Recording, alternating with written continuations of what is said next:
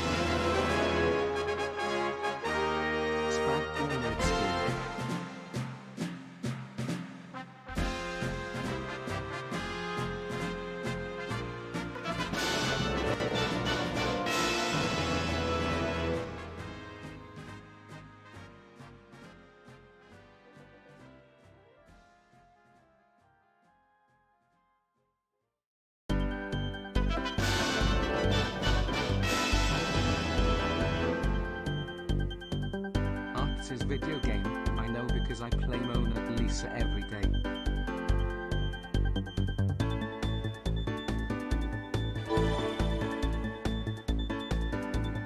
Href, but the link is lengthened.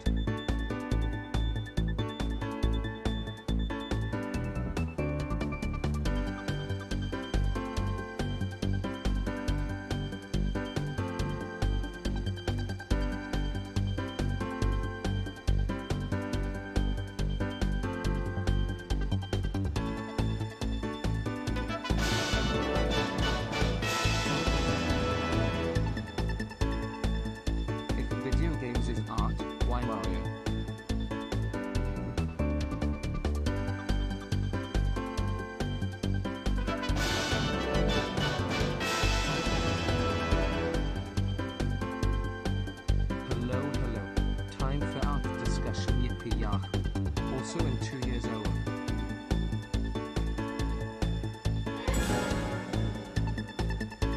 Hey Holly, did you see they made more evil crystal spells? You can cast them on dwarfs now. Finally!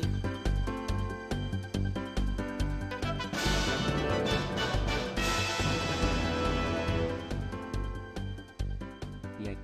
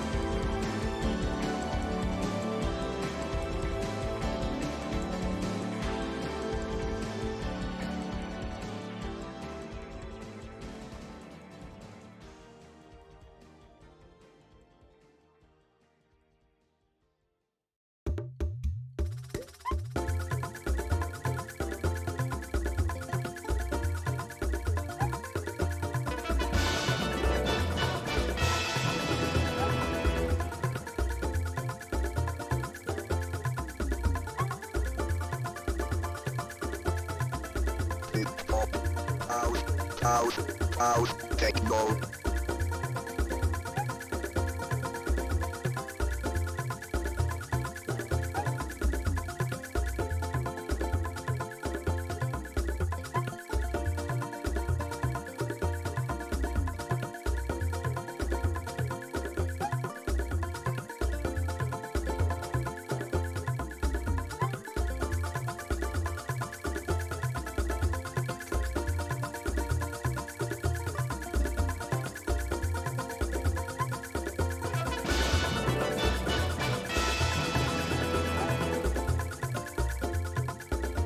Glad to be on time. I hope we get to talk about Pokemon Mystery Dungeon today, because it is up to me. Polytone's love.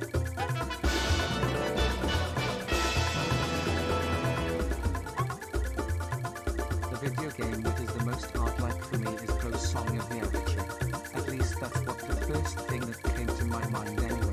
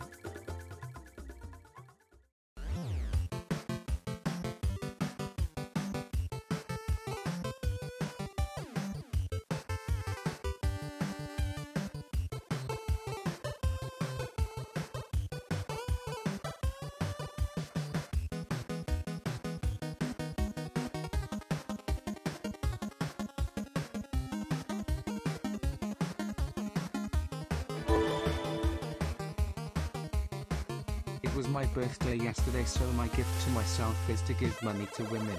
Mio oh woo, mio oh woo.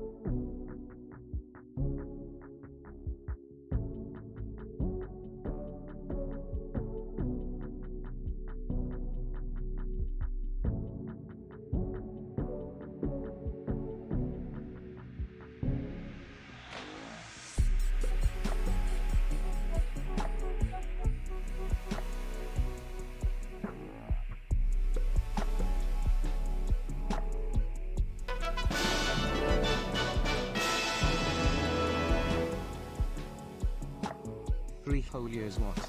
Thank you for the awesome streams and fun times, Polytone's love.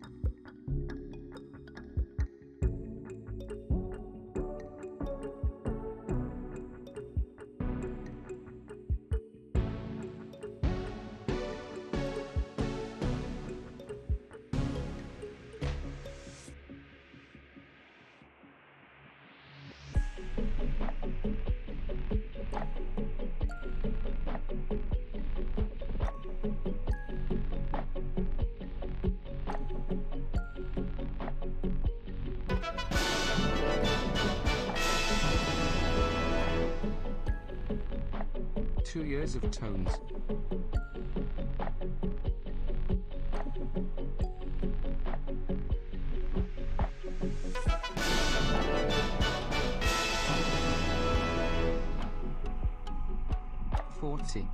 What the?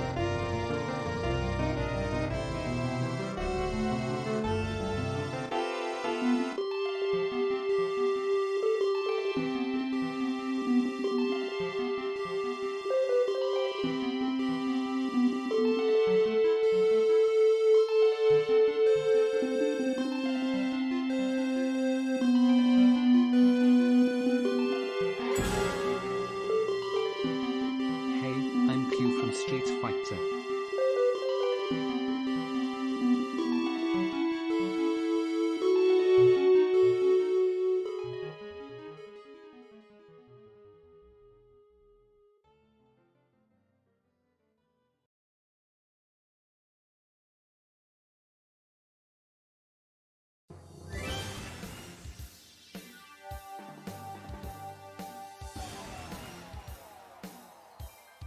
Ah, video games.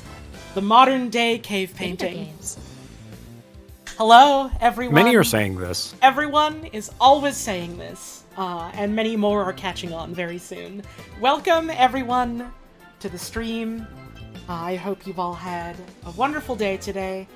We are here to talk about video games, but not video games in some vague, unspecified, useless sense. We're here to talk about video games as a creative medium, as a form of expression, and as art, posing the eternal question that many people have been asking for many, many long years, basically since the 1300s. Are video games art? I am joined today by two wonderful friends of mine. If you would like to introduce yourselves, we can start with Mike and then go on from there. Hi, I'm Mike. Hi, I'm Buzz. That's them. I think it's fair to say we all have a lot of very strong thoughts about not just video games, but creative mediums and creative endeavors and art and expression and things like that. Like, I think that's a safe sort of ground floor thing to get at here, right? Yeah, I think they all suck. And we should throw them away. That's the stream, everyone. Stream Thanks for over. tuning in. we're done. Goodbye, everybody.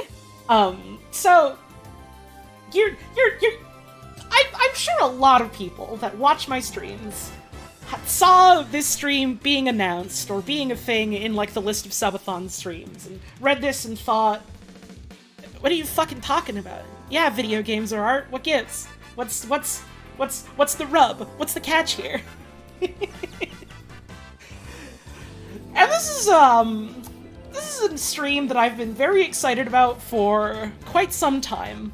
And when I pitched it to Mike, he was immediately like, "Yeah, this is awesome." And then I brought it up. We might as well. We might as well. And then I brought it up with Puz at one point, and it made her angry in a laughing way, because you've written papers and presentations about this sort of thing before.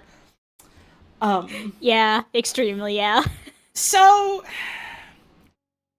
here is how this all began. I think this was on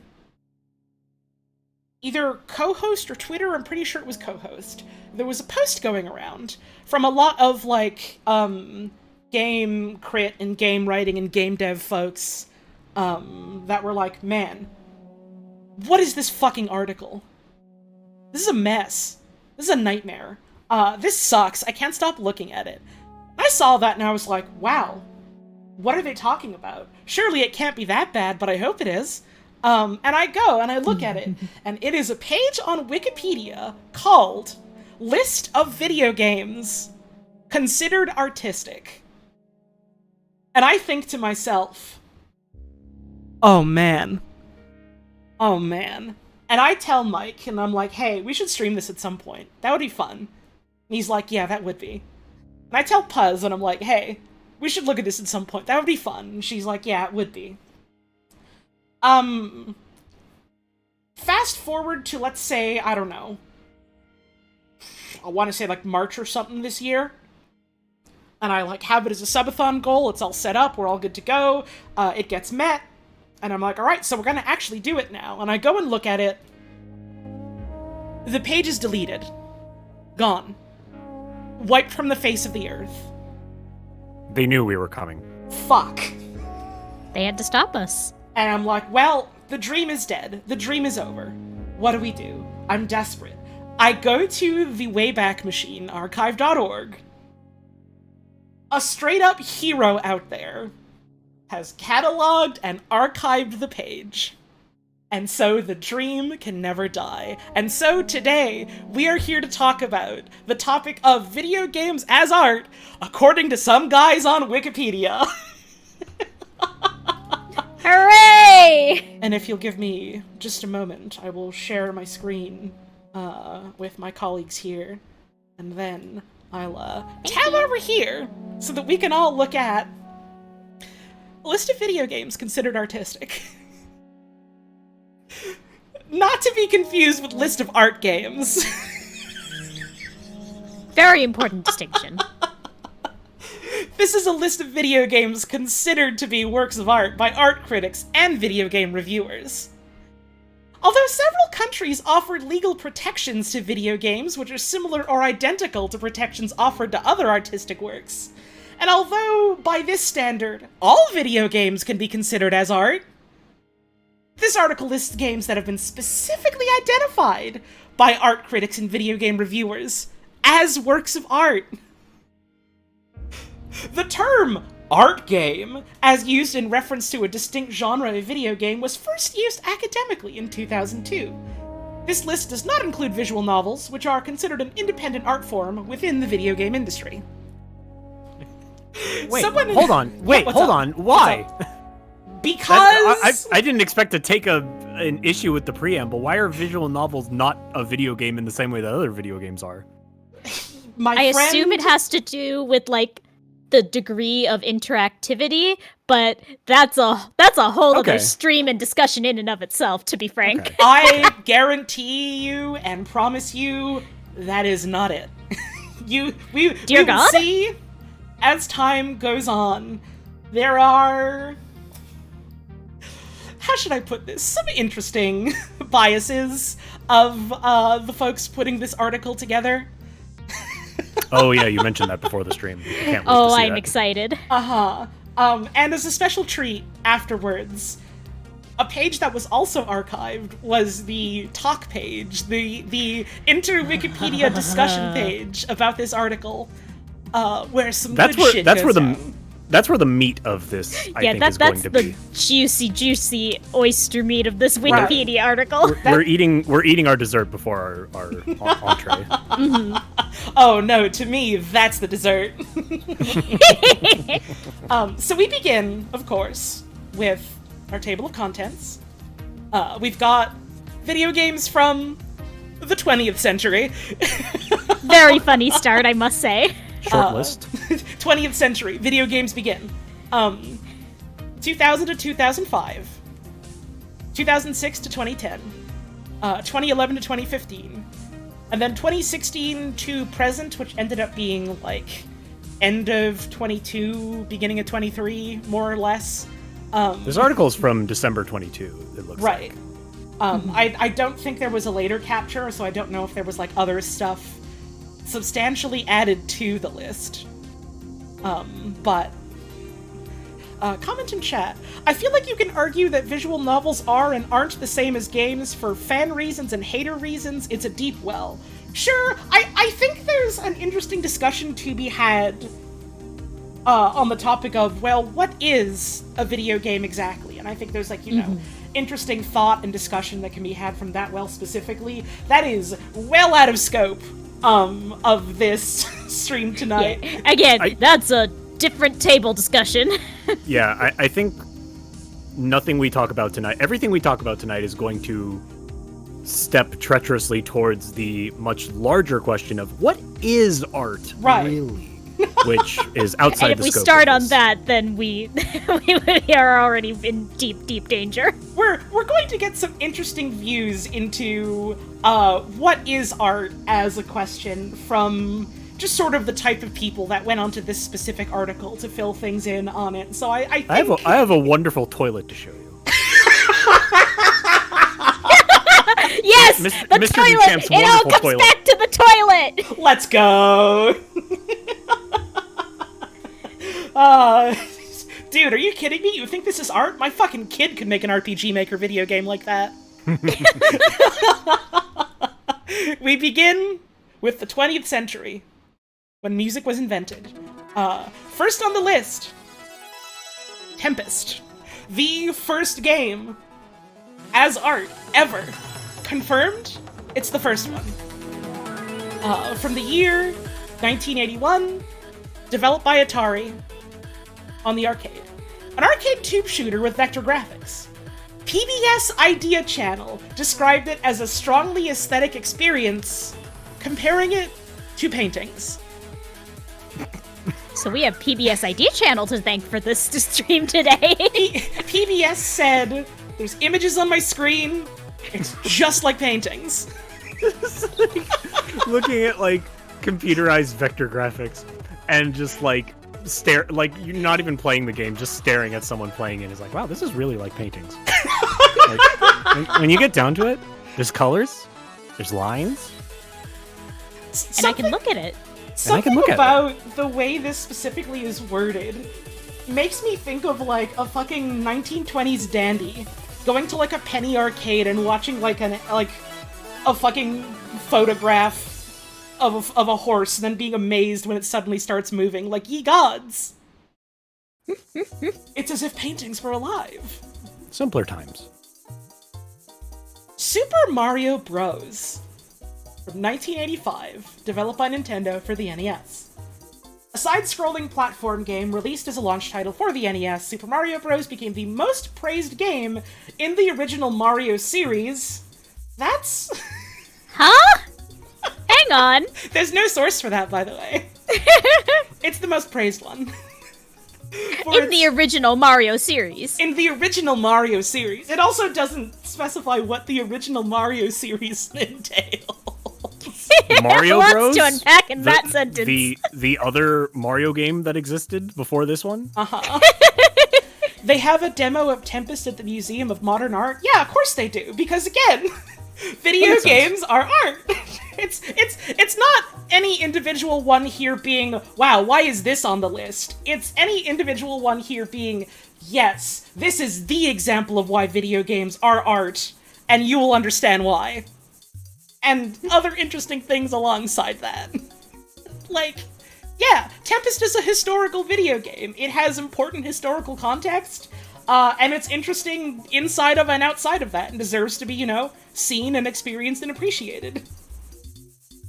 But also, it was the first video game ever considered to be art. Ever. Ever. It's the first one. Source. Dude, just go look at this deleted Wikipedia article. The most praised game in the original Mario series for its 8-bit visuals, power-ups, and aesthetic charm.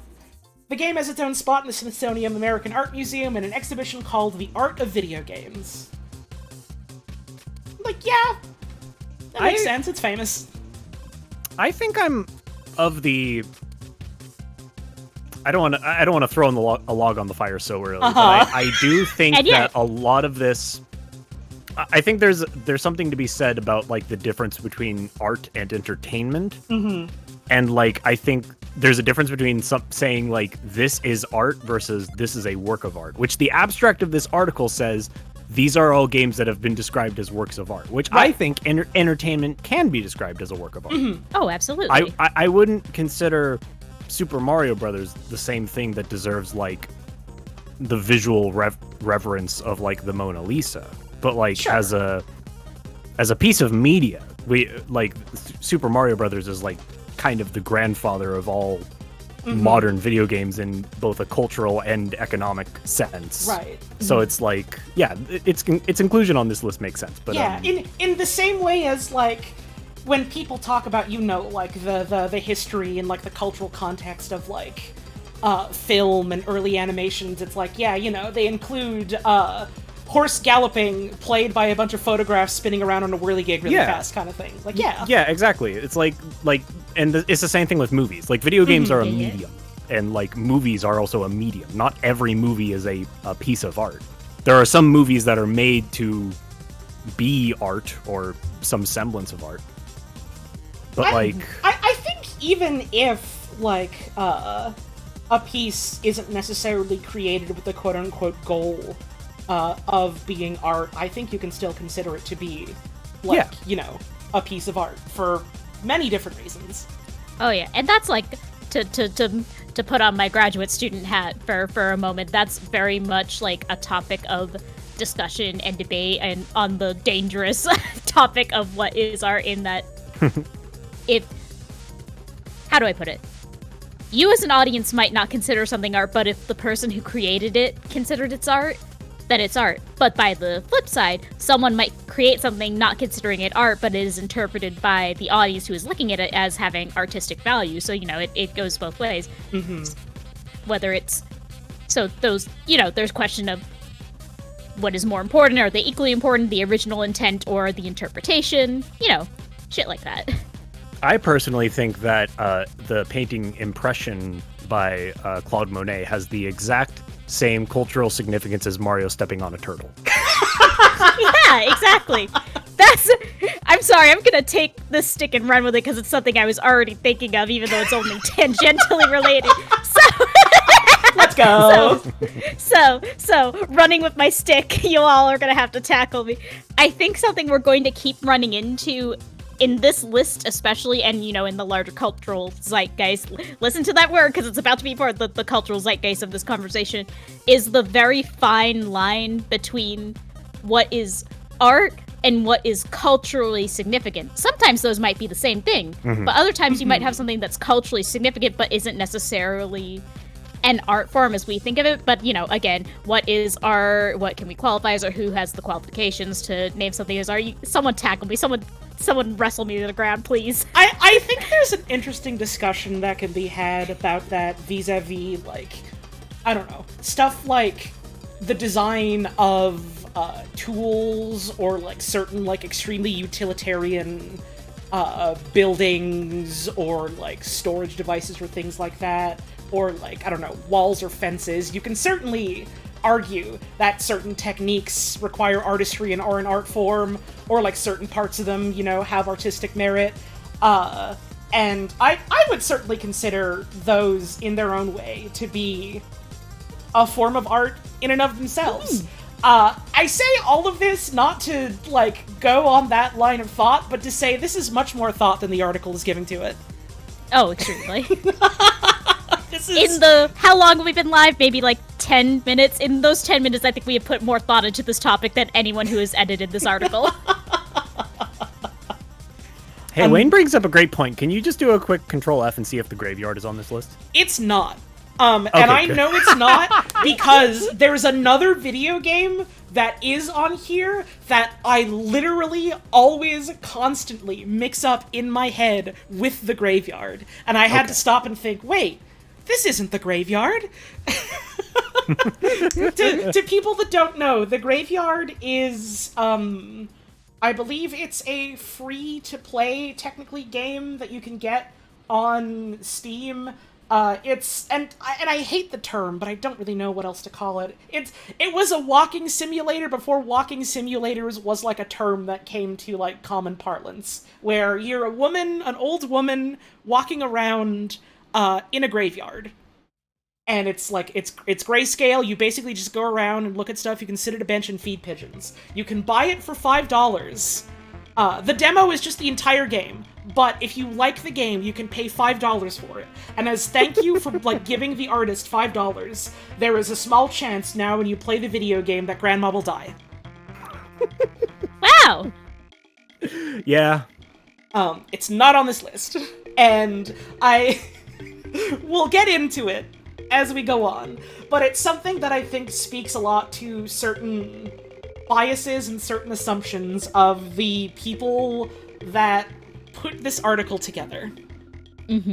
I think it also, most importantly, whether or not you consider video games to be art in any capacity, an important part about the subjectivity of art is the fact that someone can work on something, have a goal and an idea behind it, put it up for people to see, and you look at it and say, wow, this sucks. Yep. This is bad. You did a bad job on this. Like, I genuinely think, can this thing be considered art in the context of, like, video games? It's just kind of like, yeah, sure. The more interesting meat is, what does art mean? Is it any good? Yeah, that's something that gets lost sight of. Something can be art and it can be bad art.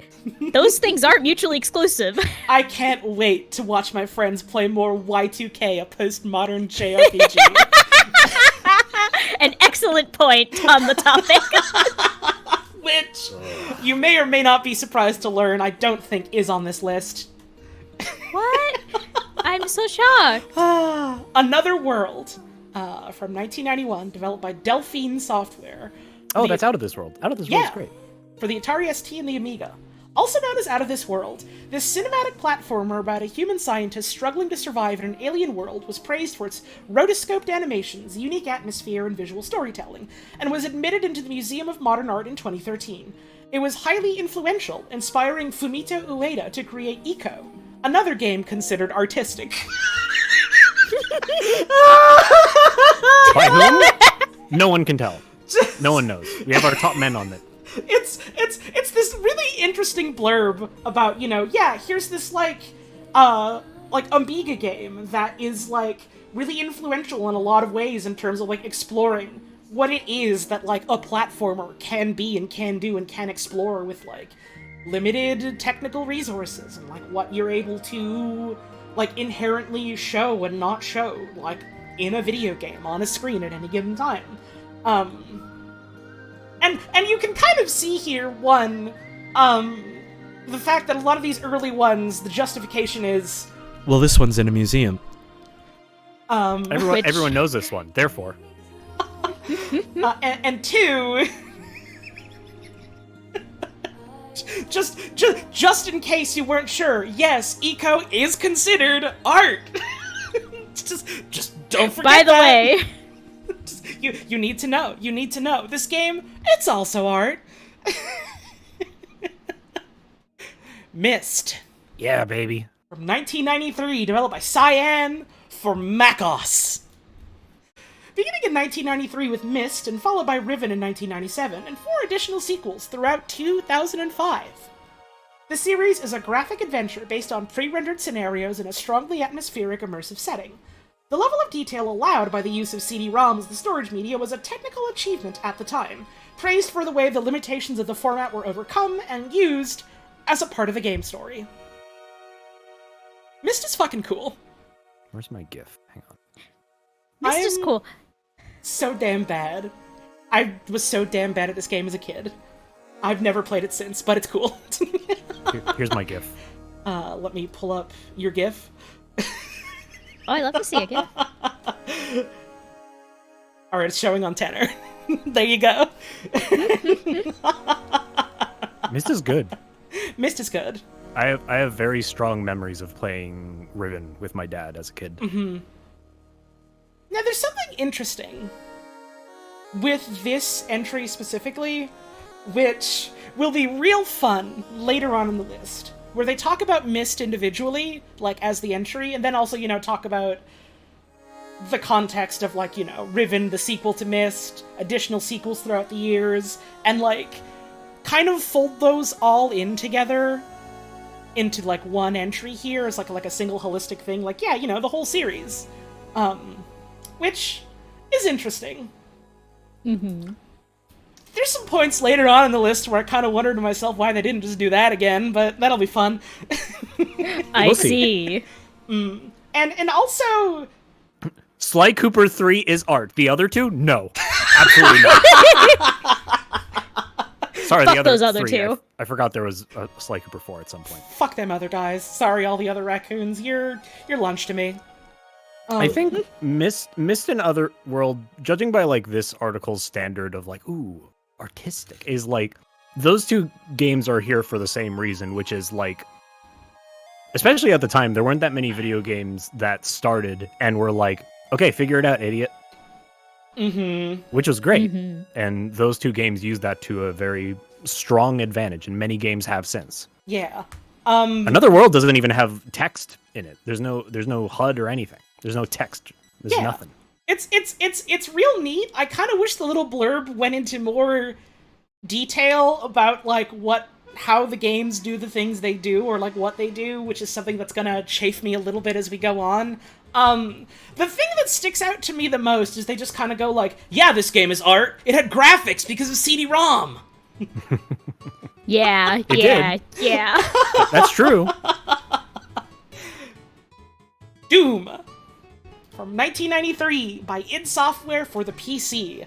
A violent first-person shooter, whose transgressive thrills made it, according to the Guardian games editor Keith Stewart, natural heir to the splatterhouse cinema of the pre-digital era. See, now this is some elaboration that I think is interesting. This is a quotation that I think is interesting, in that it's like, you know, they could either talk about, like, what the game is or how it is, or they could go on anecdotes about how, like, hey, you know, this is analogous to other forms of, like, slightly more nascent, like, you know, media.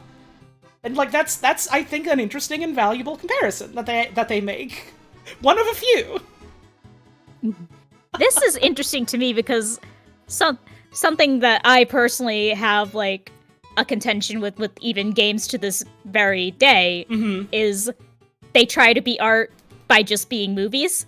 Please which is not what video games look are. forward to the rest of this list.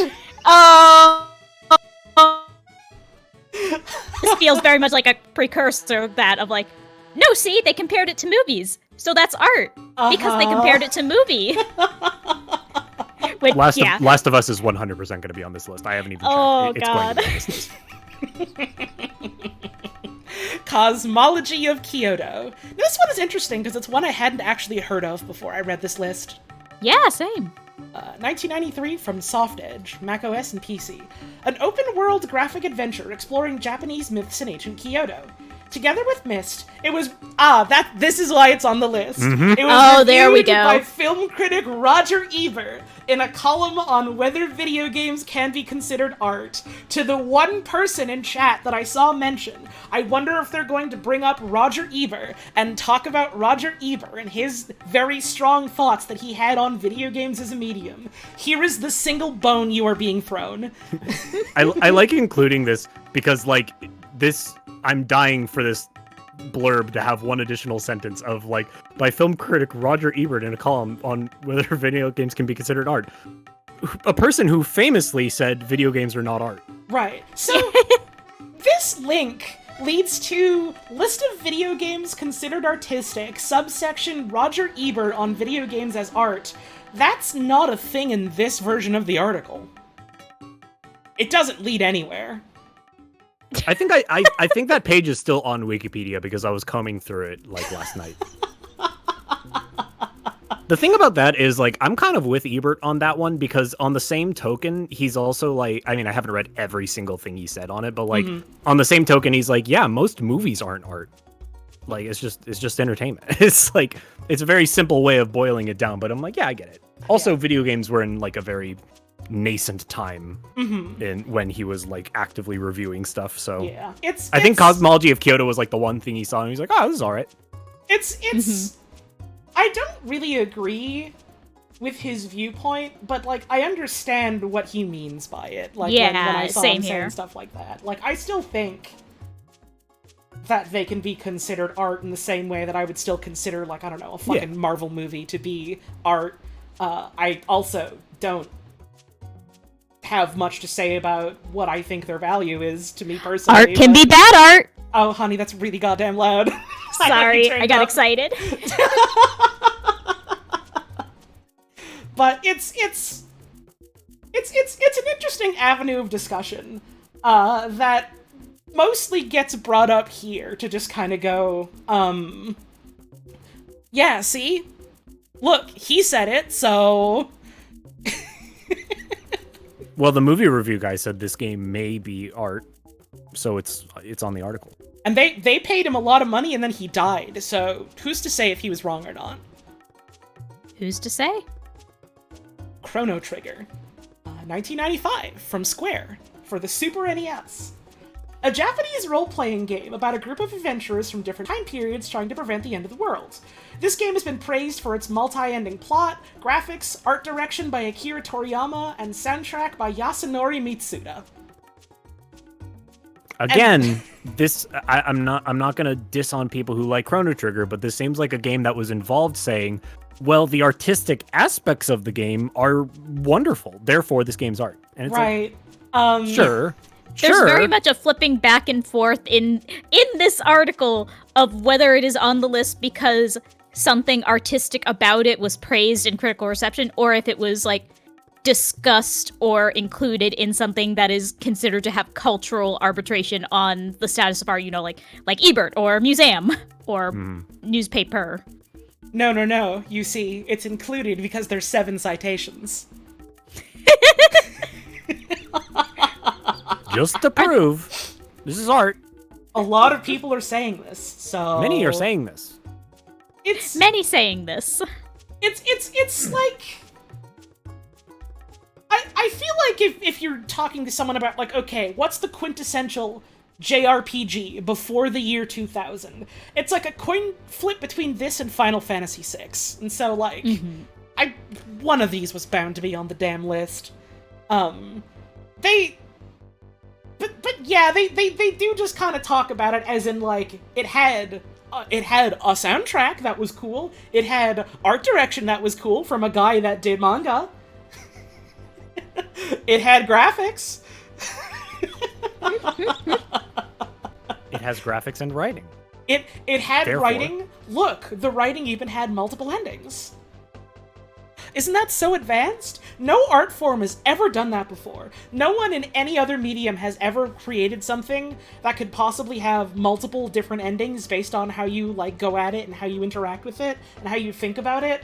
And, like, there's a whole conversation you could have here about how art is subjective and every experience is in itself its own unique thing. But mostly I'm getting at R.L. Stein's Choose Your Own Adventure Goosebumps books here. I was literally going to say choose your own adventure books from every library in time has logged into the chat. If you think Holly is right, please go to page 17. If you think Holly is wrong, please go to page 23. If you heard the thwomp attacking your house, go to page 92. Well, choose chat. Yoshi's Island. Yeah, baby. Put that shit in the Louvre.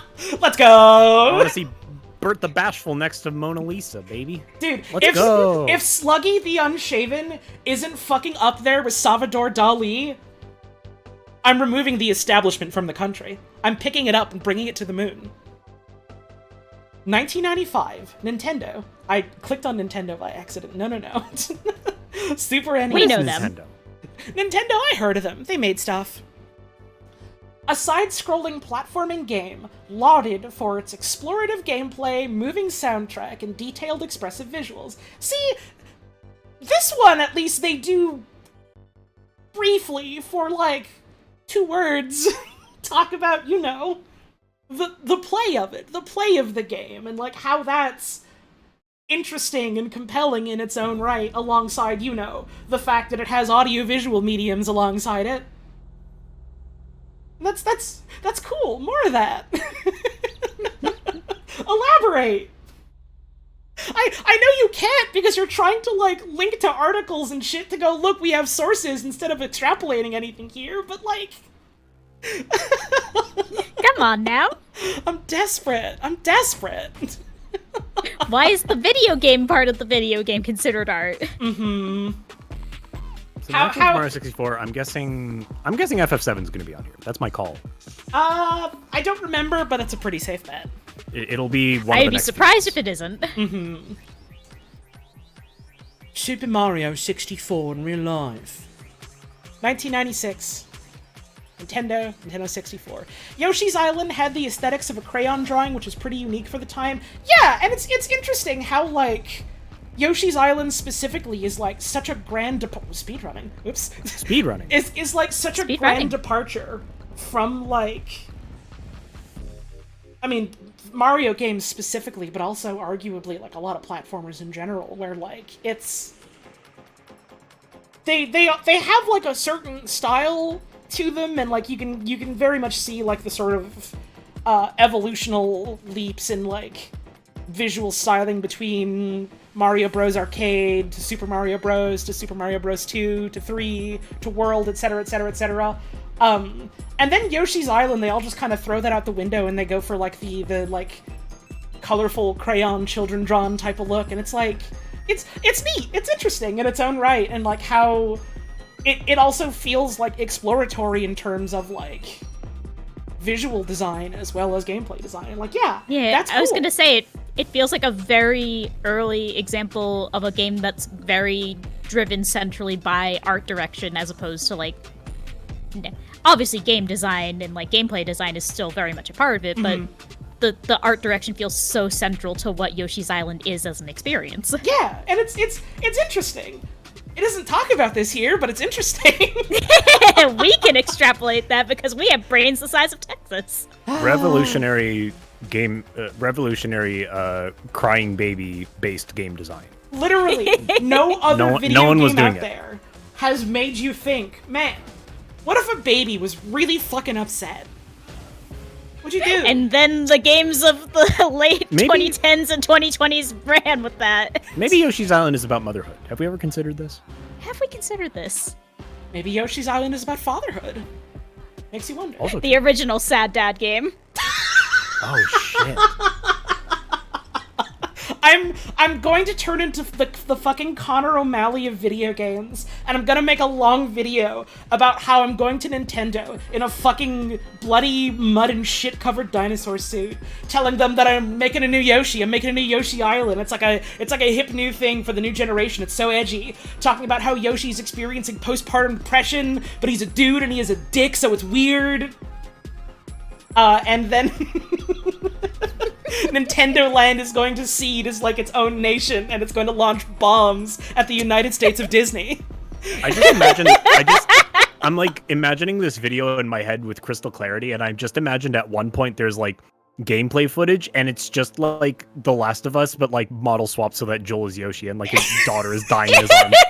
Just like a big clunky mascot costume. That's literally exactly how I was thinking of it. And like, this is overlaid in the scene in like the fucking Mickey Mouse Connor O'Malley video where he's like in jail talking to a fucking Yeah. prison guard, and he's like, yeah, it's really sweet of you to listen, man. I'm just trying to be the new Mickey Mouse. Super Mario 64. The first Super Mario game to use fully 3D graphics. This influential platform game features open-ended, free-roaming environments and a cartoony aesthetic. It convinced Valve president Gabe Newell that video games were art. Yeah? If he says it is.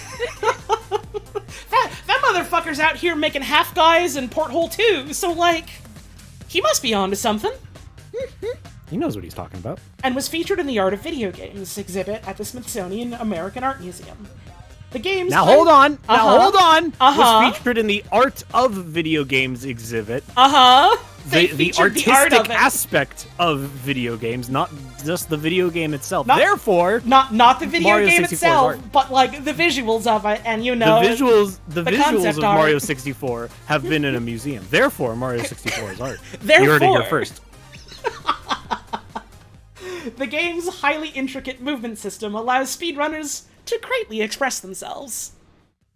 And that's like, Why mention that? that's almost touching on something interesting, where like, would you consider speedrunning to be an art? Would you consider sports to be an art? Would you consider, I don't know, physical choreography to be an art, etc., etc., etc.? And like, that's an interesting line of saying discussion that- they don't really just extrapolate on. There's an extremely interesting conversation to be had there. But enough about that. Gabe Newell said that it was art, and so that's our citation. Dude, there was a picture of Mario That's in all the you need. Smithsonian, so like, I don't know, why are you asking me for more here?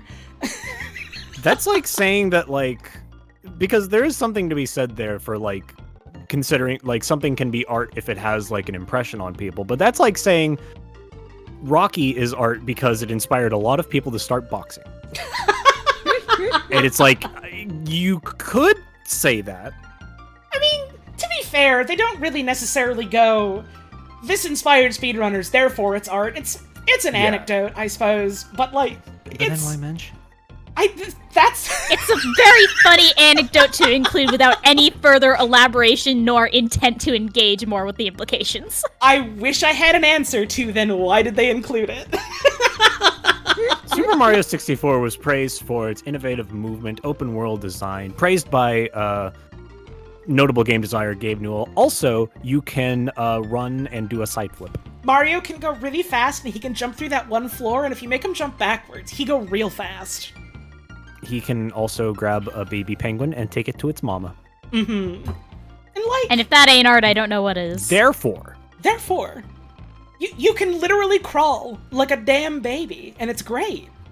you can't crawl like a damn baby. We don't get that in games anymore. We literally, We I really don't know don't. why they've taken that out of like all the Mario games since. You can like curl into a fucking damn ball, a damn bad ball, and like wiggle around in Odyssey, I think.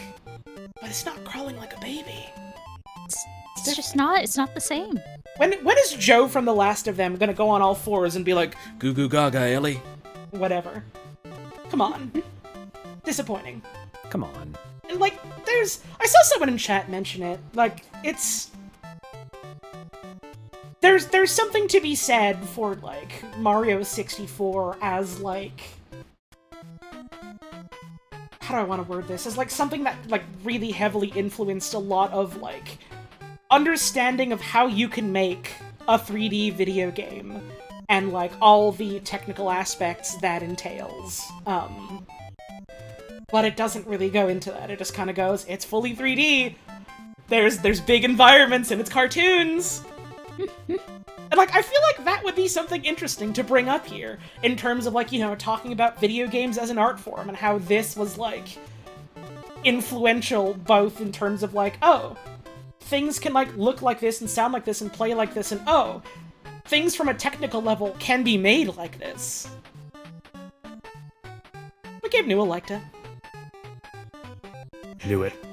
Symphony of the Night, 1997 by Konami on the PlayStation.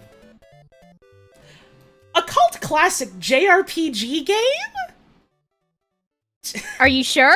In that it has an experience bar and your numbers go up?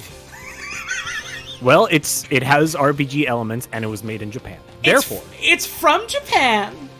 Your numbers do go up. Cult classic. yeah, wasn't it like, I don't know, saying it's a cult classic mean people did not like it at the time, but they do now? I'm pretty sure people always like Symphony. I feel like Symphony of the Night was at least fairly well regarded for the time. Like, Yeah. I was gonna say, is this not one of the games that named a fucking genre? uh-huh. Yes, it sure was. Evidently a cult classic. Praised for its atmospheric graphics, intricate story. Intricate story? The story was okay. You have to kill Dracula. That's pretty cool. You gotta kill Dracula. The guy whose name is Dracula backwards is Dracula's son. And they go into, like, some interesting stuff about, like, you know, the Belmont family and the Dracula family and stuff like that.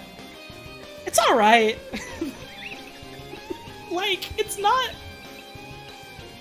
I don't know if I would describe it as intricate just because of, like, the scope of it. I have to ask, what are these 2 citations that they have for this one sentence that we have spent a full minute unpacking? Only SP staff.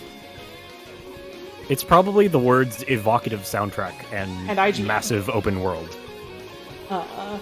Massive free-to-explore game. Right. A 2012 IGN review. Oh no, a 1997 IGN review. Sorry, retrieved on 2012. And a 2019 post about this one site's favorite games. Number 17. We're only getting the top shelf of citations here. So, like, I don't know if any of you in chat or with me in call can, like, fill me in here. I live under a rock. I don't know a lot of things. I don't know a lot of websites or videos or things like that.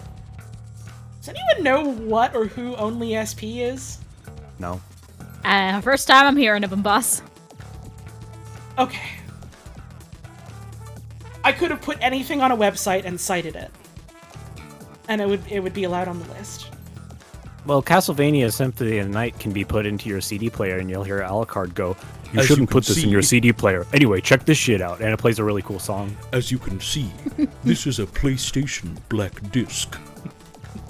Track 2 contains game data, so please, don't listen to it. It'll completely blow your shit out. I know you're going to do it out of curiosity, but seriously, don't. They're calling this shit the Vlad Dracula. It's going to suck you dry once you're done listening to it. Hang on, someone added me in chat. It was a part of The Escapist, stands for only single player. I don't know what The Escapist is. Oh, The Escapist is a gaming magazine. They're actually Yeah, that I have heard of. Okay. They're rather well known. Okay. I don't know them, but I'll trust you.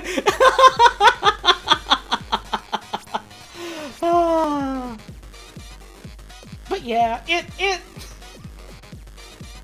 the fact that not only does it not, extrapolate, yeah, this was extremely influential on, like, an entire subset of how you do By the way, so many of these fucking games are platformers. So many of these fucking games are platformers, because those were the old games they made back in the old days, was platformers. Those are the ones they made. Speaking of... not only do they not, like, go into that, but they call it a JRPG. Which is generous. It's... Genres are fucking arbitrary and made up, but, like, it's the kind of thing where it's like, I guess that's technically correct, but it doesn't really paint enough of a picture of what this video game does. It's like calling Jurassic Park a fantasy movie. Right. Yeah. Like, you say atmospheric graphics, intricate story, massive free-to-explore game world, cult classic JRPG, and I'm picturing, like, fucking Final Fantasy. I'm picturing Final Fantasy V. Like, literally. Oddworld Abe's Odyssey, 1997 from Oddworld Inhabitants. Not the hate on Oddworld, but why the fuck is this here? People are fucking bonkers for Oddworld. I like Oddworld, and I don't know if I would put that on here. Yeah, good point from Sebmal in chat. This one is art because it's weird. You're you right. know, that Yeah, probably literally is it. Yeah, it's weird. This one's kind of odds. That's art sometimes. I heard they made stuff like that in other countries. Damn, this man. one's got weird guys in it. A cinematic platform game set on the fictional planet of Oddworld, praised for its visual style and innovative gameplay. The gameplay of this one is innovative. How Symphony of the Night wasn't. I want a listen, I want a 5-page sure, but essay. also I want a 5-page essay on my desk by tomorrow on what about Oddworld Abe's Odyssey's fucking gameplay is innovative. Right. I'm guessing they're referring to like the possession mechanic, which sure, fine. Okay. And like the citation for this is a fucking book. So you can't even just, like, click on it and go see what article it's from, because it's from an actual book. So it's like, alright, sure, fair. I can appreciate trying to source, like, literature in an article like this. Elaborate! Elaborate for the sake of those that don't have access to the book! Yeah, can you quote the passage? I've literally never played Abe's Odyssey, so I don't know in what ways it can be considered innovative because I don't know anything about the video game. Yeah, We'll never know. I would also unironically love to hear about its innovations. Final Fantasy VII, 1997, released by Square, PlayStation. We all knew this was coming. We knew it was coming. Considered by many to be one of the best role-playing video games of all time. Its story includes the death of a major character, which aims to give the player an emotional stake in the game. Fuck off. And that's the only thing we're going to talk about. Yeah, in FF7's one of my regards favorite to this games. being art. FF7's one of my favorite games ever, but fuck off. I've never played it. I have never played it. Ooh, someone myself. dies. Wow. Right, like... Hey, you know what also fucking did that? FF5. I was literally, literally like... thinking that, and I stayed my hand because, well, they kind of undo that by immediately giving you Kryl and she has all of Galif's levels, but then they kill Gilgamesh! Who's not a party member, but he might as well be! Yeah, FF2 did, like... It's narratively important, which is the reason that they're in terms of what they're saying is important, it's the same thing. It's narrative importance. It's importance to the player in terms of how they value the character. There's a lot you can say about Final Fantasy VII's story, and there's a lot I've seen people say about Final Fantasy VII's story and how it's like a really comparing narrative that goes into a lot of really sort of like prescient points about like, the environment and fucking eco-terrorism, and a whole lot of things, and like is very poignant and compelling about them even to this day. And all they say here is that it's one of the best role-playing games of all time, dude. You won't believe it. Someone dies in it. And not even like, obviously, Final Fantasy VII, so much of what's compelling about it is the narrative, but like thinking about the technical things it did too, like using a combination of 3D models and these really elaborate like pre-rendered backgrounds, like all the things it did there, all the things it did with like its pre-rendered cutscenes and how those fucking look great to this day. How like mind-blowing that was in 1997. Even going into the cultural things, like, am I remembering right? Was that the first one that was like a major split from Nintendo in terms of the localization of Final Fantasy VII and how that had, you know, huge impact on the video game industry and who kind of had a hold in the industry and how that affected what games were coming out and where they were coming out and how they were coming out. And how, like, a lot of that stems from, like, fucking limitations of, like, the N64 as a console from, like, a technical level and how they went, like, this is limiting for the types of stories we want to tell and the types of experiences we want to craft, and that's why, like, one of the only fucking RPGs on the N64 is Quest 64!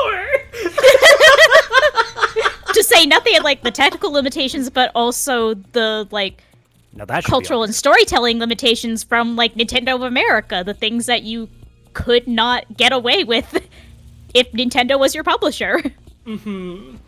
Where is that on the list? See, here's the thing. If Oddworld Abe's Odyssey can be on the list for reasons of, well, it's weird, and Quest 64 can't, see me after class. See me after class. Disappointing. Does someone die? Yeah, me when I play it, because I'm dog shit at it.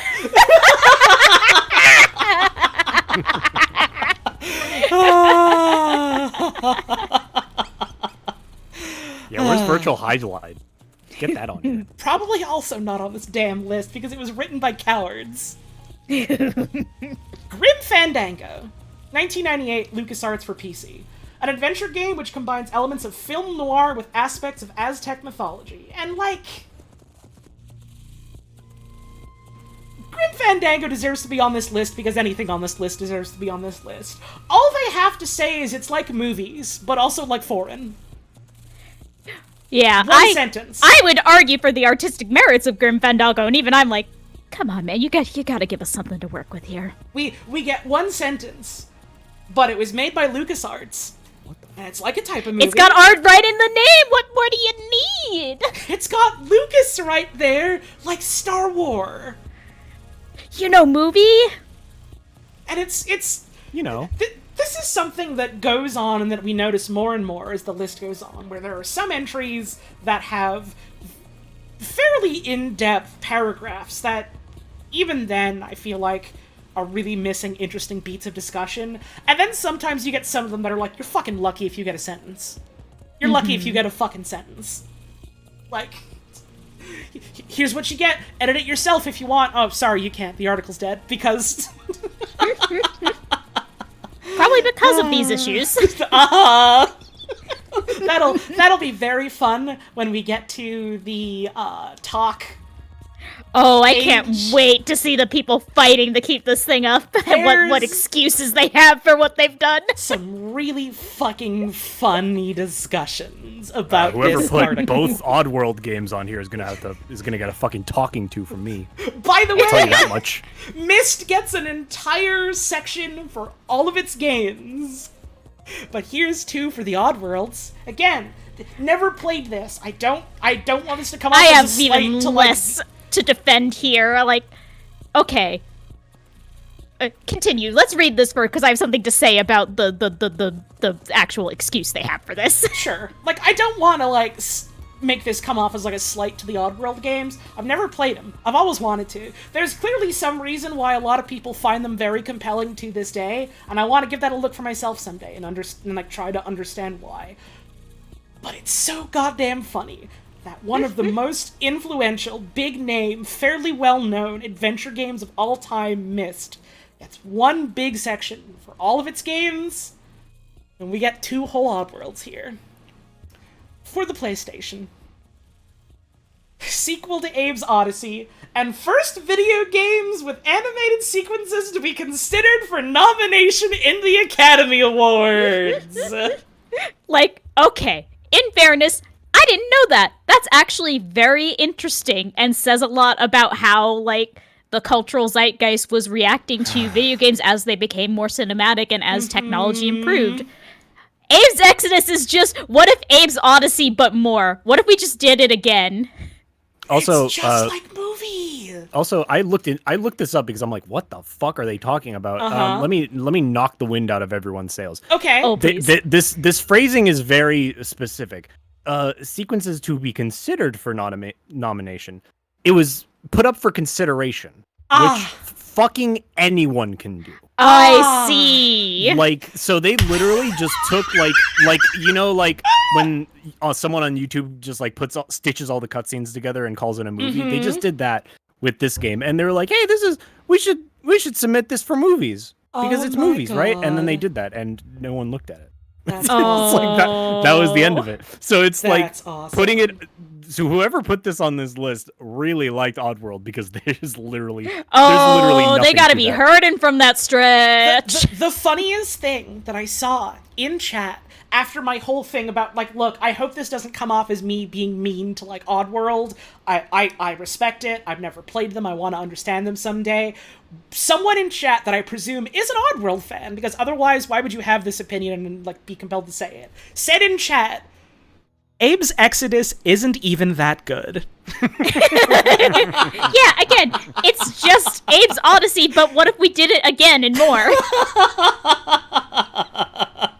To the person in chat who said, I just got here, is this stream not very serious? Oh, this is deathly serious.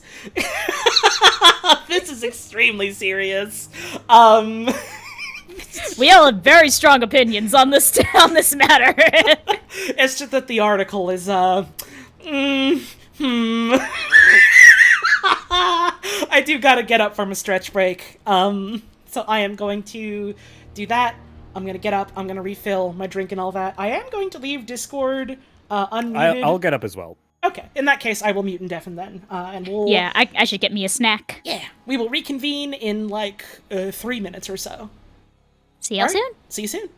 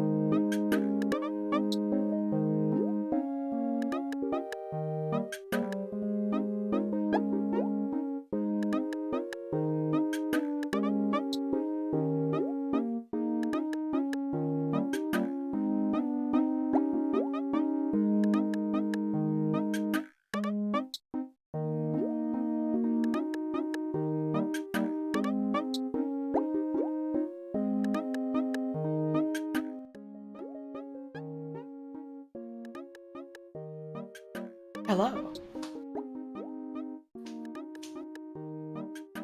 I don't think all my friends are back yet, so I'll just wait for them to come back, but I am making grilled cheese. Be right there. awesome. So, I hope you're all enjoying the stream so far.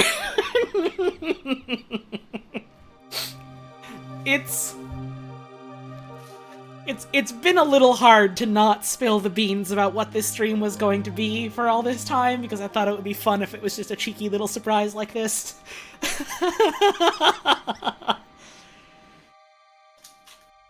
But I hope you're all enjoying this very, very thoughtful and well-rounded put-together list of all video games that's art. That's art. That's art, baby! Oh, baby, that's art.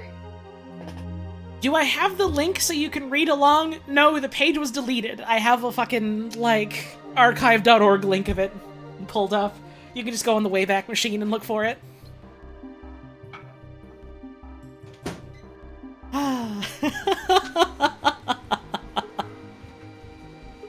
This is just a Wikipedia stream? Technically, yes, in the same way that they And described what of it? Symphony of the Night as a JRPG, but I feel like that's a little reductive.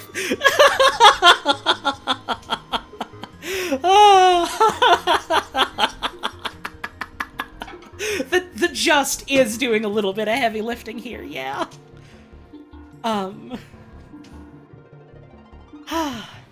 Alright, I got my grilled cheese. I can stop shouting from across the apartment. Yippee! What cheese you got? I got a little bit of, like, the nice deli American and a little bit of that shitty as fuck craft cheese. Hell yeah! And a little Parmesan for spice. You're not being rude, eh, Rune? It's fine. The wording of it's just a Wikipedia stream is so funny considering the fucking weight and gravity this specific list has had on my brain for fucking months. Honestly. It's been torturous not being able to talk about this stream yet. This stream is powerful because now I can't stop fucking thinking about Odd World and getting, like, angry. Uh-huh. I feel like I have to stream it now just because of this. You would probably find it interesting to, probably. like, pick at. Mm-hmm.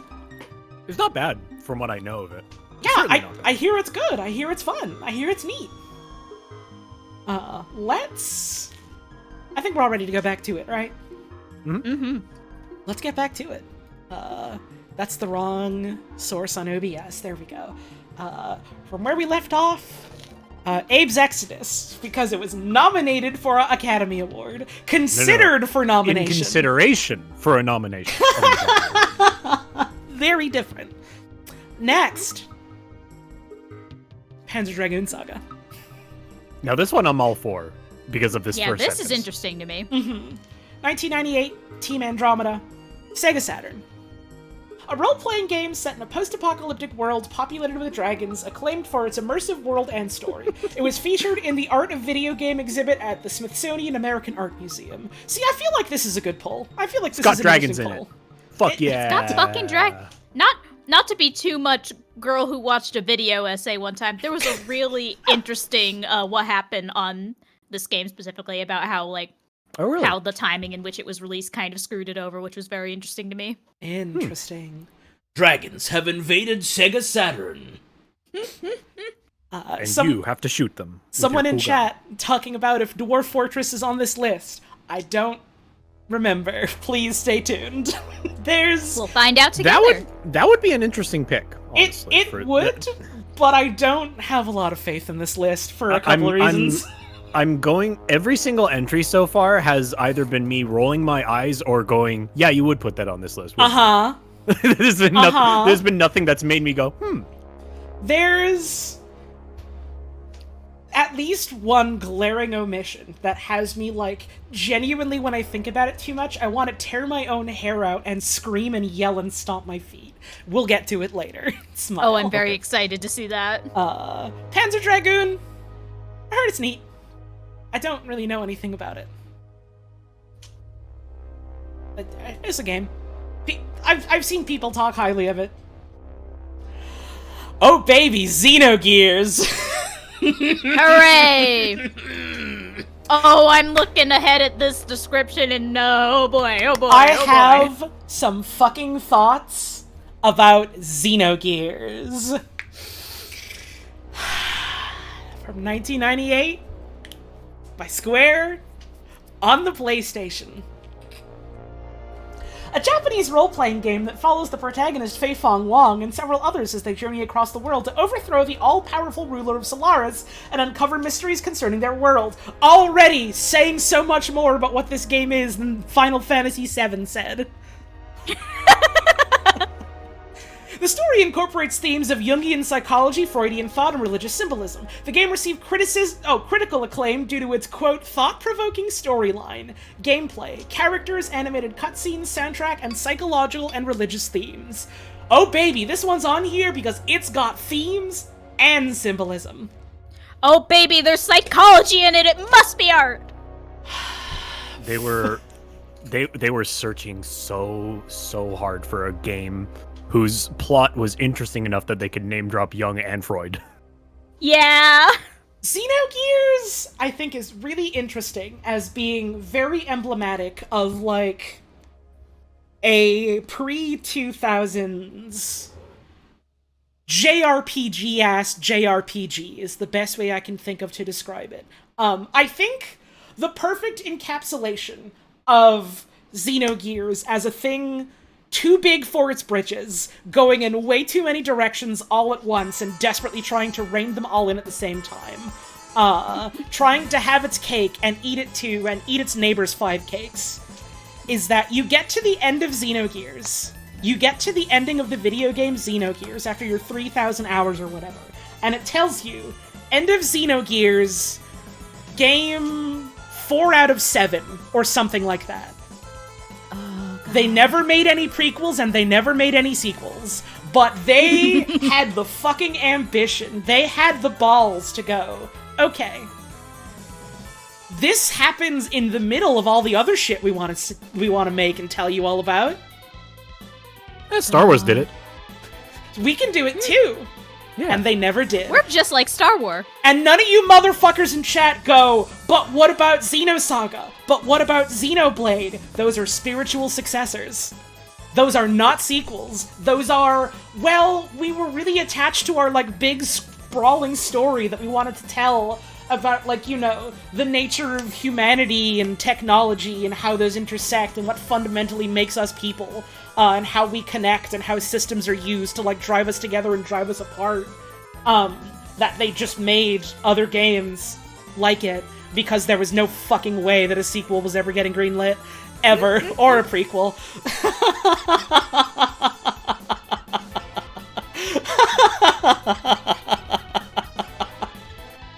I think Xenogears is a compelling mess. But is it art? Is it art, though? Well, is it art? They talk about Freud, so clearly it's gotta be, right? Yeah, that's the one thing on the checklist when like they give you the is it art like paperwork. The only thing on it is, do they talk about Freud? If it doesn't, then nope, no dice. If it does, you're right. Can you connect this to Carl Jung in some way? If you remember, Xenoblade was originally going to be its own thing, and then they went, yeah, let's add this to the Xeno games. It is its own thing! There is no direct connection to any of the other Xeno series except for the direct sequels in those series. They make references to each other, but they're all their own independent things. Like, fucking Cosmos is in Xenoblade 2 as a, hey, do you remember this other video game we made? She's in this one now as like a nod to that. They're their own things. Don't get me fucking started about this entire series that I have hours and hours of thoughts about when I've never played any of these fucking games. We're gonna get into it one of these days after we play games that we want to play.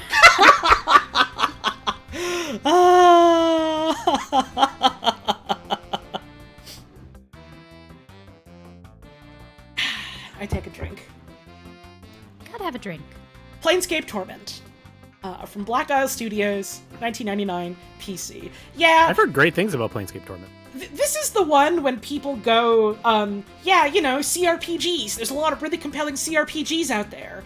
This is the one that people bring up before the 2000s. I've heard a lot of people compare Planescape Torment in some ways to Disco Elysium, and I've heard some other people get really, really fucking mad about that comparison, which has me excited. What is CRPG? Computer role-playing game. Which you think, well, that's vague. In the same way that JRPG just means Japanese role-playing game, but also in itself, like, has a whole umbrella of, like, expected tropes and idioms and like, things you would generally expect. CRPGs are kind of considered the vaguely Western version of that. It's a vague, arbitrary name given to a certain type of gameplay loop. In the same way that, like, a Japanese person could make a CRPG or a Western person could make a JRPG. If someone told you JRPG is Final Fantasy and CRPG is Fallout and D&D, they would basically be right, but reducing it severely. Anything RPG genre is a mess to unravel. Genres are a mess to unravel. It's fun! Yep. A cult classic role-playing video game that was praised for its detailed writing, defined characters, unique setting, and the use of death to progress the story. See, they actual interesting, however brief, commentary on, like, how the mechanics of the video game are used in, like, compelling ways, where it's like, oh, death isn't just like, alright, well, reload my save. It is in itself a mechanic that you engage with in various ways, and that's interesting. And that's interesting. Defined characters is really cracking me up. Yeah!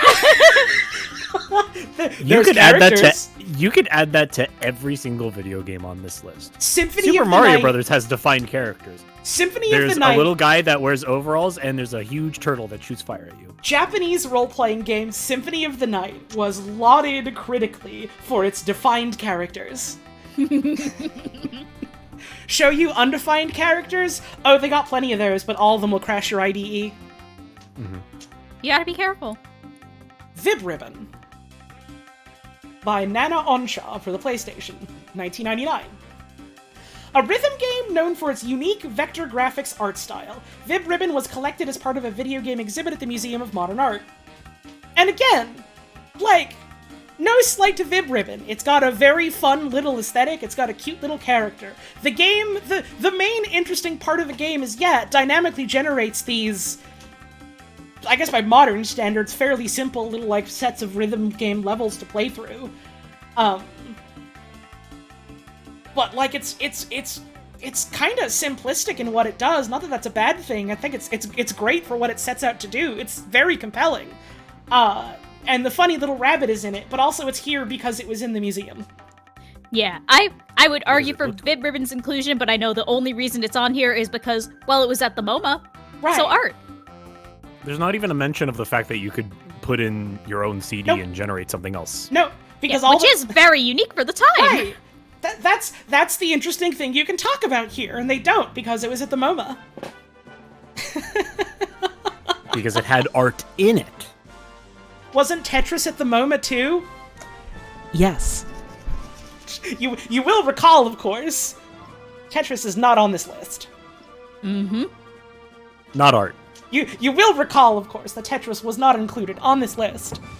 Vib Ribbon was.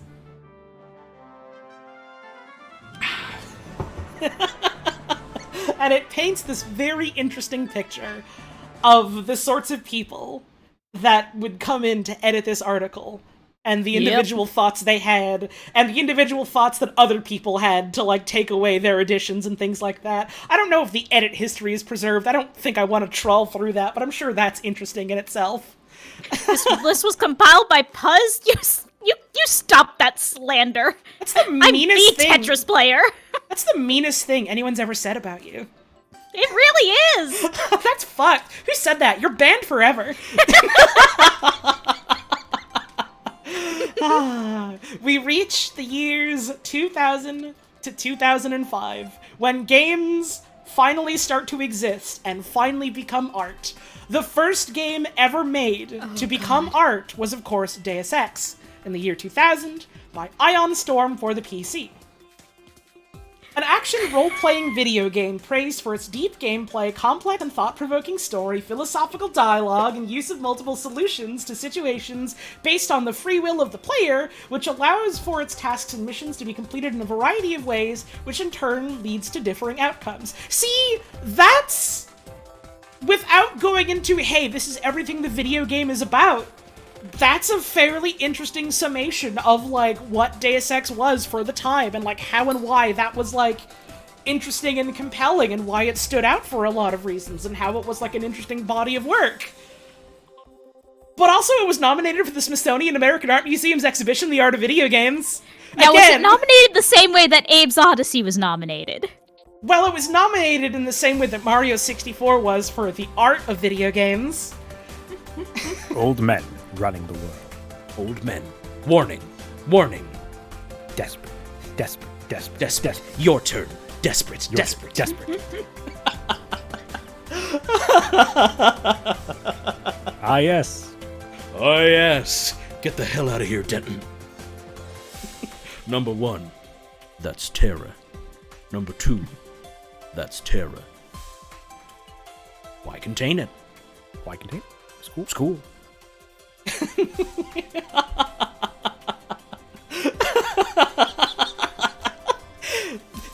thing that I always think of when I think about Deus Ex is specifically something related to human revolution and how that ties back to original Deus Ex, where someone who very clearly either hated human revolution or thought that, like, human revolution's trappings as, like, a quote-unquote modern video game cinematic experience and all that entails, like, was very starkly different from original Deus Ex, and made a trailer of, like, if Deus Ex Original was like human revolution, and I just think about them fucking YouTube poop sentence mixing JC Denton to go, I like to make a cinematic takedown.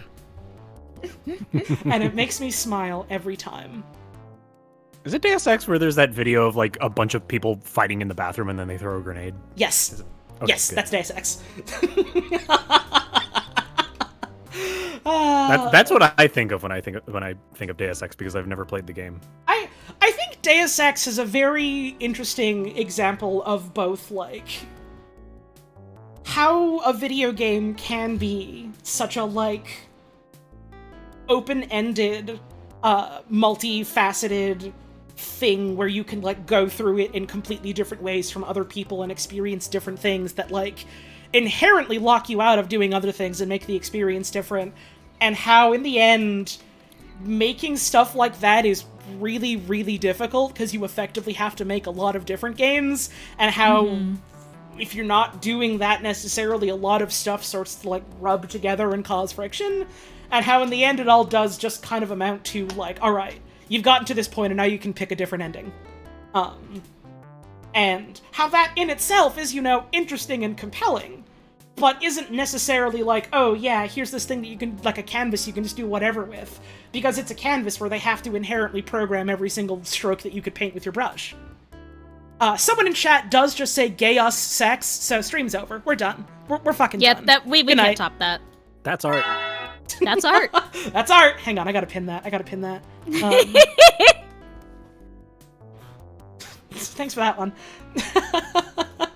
And, like, this is one of the few examples where I do think, like, okay, the reasons you go into here are, like, interesting and talk about, like, what the merits of this thing as, like, a creative, expressive work are. And that's good, that's cool. They say so little of it, and then the big thing you have to understand is, well, it was nominated for the Smithsonian. Not even that it got in, it was nominated for it. Therefore, art. Galatea. Now, this one I've never heard of. What's Which the is interesting. Z Machine? By Emily Short for the Z Machine? A virtual machine developed by Joel Perez and Mark Blank in 1979, and used by Infocom for its text adventure games. Is this, like, the first indie game on here? I guess It might be. I think so. I think before, like, quote-unquote indie game was, like, a concrete term for... I fucking say it's concrete, Yeah. and then I kind of roll my own eyes at myself, but like... A term in use. This is the first game that's art on here. Finally. I should say that for every single entry. It'd get really annoying really fast. But it would be funny. Self-published interactive interactive fiction, and yet visual novels Well, are not it's- allowed because a they're text- boy. independent it's a text- art form. It's a text adventure. There's nothing to look at. There's no art in it. Therefore, it's art. I'm going to throw up! I'm gonna have an ulcer. Is books art? Is choose your own adventure book art? We asked this question before. Is it? Books can't fucking be art. No one's ever thought that. They don't got pictures in them. They don't got jumping in them.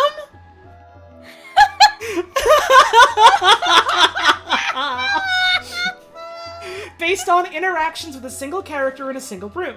Rock, Paper, Shotgun analyzed it as an art game, saying that it, quote, transcends that. And calling it literature? You can say that about any work of art to some degree, I feel. Yeah, it's almost like it's a text adventure with writing in. And, quote, not an art game, but a game about art. Who fucking when wrote this? Well, they were saying it as a form of praise, but I kind of look at this and I scratch my head a little bit. Yeah. Like, what are you trying to say here? Not even, like, in an accusatory way. I'm struggling to parse the meaning of your words. It feels almost like a backhanded comment. Yeah! Like, yeah, this thing isn't video games. It's cooler than it's better than video games. This is video games too, because it makes you think. And that's being extremely uncharitable to whoever wrote this article, but this entire list on Wikipedia has me in an uncharitable mood. I don't think anyone can blame me for that. Yeah. So I'm gonna look at that and scratch my head and go, what did they mean by this? Someone brought it up in chat that Emily Short is like the Emily Short of like Fallen London fame, which is interesting. Huh. I've never played... Is Fallen London a game? I know there's games set in Fallen London, but I've never played any of them. I don't know if Fallen London itself is also a game. I don't know much about it, frankly. Max Payne. 2001. From Remedy Entertainment on the PC. Third-person shooter, praised for its use of neo-noir storytelling devices and thematic connections and frequent references to Norse mythology. This one has themes, and it's like the movies. This is just the entry for Grim Fandango again! Grim Fandango has themes, it has allusions to real, and it's just like movies.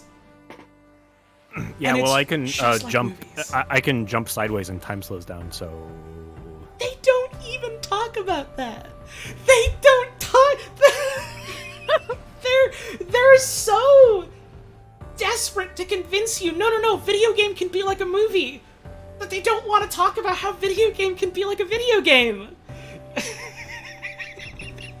Also, I'm sorry, I'm going to be mean. Thematic connections. What are the thematic connections? You can't just say thematic connections. What are the themes being connected? Well, the themes are that it references them, you see. I need to take a moment. I actually felt my chest clench up. I need to breathe for a second. I forgot. I don't want to write them. Well, why don't you just play it yourself, Smile? Yeah, find it yourself. There's also no reference to that, and the one citation they have here is just, are video games art? Which is such a fucking funny title for a thing that you're using as a citation. Just, are video games art? Aaron Smuts. Alright, I did some deep breathing. I'm normal again. How the fuck is this page this long? Part of it is because I have it zoomed in super much to make it easier to read. It's like 100 or so games on the list. It's a short list of the 100 games that are considered art. I almost set up like a little thing where I could switch to like little cover art images of all the games, but there's so fucking many, and I was already kind of scrambled because other stuff I had set up earlier just vanished when OBS crashed at some point, so I didn't bother.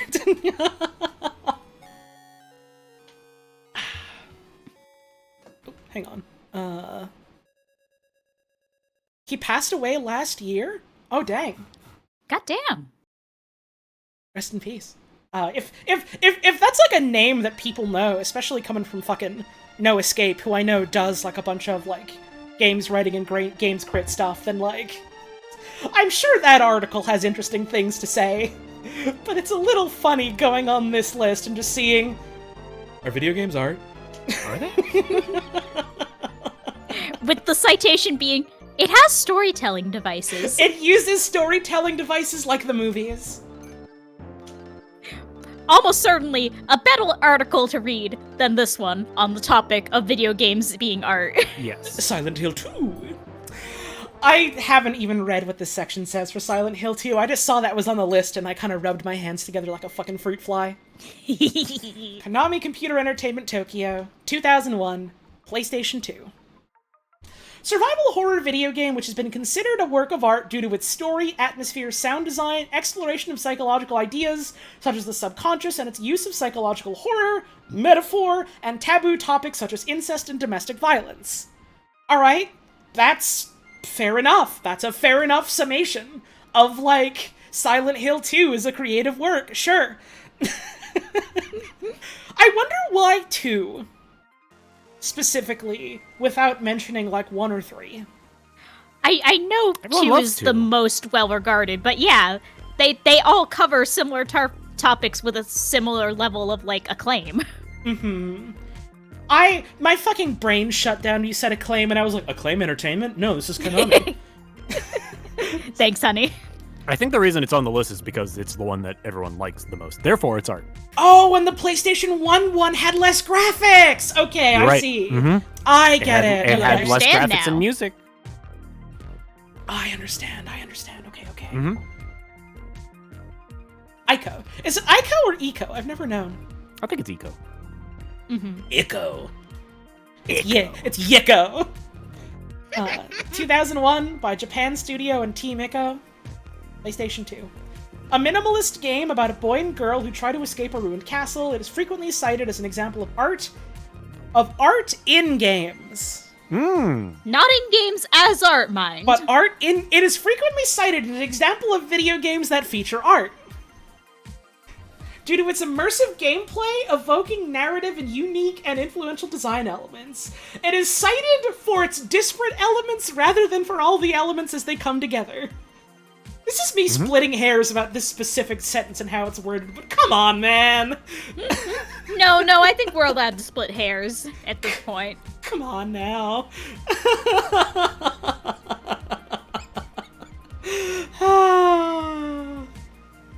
It has immersive gameplay. What is the immersive gameplay? Well, you see, there's art in this game. Do you understand? Simple as. There's 3 citations. To play Emperor of God or grunt in a tennis skirt. That's a awesome fucking New York awesome Times I article already title. don't like this article just from the title, which I know is mean, Review. but... And just straight up a review of it. And also, why video games are artistic at heart. No, why video gamers are artists at heart. Oh, I misread that completely. Okay. Huh. Tom Hoggins. Quit hogging the Tom! I Bogart feel and the very Tom, much pass it over. I feel very much the same about this as I felt about a lot of these entries. I would agree and argue for this game's inclusion. The description is dog shit and does nothing Right. to help your case. Like, this one specifically is like, yeah, absolutely it comes to mind as like a standout example when talking about, like, you know, the artistic and creative merits of video games. Yeah, sure. And then the way they go about talking about it is just kind of like, well, it's art. Yeah, like, to bring up your recurring point, Holly, about, like, video games in terms of what they specifically do as video games being what produces artistic merit, that Eco did a lot of interesting things with, like, incorporating NPCs and like AI behaviors as a central gameplay mechanic as something that compels you narratively. Mm-hmm. No mention of that though. Nope. It's got immersive gameplay. It's minimalist. This is honestly so minimalist and kind of immersive. Metal Gear Solid 2: Sons of Liberty. Yeah, baby. Oh, here we go. MGS1? Nah, dude, that ain't even got graphics. PlayStation 2. And, like, I feel like the fact that it's 2 on its own, sure, has a lot of compelling things that it says and does and talks about and shows and poses to the player and things like that. I feel like a lot of it, the context is certainly enhanced by the context of MGS1 existing. Mm-hmm. And so it just... it's... Yeah, but it's like Silent Hill 2. Everyone likes this one more, therefore it's art. I don't even think that's necessarily true. A lot of people I don't think it is either, but fucking reviled MGS2 because they made you play as a pretty boy that they thought was gay. yeah, but it's awesome. It is awesome. Therefore it's art. Also, Hideo Kojima, I'm pretty sure famously someone who considers video games to not be art. Yep. Is that true? Yeah, I'm almost positive he's been asked about this, and he's like, "No, video games are a product. What are you talking?" I was skimming a different Wikipedia article about this right before stream. He famously agreed with Roger Ebert and said, "Yeah, video games are not art. They're meant to be like an experience or something of that sort." Entertainment. Yeah, they're entertainment. And I believe it's because, very similar to Ebert, the same like opinion of like, well, most films are entertainment and not art. Okay. Again, I understand where they're coming from. I don't agree, but I understand. Mm-hmm. A stealth game by Hideo Kojima that has been cited as a primary example of artistic expression in video games, and an early example of postmodernism in video games. Alright, Yick fans! Here's the single bone you're getting thrown this entire stream. Postmodernism mentioned. I think I understand what they're trying to say. I don't think that's the right term, but I also can't think of what the right term is, so, like, egg on my face. An early example of postmodernism in video games. I will not elaborate. The game is often considered ahead of its time. The citation is a Microsoft Word file? In a PDF? Oh, can you open it? I don't I mean, probably know. not. Probably not because it's on. It links to Internet another archive. thing on archive.org, so I wonder. Let's see. I can't imagine this. I also haven't, like, vetted this at all. Oh, it's just gonna redirect to, like, the actual page, so whatever. Yeah. Game is often considered ahead of its time for having anticipated themes and concepts that later became culturally relevant in the 2010s. I mean, I think to some degree they were already kind of relevant. Right? Like... Yeah. This isn't like, oh wow, they were so they predicted the future, that's so wild that they called all that, and it's like, this was all things that people could see coming. Yo, this shit's like 1984. Hey, I've got a quick It's like question. it's real. This game came out in 2001. Is there anything that happened in 2001 that may have led to the cultural landscape that made these things culturally relevant? Absolutely not. Moving on. Gee, I wonder. Not at all relevant to the discussion of art and how art is made, though. Why would you bring that up? How weird. Although I do actually think that MGS2 was made and released before 9/11, so... Okay, that's actually fascinating then. Yeah, so it did preempt a lot of that. I think that's one big reason why a lot of people are like, whoa, MGS2 is because he was like talking about a lot of this stuff, and then suddenly it became astoundingly relevant. Yeah. I mean, you could argue that like some of the societal factors were still like present and just amplified and like blown up by current events at the time, but exacerbating them. I don't know.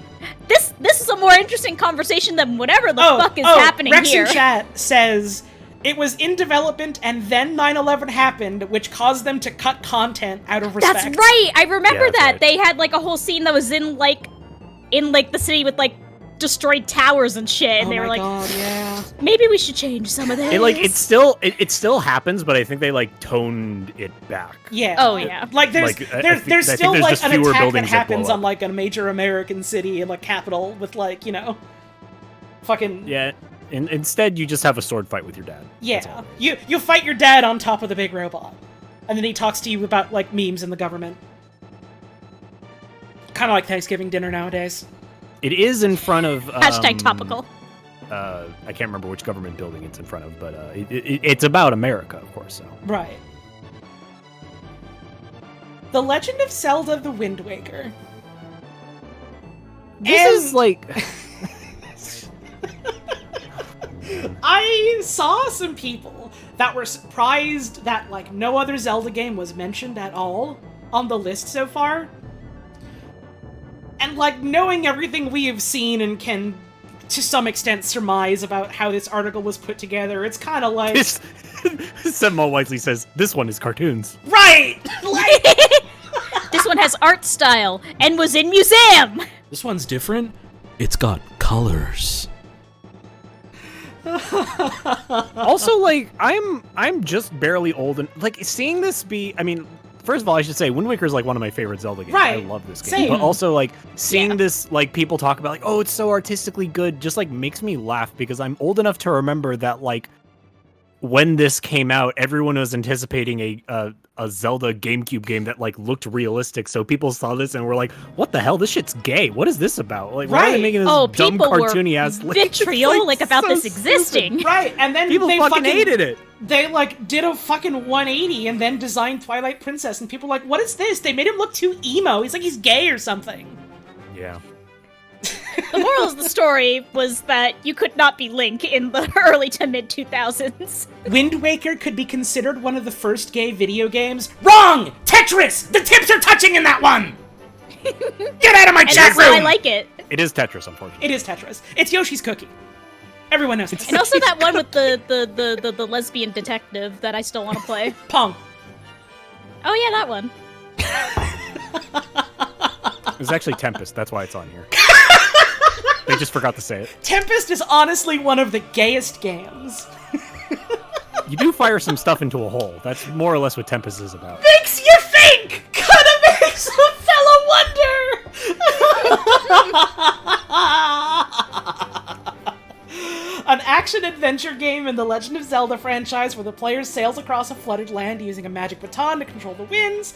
The game received critical acclaim for its timeless cel-shaded visuals, which have been compared to the works of Hayao Miyazaki, as well as its mature narrative. 4 citations. Really had to prove their point here. I kind of get what they mean by mature narrative, but also not really. Like, in comparison to other Zelda games and similar not any types of more games, than the other Zelda games. Yeah, exactly. I would say slightly more than the other Zelda games, but that's mostly because it has a story that is good and expounds upon itself, other than you're the sacred hero guy. Go to the places and stop the guys, okay?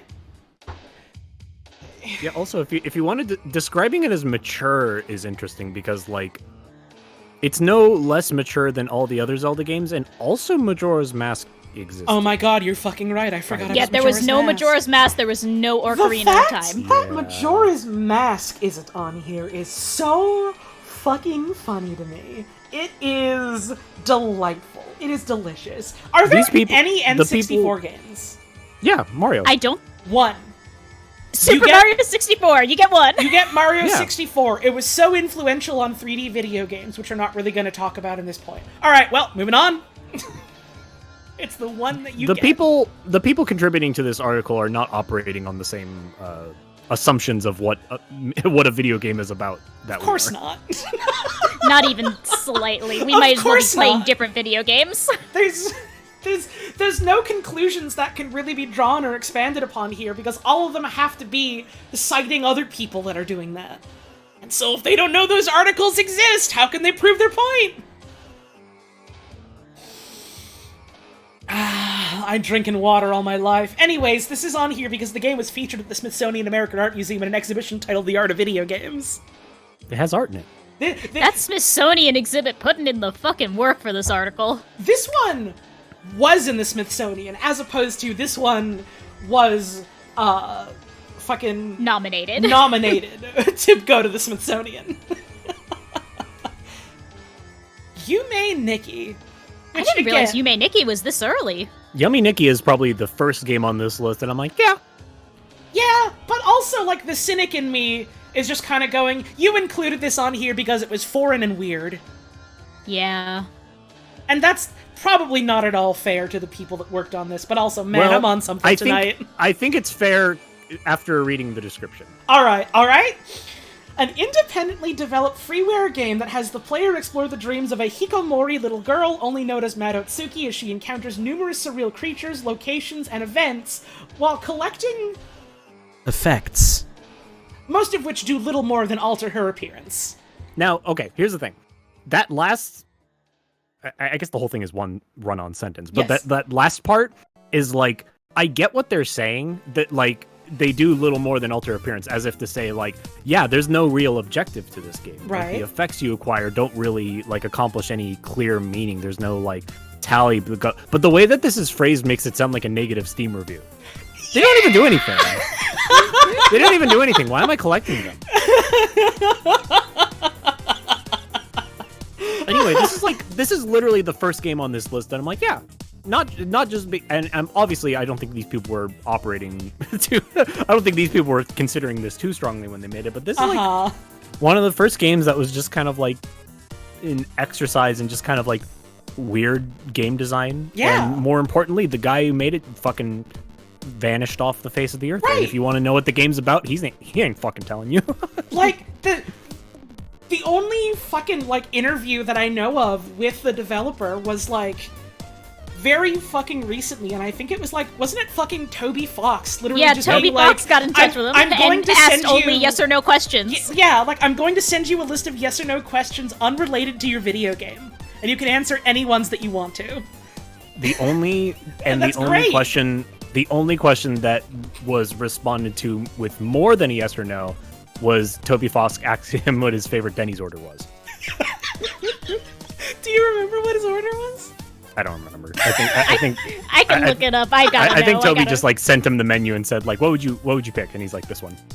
And that's it. That's the most anyone has ever been able to get out of him since he made this game in 2004. I really genuinely like, this is unrelated to the list. Fuck the list. This is more interesting. Like, we're having a discussion now. It's interesting seeing that come full circle as like, Yume Nikki is very clearly like one of the influences on like not just Undertale, but on like Toby Fox as like an artist. And so it's neat to sort of see that come full circle where like, yeah, you know, he's able to do like and work on things that he wants to make and put out in the world. He does that, and that, you know, evidently catches the eye and the interest of the fellow what did Yume Nikki. And then because of that, they're able to get in touch, however briefly, for something like that. I don't know, that's really cool to me. That's cool. That's cool. World is cool. World is small. World is very cool. I do have the Denny's order. What is it? So let me just read the full question for emphasis. This was the last question out of 10 questions. Up until now, I've just asked yes or no questions, but it may be hard to answer that way for this one, so be ready for this. If we were to go to Denny's together, what would you order? I'll send you the menu, so let me know. Answer. Rice casserole with 3 types of cheese and shrimp. There you have it.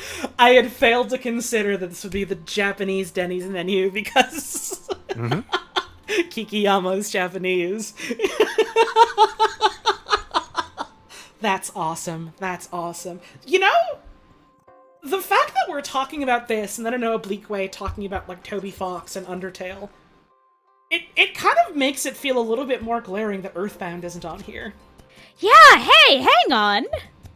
Like, holy shit. I think whether or not Earthbound belongs on such a list is up in the air, but I definitely would expect someone who sees this Wikipedia article as something that needs contributing to Would definitely definitely, be one of those Earthbound people. Yeah. Right. Yeah. And there's like interesting things that you can expand upon about like, how Earthbound draws really heavily on like just from the perspective of, okay, these people want to go, well, games can be like a movie. Well, games can be like a movement of paintings, things like that. Like, very heavily inspired by like fucking Americana. And like, what you if can a talk about Steven that. Spielberg movie was a video game? And then Literally! You could say that hacky shit, and it would fit in just perfectly with this article, where it'd be like, yeah, there's artistic merit we could talk about, but we're not, and it makes me frustrated. But they don't. And like two things. One, the sheer like residual impact of Earthbound in how many developers and artists have been inspired very directly from the game existing, and how that has, led to other things that would be considered art vis-a-vis, hey, we're mentioning this game because it inspired another game that is art.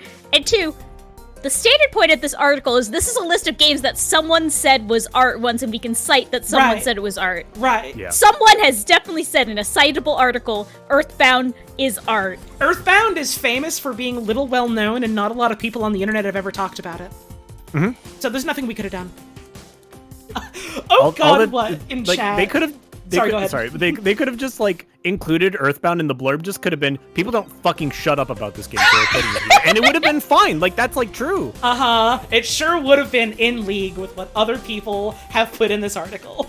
Yeah. Oh God, what in chat says Boom Blocks is art because Steven Spielberg produced it. I fucking swear to God, if Steven Spielberg's Boom Blocks is on this list and specifically talks about how Steven Spielberg had a hand in it, I will get up out of my chair, do a handstand, clap my hands, laugh and smile, and play. That'd be the funniest shit. That would I be think the I'll go take a smartest walk. thing. That'd Well, see you absolutely be the later. funniest shit. I mean, it would probably be pretty close up to here. We're in the mid 2000s. The Endless Forest, which I don't think I've ever heard of. I think I've heard of this, but I don't know why. Oh, it's an MMO. Huh. By Tale of Tales. Oh, Tale of Tales. In 2005. That rings a bell. PC. Originally commissioned for an art exhibition. There you go. All right, that's we why have it's first here. sentence, why it's on the list. There you go.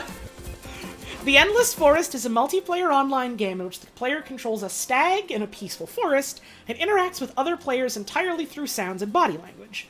All players are recognizable by their unique symbols and customized appearance, but are otherwise anonymous. Dubbed a, quote, social screensaver, the game has been considered an MMORPG in the loosest terms, in the loosest sense of the term, though it shares few other things in common with more mainstream MMORPGs. See, this is actually very interesting. Yeah, I actually I vaguely remember hearing about this. I think it is literally just like you are a deer and you just go and hang out with other weird deer. Yeah, and this... I'm fucking fascinated by this entry.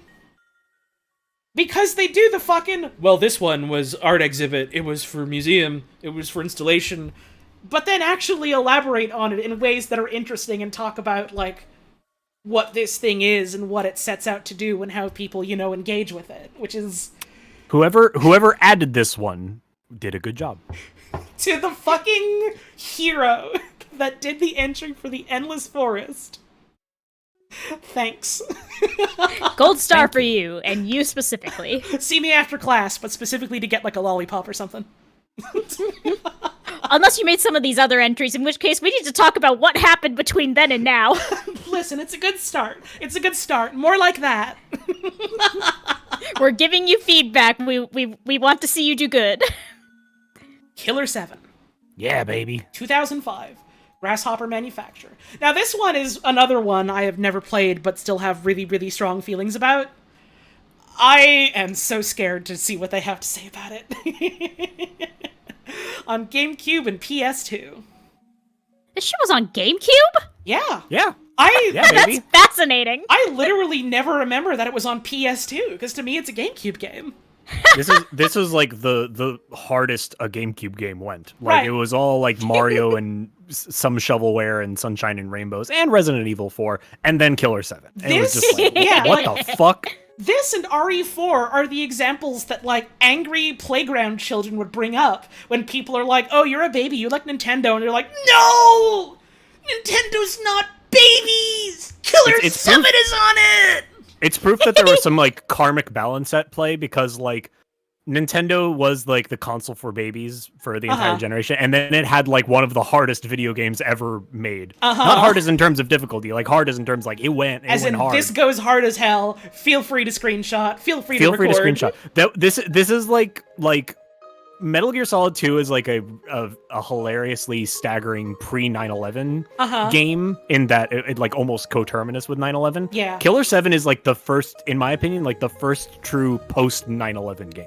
Yeah, that's a good read on it. That's a good beat on it. It is like so extremely of that time, and I think that's part of what makes it so like interesting, is that it does feel so like raw and loud about like what it's doing and what it's saying. And also, it's an action-adventure game by director Goichi Suda that has often been described as thought-provoking and art house. Yo, this is like art, dude. And is cited as a work of art due to its plot involving heavy themes of politics and death. Not the best description. No, not at all. Not very good. It's like going, dude, Final Fantasy VII is a masterpiece. One of the characters dies. Dude, Killer Which 7, they also did. We must emphasize. Killer 7 is such an incredible work of art. It will make you think. They talk about politics and death. It's widely considered to be an art house game. You play as 7 dudes.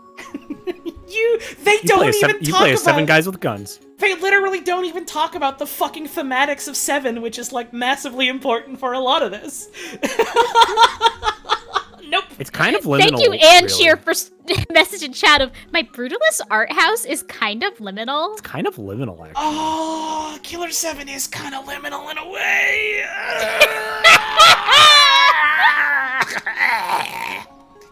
Hang on. Sorry, Arrow's right. Yeah. Not all 7 guys have guns. One of them uses knives. One of them uses knives. Very important distinction. Oh, there's been a change in my DNA. Wasn't one a woman? Don't worry about it. Smile. Play the video game. Smile. Dear. Women can be guys too. It's fine. Women can be guys too, in a maybe a more literal sense than you think.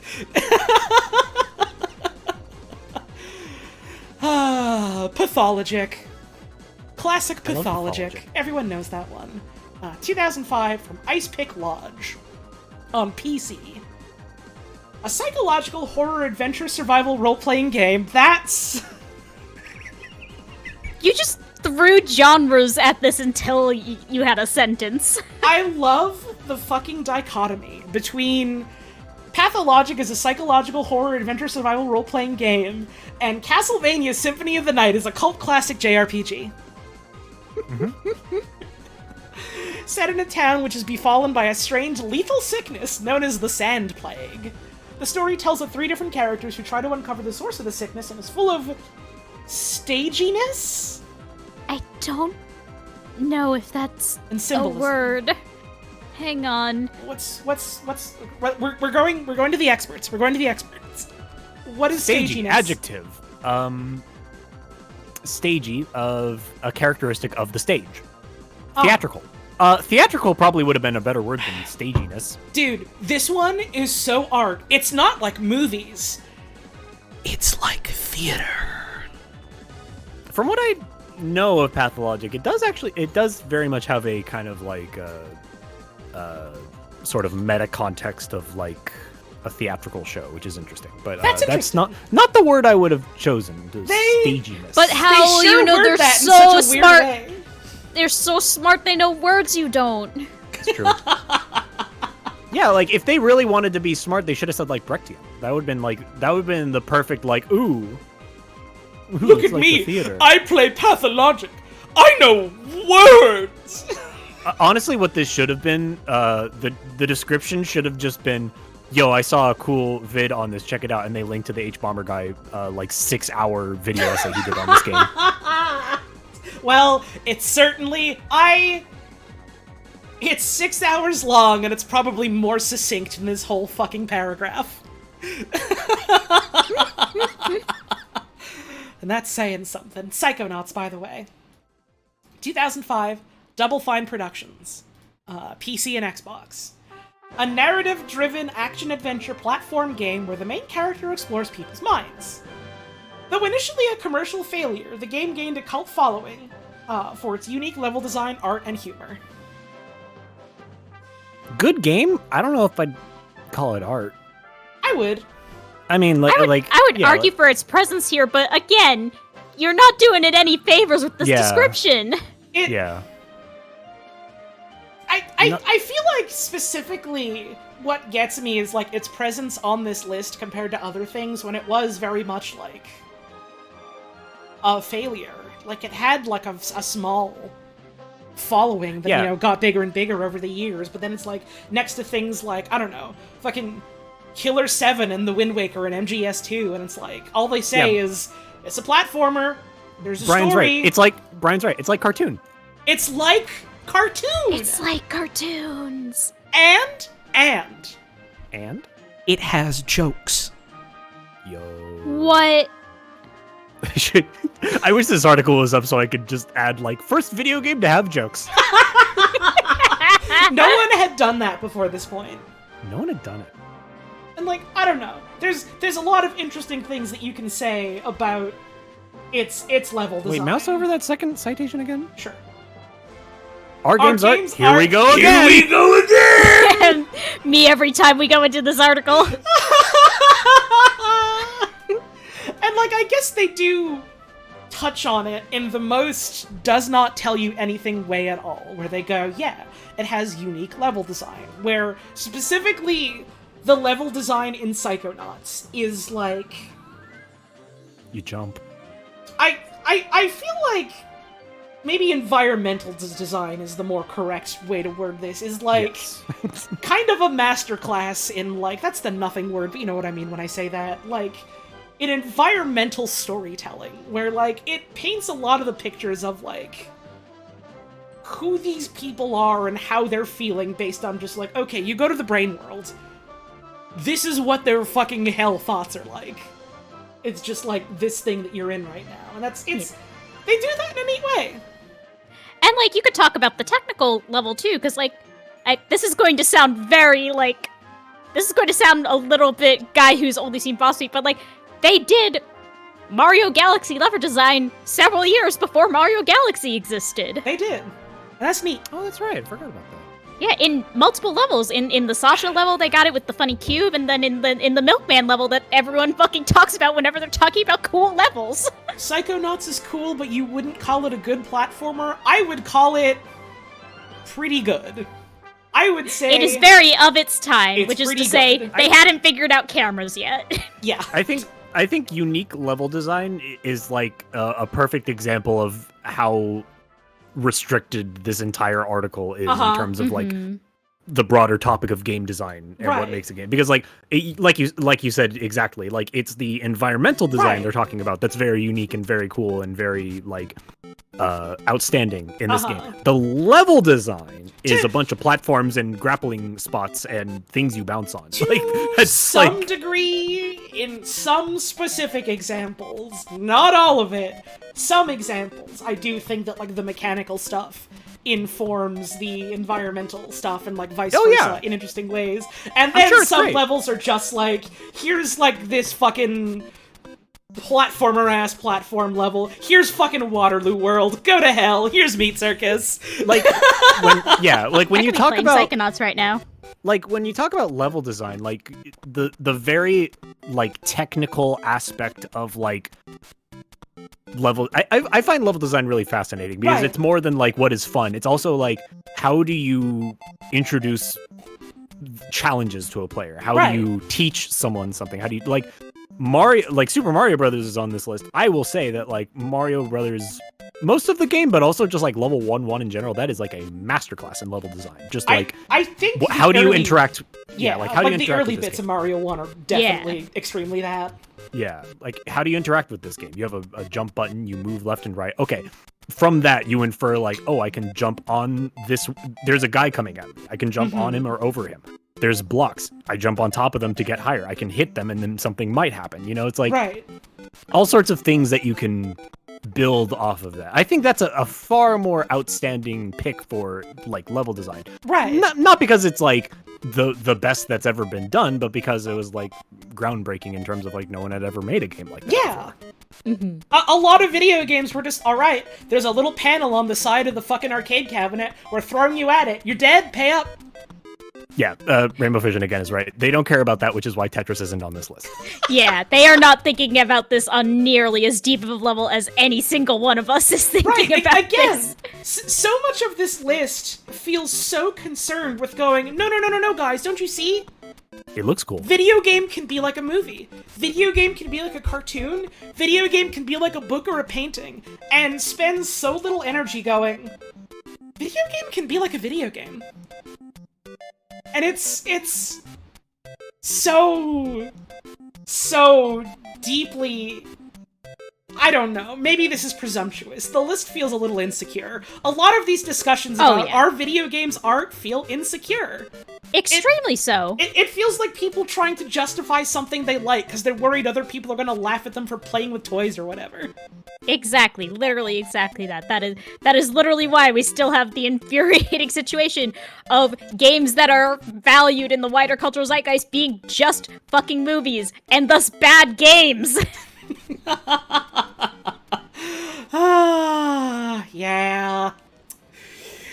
Yeah. Thank you, Simpleton, for very funny message of toys. They're action figures. Awesome. I gotta get up from a stretch. I gotta get more water. When we get back, we're diving into 2006. Oh god, speaking of games trying to be movies, we're heading into that era big time. Oh, Please, baby. I hope look Hatred's forward. on here. I don't actually know. We are all going to be surprised together. Yippee! Alright, see you soon.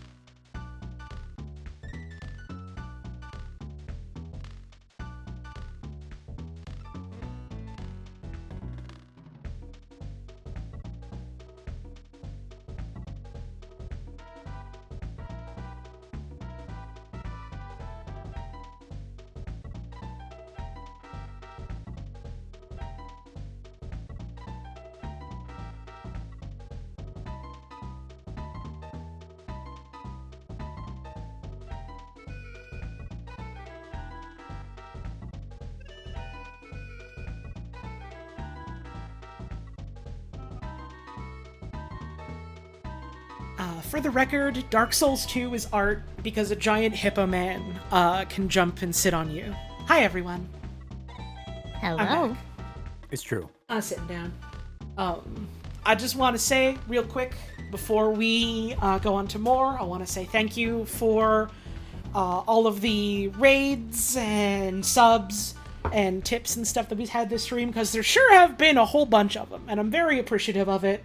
I do have alerts muted during the stream because this is a stream where me and 2 other people are trying to actively have a discussion and read things together, and it would be fucking miserable if I was trying to talk over alerts that the other 2 could not hear. So thank you for understanding, and also thank you for all the support. I appreciate it. I appreciate it very much. There was something else I was going to say, but I forgot what it was. So it's probably not important. I saw the fucking mist gif that Mike sent me earlier, and I'm just mystified staring at him. I love him. My awesome pool where I can talk to artists.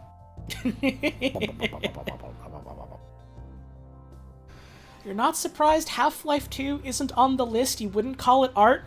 I would. I think there's a lot you can say about Half-Life 2 and how it's, aged well or hasn't. Still art. Especially, again, one of the metrics we have been using in our discussion is how is it using the actual format of video games in new and interesting ways. I would argue both of the Half-Lives do that. I know nothing about Half-Life, but I know that. They do some interesting, impressive stuff on technical levels. I think something that's very emblematic of Half-Life as a franchise is, in a lot of ways, the games feel like they have to justify their existence by, Valve has some new technology or some new, format of releasing video games that they want to try playing with. And that's, why every single Half-Life that comes out has come out in that sort of way. I feel like you could argue that now that I think about it for a lot of Valve games, because most of my familiarity with Valve is through Portal, and I'd argue it's pretty similar there, actually. Portal is absolutely hey, we really liked the student project tech demo showcase that, these students did. We're going to hire them and have them make that into, a more fleshed out thing. And then there was Portal 2, which was less that, but more an expansion on a previous thing they had made, which was, it's cool. And they also... Okay, sorry. I'm going to be a little bit neurodivergent for a second. Let me tell you about things that happened in Portal 2. I used to watch a lot of behind-the-scenes documentaries on Portal 2. I'm a lesbian. Anyway. One of the things that is in Portal 2 is the gels that become a big mechanic in, the latter half of the game. Oh, yeah. That was another student tech demo that they incorporated in the game. There was a similar thing. They saw, a student tech demo game that they liked, and they went, hey, why don't we have you make a game about that? And eventually, in some way, either because, the full game wasn't working out or they just wanted it in Portal 2, it became part of Portal 2. Neat. Hey, Puzz, what's your thought on GLaDOS? Normal! That's not how you spell her name. Normal. That's not how you spell her name. There's no fucking zero in it. It's capital G, capital A, lowercase a, capital G, capital L, lowercase a, capital D-O-S. There's no numbers. It's an acronym. Portal 2 is great and all. I don't think it compares to Valve's most artistic Ricochet game that they've ever released, which is Dota 2. Well, I mean, obviously. Dota 2 is just like the free market, which means it's art. Ricochet. I just realized you said Ricochet. Yeah, and just like Ricochet, it had no impact on anyone, so no one acknowledged it. You're right. Da-da-da-da-da-da. Let's move on to fucking 2006 to 2010. What were we doing again? I'm just thinking about GLaDOS. We're reading a list of video games that are considered art. We reached the year 2006, where finally... No, go ahead. It's I had a synesthesia brain blast. Uh-huh. Of because every game that's come up on this list, I see the title and I'm like, okay, I can see how you think of this as like art, or like, oh, I can see where someone's coming from, or like, oh, that's an interesting thing, or like, I don't know if I agree with that. I saw Okami pop up, and I just imagined like the two guys pogging and pointing at something in the background, pointing towards Okami, like, oh, it's art. Like just in my brain with like crystal clarity just showed up like, yo, this is art, dude. Yo, you got a paintbrush and everything. They finally did it. We reached the year 2006, the first year where they finally made a video game that was art, and that's Okami, baby. 2006 by Clover Studio for the PlayStation 2. An adventure game based on Japanese mythology, the game's graphics were designed to appear similar to sumie watercolor paintings and incorporated art-based brushstrokes by the player to execute special moves. Okay, that's... Again, I wish they talk about a little bit more. That's art. I guess to their credit, yeah, sure. It was based on this one notable style of, like, painting. And also, the gameplay is about painting. Okay, sure. I'll give them credit for that. They went farther than I thought they were going to. I thought they were going to leave it as, it's like an art style, and it has gameplay. No elaboration. There's some elaboration. There's just enough that I'm like, yeah, okay, sure.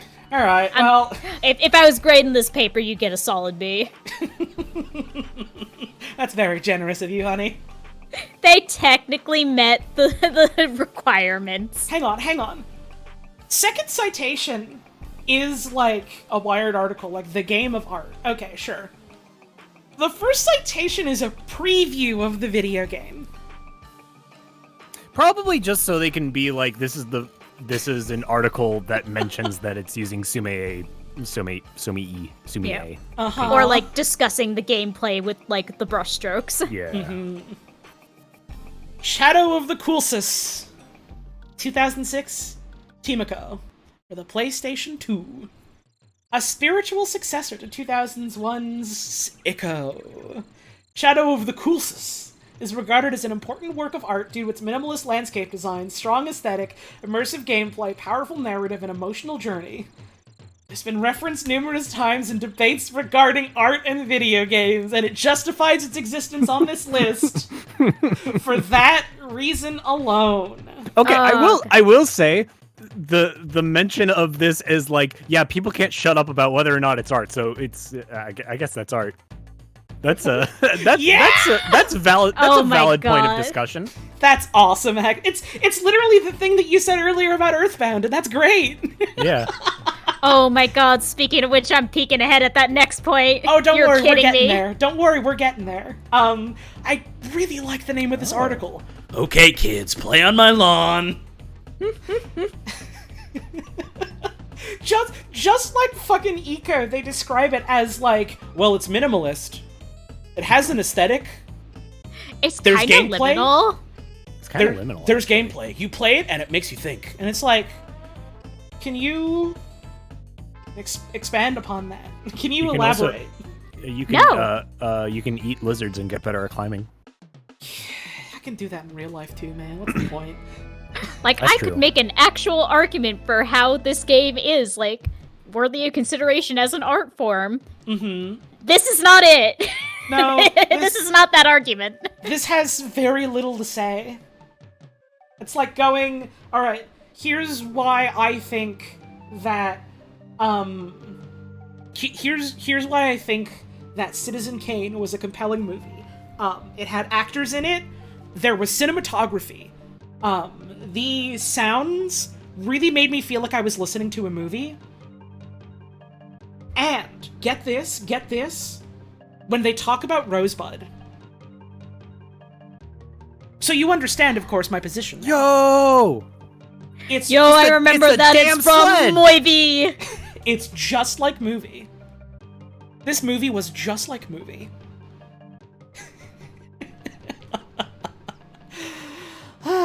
Speaking of like from movie. Mother 3. Oh, hey, good news! Dwarf Fortress is on this list. There. Hey, look at that! Let's go! Good job, list. Mother 3. 2006, Brownie Brown and HAL Laboratory for the Game Boy Advance. This is such The a sequel long to blurb. This doesn't need Earthbound. a fucking... It's huge. It's huge. See, now this one, they actually talk about what the video game does and is about to some extent. The sequel to Earthbound, known as Mother 2 in Japan, Mother 3 is a role-playing game about the story of one of two twin boys. I would argue it's about both of the twin boys. Smile. As he and his pet very dog, famously. He, his pet dog, and his friends battle an occupying dictatorship. The game has been praised for its in-depth narrative and use of 16-bit graphics. It is heavy with themes. That's a fun sentence. It is heavy. Oh, this game is pregnant with themes. Well, I can't get enough of them. You look everywhere and there's just more and more of The them. bloated husk of Mother 3 is absolutely swollen with themes, and the maggots can't help but feast upon them. Including the importance of a mother, moral fungibility, and dualisms such as nature versus technology and feudalism versus capitalism. I don't know about that one, I boss. don't know if it's specifically feudalism here. Especially not feudalism versus capitalism. Wait, where are you feudalism. getting feudalism from? Well, clearly, if we didn't have capitalism, that's what we'd all fall into, so it's definitely the opposite. I think you could argue much more like colonialism or something of that ilk, but far be it from me to fight the guys making the wikia.wikipedia.org/wiki/list of video games considered artistic articles. And is frequently compared to a form of literature. What form? Well, you know, the form of You know. literature, what has words and writing and themes in it. I need to breathe deeply again. Despite never officially being released outside of Japan, it was later fan-translated by a group of Earthbound fans. I'm glad they mentioned this. I think that's a valuable thing to mention in the context of this video game. There's no source. There's no, Yeah, it there's is no just a fact. citation. There isn't a citation, that is true. I'm surprised no one well- came on here and slapped on a passive-aggressive citation needed. Can you mouse over fan translated and see where that's supposed to go? Mother 3 fan translation page. Okay, it's got its own article. It doesn't need it. Yo, Clyde Alright. Mandolin mentioned by name. Let's go. Yo. Hell yeah. I guess they do just link to the article, then that's fine. Yeah, Whatever. yeah. Yeah, that's fair. We'll give him that. I forget, if you're sourcing something on Wikipedia, you can just link to it. And they don't get mad at you. Both it and its predecessors served as inspirations for several other games, including Yume Nikki and Undertale. I am so mad about this one for so many reasons. I think the ultimate reason that I think this shouldn't be on here is, well, it's not that it shouldn't be on here. It's the fact that this is on here and Earthbound isn't. Is Yes. like this one, like Mother 3 is a great video game, but absolutely, and I will say to its strength, and like one of the biggest strengths of it is the fact that rather than be kind of vague and sort of, I don't want to say open-ended, but in terms of like just like subject matter is just kind of like very straightforward and Yeah. stuff like that. Mother 3 has like a much more in-depth narrative. There's more things that happen. There's more characters. There's more events. In other words, Mother 3 was like, hey, let's be more like a movie. Right. And that is art. That's According why to it's this here! This one is And more like a book! And I'm just so mad that so much of this justification is talking about the impact of Earthbound, a game that is not on this article. Which, again, this has its whole one section for Mother 3 and a footnote to go, and Earthbound was also pretty important. Anyway, Oddworld, though, needs 2. Oddworld. Yeah, we need both 2 of those entries bad for boys. Oddworld. It almost got nominated for an Academy Award, kind of. Oddworld's 2 whole sections had less text than this entire block from Mother 3. And that's awesome. Dwarf Fortress. 2006, just Tarn Adams. And famously, only Tarn Adams is the only person that ever And worked not on and Dwarf not his Fortress. older brother Zach. No, never had anything to do with it. Like, this was, like, I don't even mean in like a fucking, oh, what about Kit Fox, haha, because like when this was written, it was fucking 2022, the end of it, whatever. Like, They don't mention the other Adams brother. No. PC, Mac OS X, and Linux. A roguelike. You know, this is one of the few games where they say it's roguelike, and it's like, well, kind of, but.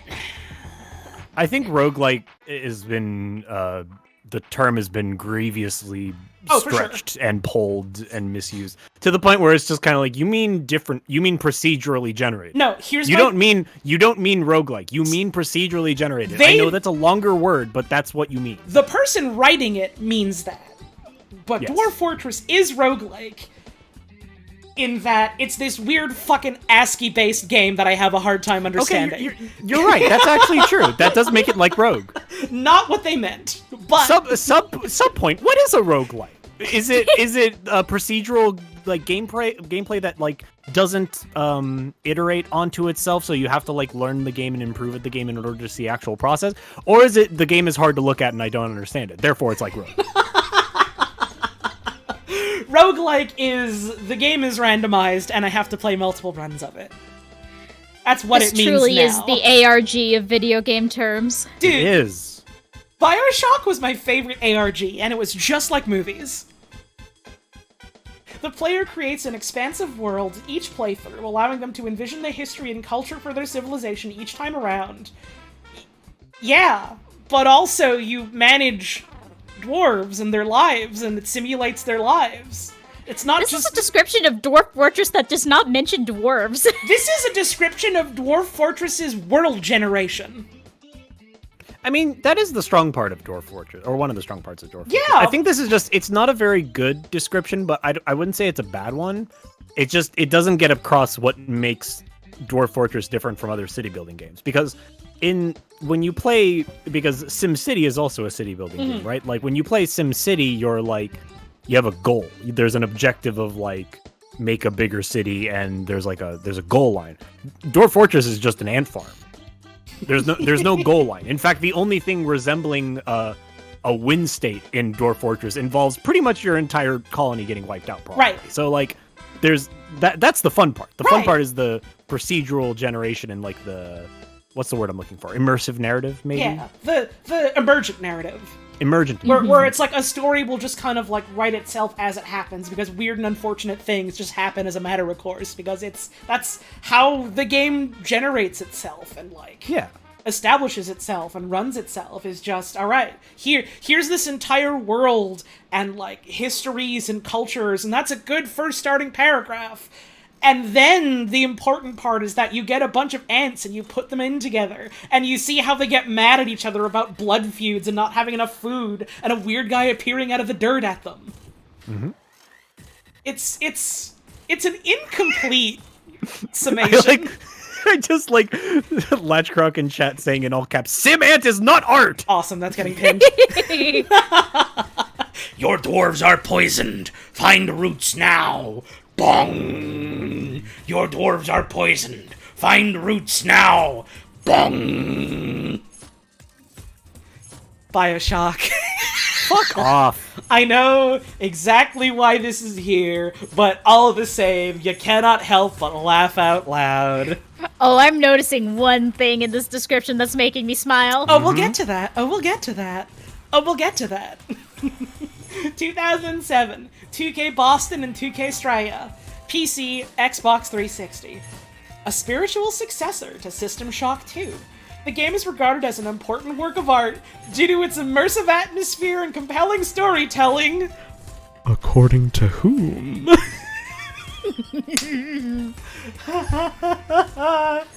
And the narrative deconstruction of linear gameplay. Wait, what? Hang on. No, that's not it. No. Okay, actually, no, I get it. I get what they're saying. Okay. I kind of don't. So if you want to say what you think they're saying, I think, please okay. do. Narrative. Okay, they're saying. I think when they're saying narrative deconstruction of linear gameplay, they mean the point of the twist of BioShock is that the guy was making you do question. Yeah, you don't question why the gameplay has been linear. Right. You don't question why you've had no choice in the matter up until that point. But that's a bad way of phrasing it. Yeah, extremely so. The better way of phrasing it would be like the deconstruction of like player actionability or like Player autonomy, agency? you know? Yeah, agency, exactly. Where like you could argue like, yeah, you have the one path to go to, and then they like they build upon that both in a level design and like game design, world design way, and also in a narrative sense, where your only actions essentially when you get to this point are like, and like kind of in an accidental way, the whole like save the children or eat the children, like, is it even Yeah. eat them? I don't fucking. Anyways, like You harvest them. right. It accidentally also is that, because they pose it as like, yeah, it's this big important moral choice where it's like, alright, would you kill a fucking baby for +2 more of a number? And it's like, Would you? this amounts to nothing. This amounts to nothing, and you go through the motions anyways, because it all amounts to nothing. It's either your number goes up by 2 instead of by 1, or, you don't kill a child. They could have eat the mentioned child. They could have mentioned that BioShock discussion around BioShock spawned a word that a very annoying word that people are still using to this day. Which one's that? I think I know, but... Ludo narrative. buddy. Which I think is an interesting word in terms of like theory crafting, because there are a lot of points where you can point out like, yeah, there is like the idea of a Ludo narrative, like you as a player.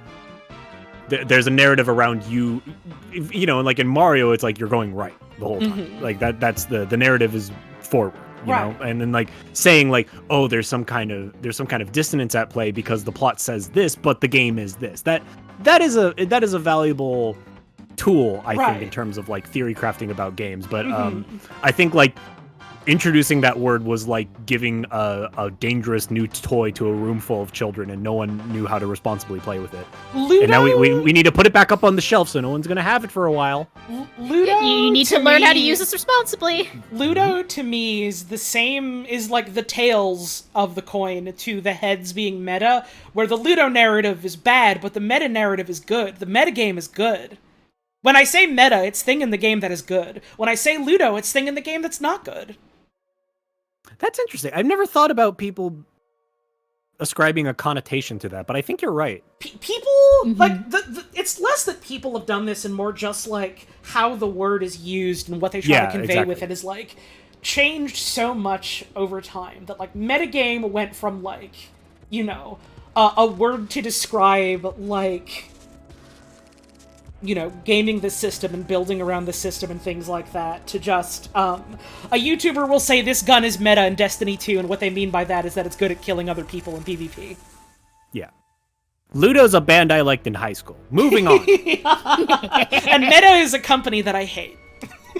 Moving on. But anyways... We all understand, yes? Anyways, yes? you can eat the child or you can not eat the child, and in the end it all amounts to nothing, because you're all just going to the same place in the end. And that's again, that's sort of like discussion about, like, player agency, where it's like, you can do these different things. What does it amount to? All it really does in the end is you get, like, a different ending, where either they stab you or they hold your hand when you become an old man. Is that compelling enough in itself? To some degree, I'd argue yes. Is it interesting? Depends. Also, this blurb should mention that BioShock introduced a whole generation of gamers to Ayn Rand for worse. Uh-huh. Oh yeah. Oh yeah. not for better or worse. There was no better there. It was just No, absolutely There was no worse. betterment here. It was We are people, worse as a it was society people, because of this. It was people looking at Ayn Rand and singularly thinking, "This is awesome." Again, in the same way that the fucking do you eat the child or not is accidentally feeding into the linearity of the video game and what that's trying to say to you from a story point. The whole, like, yeah, this is all based on Ayn Rand and how maybe they had some good ideas, but it was the bad actors that made it all bad. You look at the video game and it's like, no, this game is actually just telling me that Ayn Rand was a shithead and, like, everything they built is doomed to fail. It's the Gundam. It's the Gundam engine. Everyone knows it. Wow, cool robot. Wow, cool robot. It's like, hey, maybe objectivism is bad, actually. Whoa! Atlas Shrugged is so cool. I want to be like that guy. Man, I don't even know if fucking Ken Levine is trying to go, actually, it was bad, given fucking BioShock Infinite exists, but, like... But, okay, here's the thing. BioShock as a game definitely does, but something got lost in the plot, or Ken Levine... I think what might have... I feel like like within the context of BioShock and BioShock Infinite existing, Ken Levine was like, we should make a game that like explores objectivism, and everyone's like, oh yeah, we should explore why objectivism is bad, and enough people were saying that he's like, yeah, that's what I meant. Right, okay. And then he got a chance to make his own game, and was like, oh, yeah, uh-oh. yeah. Portal, 2007, by Valve. I'm just gonna scroll up a little bit because I saw what that next one is and it made me a little mad. Yeah, we can't get into that yet. Think about GLaDOS, think about women. Just putting the blinders on for a second. Don't worry about it. I have the horse blinders on. There's nothing but the field in front of me. I'm galloping and I'm happy. Look, GLaDOS is here. GLaDOS, mean women. Yay! A puzzle game involving the use of portals to transport the player between distant points in space. The game has been praised for its innovative mechanics, narrative and storytelling, and writing, especially that of the AI character GLaDOS. I mean, yeah, she's the character in the game. She's the one character. She's the narrative. The especially is because she's the story. There's all of these games that are in so many of these. I'm realizing now that like so many of these games inclusion is like so supremely backhanded, because this isn't saying like, oh, Portal was so outstanding, like, oh, it was like a critically acclaimed, it was recognized. It was like, it's really just saying like, this was one of the first video games where people looked at it and said, hey, games can actually have good writing actually. Yeah. Whoa! Hey, this game's got writing in it. How about that? Got writing, that's so cool. And it's like, again, it speaks to a weird fucking feeling about what this list is saying about what games should be considered, and then without saying it out loud why they should be considered, you know? It's Portal was featured as part of the Museum of Modern Art exhibit Applied Design. Now, if it's about the design of Portal, now that's interesting. That's extremely interesting. This isn't just going, it was in the MoMA because it had art in it. This was in a museum specifically to talk about the design of the thing as, like, presumably a whole, or at least, like, the design of a thing as a video game, rather than the design of a thing as a video game that has art assets in it. And that's interesting, and that's cool. Yeah, specifically applied design, which that tells you a lot right off the bat. Mm-hmm. Yeah, the design of a thing as a whole, because it's Portal. It got holes in it. Mm-hmm. The whole thing's about hole. Credit where credit is due. This entry is fine enough, I guess. I like Once this again, last you're bit. barely scraping by on the rubric here. I like the museum justification being not just, well, it was elected because there was some art in it kind of thing. Yeah, it is talking about why this museum considered it important to feature and analyze. Oh, and on the flip side of things. I just saw what the next game is too. I'm gonna have an ulcer. 2008. Oh, we're in the part of the list that makes all of us angry. Hang on, I need to get the clip. Please. I need to scroll down a bit so people can see what the next one is as well.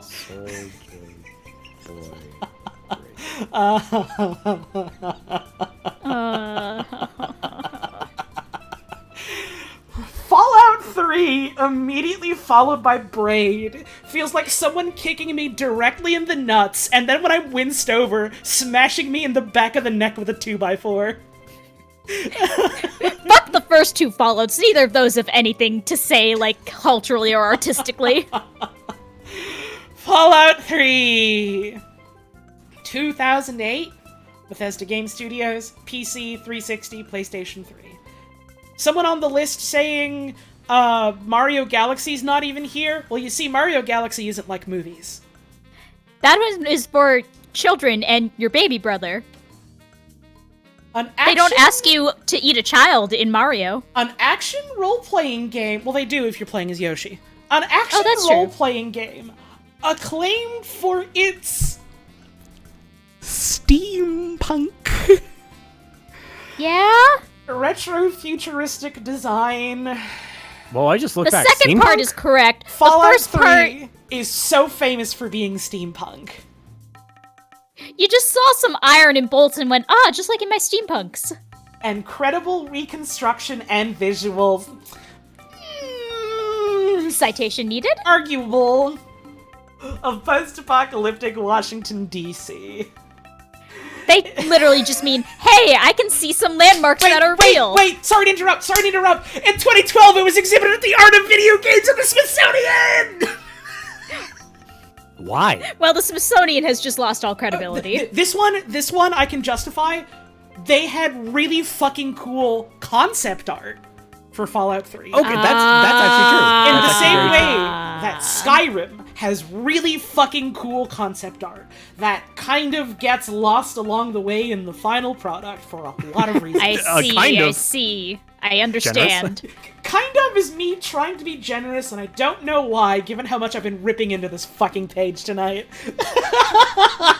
It's Fallout 3 time, honey. The limiters are off. We can go ham. We can start swinging. The funniest thing to me is they don't even go into, like, the story, because the story is bad. The story is bad. World building, pretty bad. Yeah, but Liam Neeson is in it, like movies. Environmental storytelling, pretty bad. Level design, pretty bad. But it's got some landmarks. Liam Neeson is there. It's like movie. It's just like movie is the thing. And we put And the doesn't concept your art. dad die so sad? Dude, Fallout 3 is a masterclass in role-playing games. A family member dies. Moving on.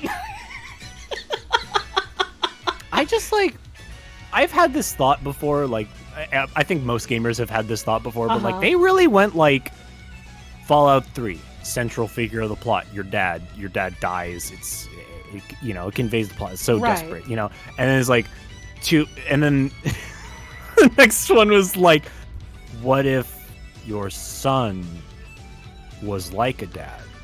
And then Literally, you had to kill him. What if you lost your son, and then also your son became your dad? What would you do? What would you do? I can't wait. That just hit me right now. Like, wow, they really fucking did that. I'm convinced Starfield is somehow also going to be a sad dad story. Oh shit, yeah! It's no fucking way it isn't. No fucking There's gonna way. be some What sad if dad stuff there was there. a sad dad, but he was in space? I'm trying to think. Does Skyrim have anything akin to a sad dad story? Not that I can remember. You I could be can wrong. argue. They killed Patrick Stewart. Is Patrick Stewart kind of No, like a that's dad? okay. Patrick Stewart is Oblivion, honey. I don't know the difference. I know. Parthenax? No, Parthenax is nothing like a damn dad in this one. He's more doesn't have like a kid. he's more like an estranged uncle or grandpa. Yeah. If anything, I would argue that fucking Scene Bean in Oblivion is sad dad adjacent. Yeah. yeah. I don't think there's any like actual paternal anything there, but that does he definitely has very sad dad energy. Oh, wait, no! Large Dad- J Pagan Dad Chat Jason. is right! Cicero! Well, Cicero is but your that's about- sad father now. Why is he your dad?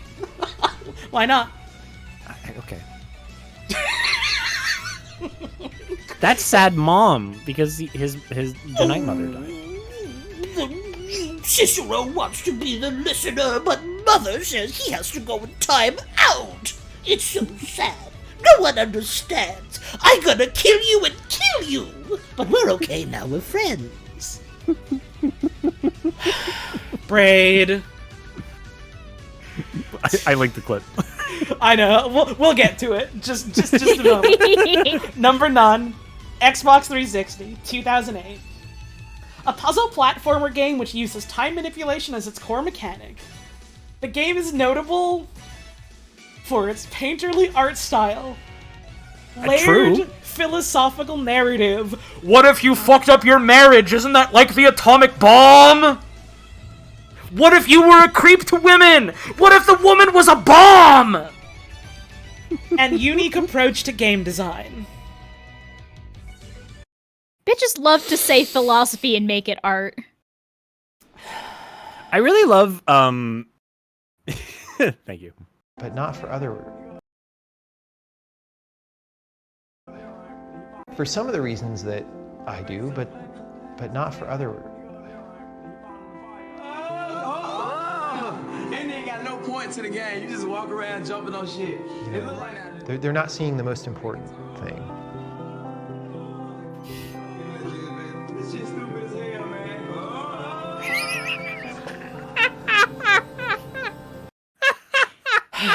Art, baby! Braid justifies its own existence by giving us a world where Jonathan Blowme can sit in a damn room and cry about it. I think I was thinking about how The Witness, like purely as a puzzle game, is like one of my favorite games. That game's fucking awesome. And like for what it's worth, the weird Jonathan Blowisms are like interjected in like little discrete rooms where like you walk into a room and there's like a film playing that's about like completely useless armchair philosophical stuff. And it's great because it's kind of like it's like the exact sensation of like going to a museum and then walking into a room and there's like a couple benches and like a screen playing like a pre-made movie about something, and you like watch like 10 seconds of it and you're like, this is bullshit, and you leave. I think The Witness. I'm gonna save this for later because I'm 99% sure The Witness is on this list. So I'll save that thought for later. Okay. But I just had a fucking brain blast. We'll see. Oh, exciting. Windowsill. In 2009 by Vector Park. I don't know if I've heard of this one. Yeah, I'm not I've ever familiar. heard of this. There's no image showing up. Oh, there we go. What? This looks neat as hell. Why haven't I heard of this? What is this? For Windows, OS X, Linux web browsers. It's for Linus Good old Torvalds Linus. himself. And Linus iOS. Tech Tips. It was made in Flash. You solve logic puzzles to go through different rooms. Oh, I don't want to load this damn video. Neat. Okay. A puzzle game in which the player advances through 11 different rooms by interacting with each level's environmental objects. Developer Patrick Smith was inspired by a variety of painters and artists. The game... Excuse me, Jesus Christ. Braid is coming back up for a fight. Received universal acclaim, according to video game aggregator Metacritic, with reviewers noting the game's especially short duration, memorability, art style, and emphasis on exploration over problem solving. See? If it got universal acclaim, why the fuck haven't I heard of it? I don't know. I don't even doubt that it's bad. It's probably good. I've just never fucking heard of it. And like, that's interesting. They go into like, yeah, it's a logic puzzle type of game where like there's an emphasis on rather than just like, you know, figuring out the solution to the puzzle, to, you know, being exploratory, playing in the space with the things that you're given. Like that's neat. That's cool. That's talking about the interesting and compelling video game-ass things that make this video game a video game that's a neat video game to talk about in the context of video games. Video game! It's not a damn movie! Video game!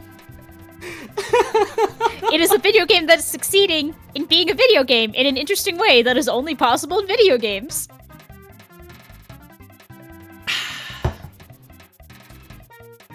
Flower. 2009, That Game Company, PS3. The player... Controls. A gust of wind through motion controls. That quote, I think that quotation mark makes me more mad than anything else we've seen so far. Yep. Someone is salty about this for no reason editing the article. Yep. You literally control a gust of wind. Yes, you do. That did not need quotation marks. No, that sentence is just But factually I correct. can't punch the thing, so is it really controls? It's like having quotations around it makes it seem like get this, you control a gust of wind. Dude, are the events What are of they the gonna book think of next? Are the events of the book really happening? I mean, it's just words on a page. Suck me off. A gust of wind through motion controls, guiding it to various flowers around a landscape to gather petals.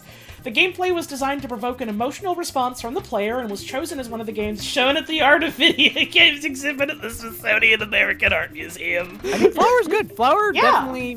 Flower is definitely one of those things that, like, whether or not games are art or not, that is one of those things that you could say, like, they were kind of making something artistic with games as a medium. Like, it's something that was designed to elicit a response in the player. That is or the only person possible interacting through with the it. medium of video games. Yes, exactly. And that's So interesting. yeah. and they actually talk about it. And then immediately, and by the way, the art was on at the Smithsonian for the art of it, and it was there. Well, at the Smithsonian. they've set themselves up for failure at the beginning by saying that it has to be considered artistic from at least one person. So they need to mention whenever it's been in the Smithsonian or someone on Metacritic that is their talked own about stated purpose here. Yes. No, not even when someone on Metacritic talked about it. But specifically, if they mention Metacritic, they're allowed to go, well, a lot of people in those reviews... No, wait, no, never mind. They are just straight up linking Metacritic. Fuck me, I guess. Yeah? You could justify anything by the existence of... There was reviews for it on Metacritic, and people had this to say about it generally. We are going down a losing path trying to debate the internal logic of this article, of which there is very little. Well, there's very little because it was made by multiple people, but there certainly is enough of a train here that you can, like, make some, not even assumptions, realizations, observations. The Path. 2009, Tale of Tales. That sounds familiar. I don't remember why. They did the one with the stag earlier. Yeah, I'm like aware of this game, but I know like nothing about it. A psychological horror game inspired by several versions of the fairy tale Little Red Riding Hood. A visionary reflection about the loss of childhood innocence between fable and Wait, they horror. made the graveyard? Oh shit! They did the graveyard? Oh. It's funny you mentioned that. Because The Path is literally the video game that one of the video games I confuse with the graveyard all the time. But it's not the same game. Awesome. It's becoming impossible to run due to its engine? They did. Huh. Oh, damn. Fascinating. So is every game made for the PlayStation 3. Big deal. You know, that's fair. So is every game made for the Philips CDI, because those things are ticking time bombs, literally. Oh, I always forget about that.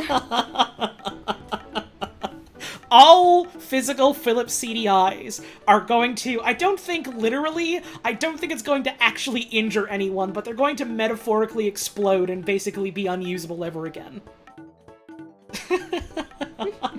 Anyways, The Path. It's a video game. It's made by folks what like doing art type video games, so that makes sense.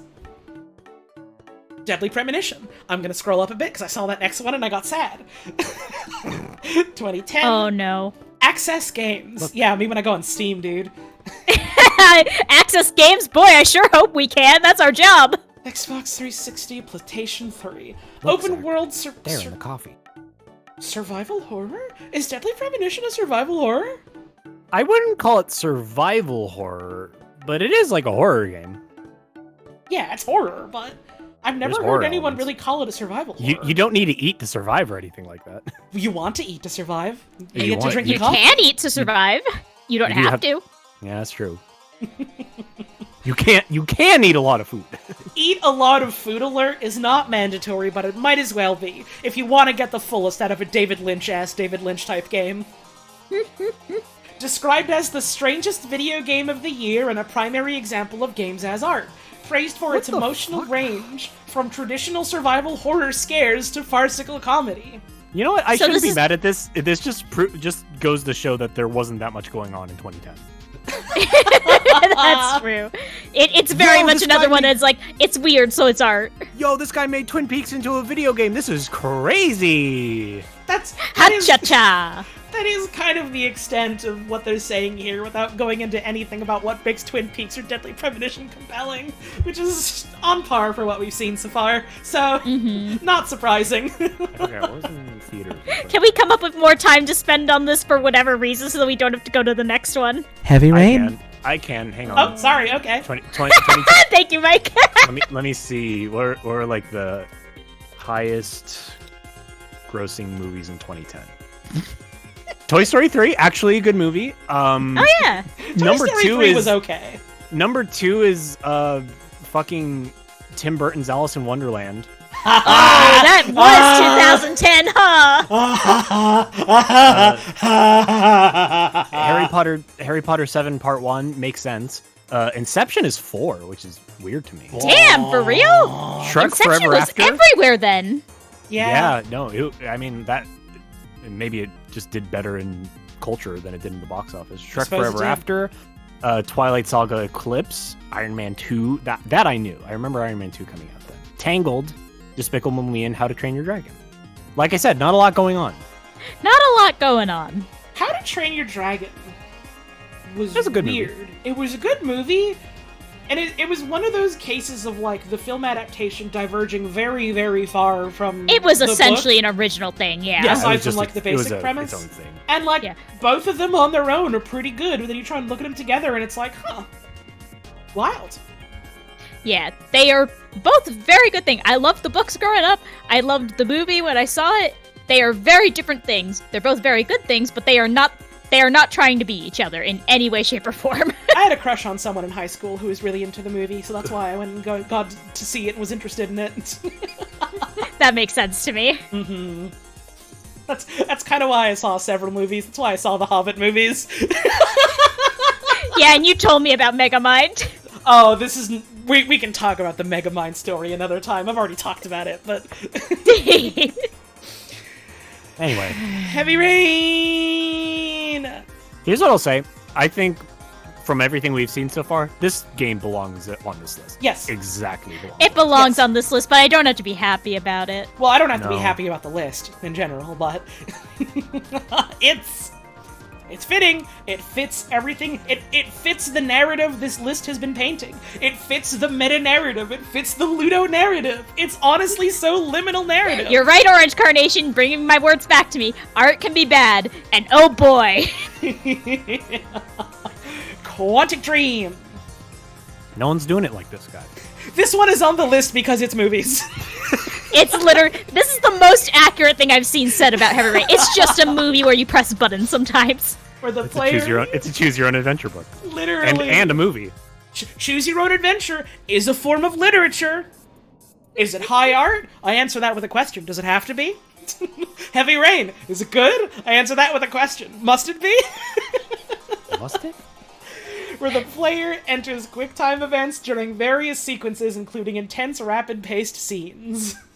The results of the player's choices or actions can cause one of the four main characters to die while the story continues, causing the player to become invested in the game's story. I wish there was a citation needed there. Dude, That? Link can die if you don't play good, which makes you get invested in the video game. Yeah. It's that Also, simple. someone in chat did point out this same year was fucking New Vegas and Alan Wake. Uh-huh. I don't Though. know if... No, neither of them are on the 2010 list. My god. Heavy Rain. What else can I say but Sean! Sean! Sean! Sean! Indigo Prophecy isn't on this list, which I think it deserves to be on there more than Heavy Rain does. Indigo Prophecy is art for none of the reasons I think it wants to, but my god, it is art. Yes. It's art the same way The Room is art. Limbo. 2010. Play Dead. Puzzle platformer with a surreal horror atmosphere and art style noted for cinematic visual influences such as It's like movie! film noir?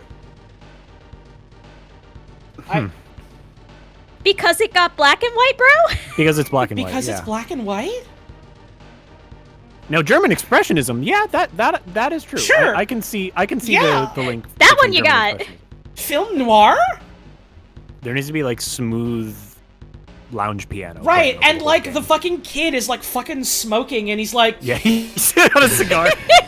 It was a bad day. All days are. But as soon as I heard her long, sexy legs rapping on that door, I knew things were about to go from bad to worse. I always figured today was the day I'd get eaten by a big spider, and here it is happening again. And then she barged in. Those eyes. Those damn iridescent eyes. Amnesia: The Dark Descent. 2010, Frictional Games. A survival horror game praised for its horror. The horror in this horror game was very horror. A scary the horror. game praised for the scary. I will say, like, I think Amnesia is like a very extremely noteworthy game. A lot of people talk about it, and I think it deserves to be a noteworthy game for many respects. But it is really, really funny just in like the grand sense of things. That the reason why Amnesia, like basically the singular reason, there's lots of other stuff that makes it good, but like the singular reason why Amnesia got the acclaim and the attention it did was because, like, what if you had a horror game and no gun? Yeah. What if you couldn't attack the monster? Uh-huh. It's like, which, like, when you think about it, it's like, that's such a, it's so fucking straightforward, and yet it was like, at the time it was like, holy shit. And like I'm saying that as like, I at the time was like, holy shit. Really good message in chat. Yeah, that was really cool when they made that game and it was called Clock Tower. Which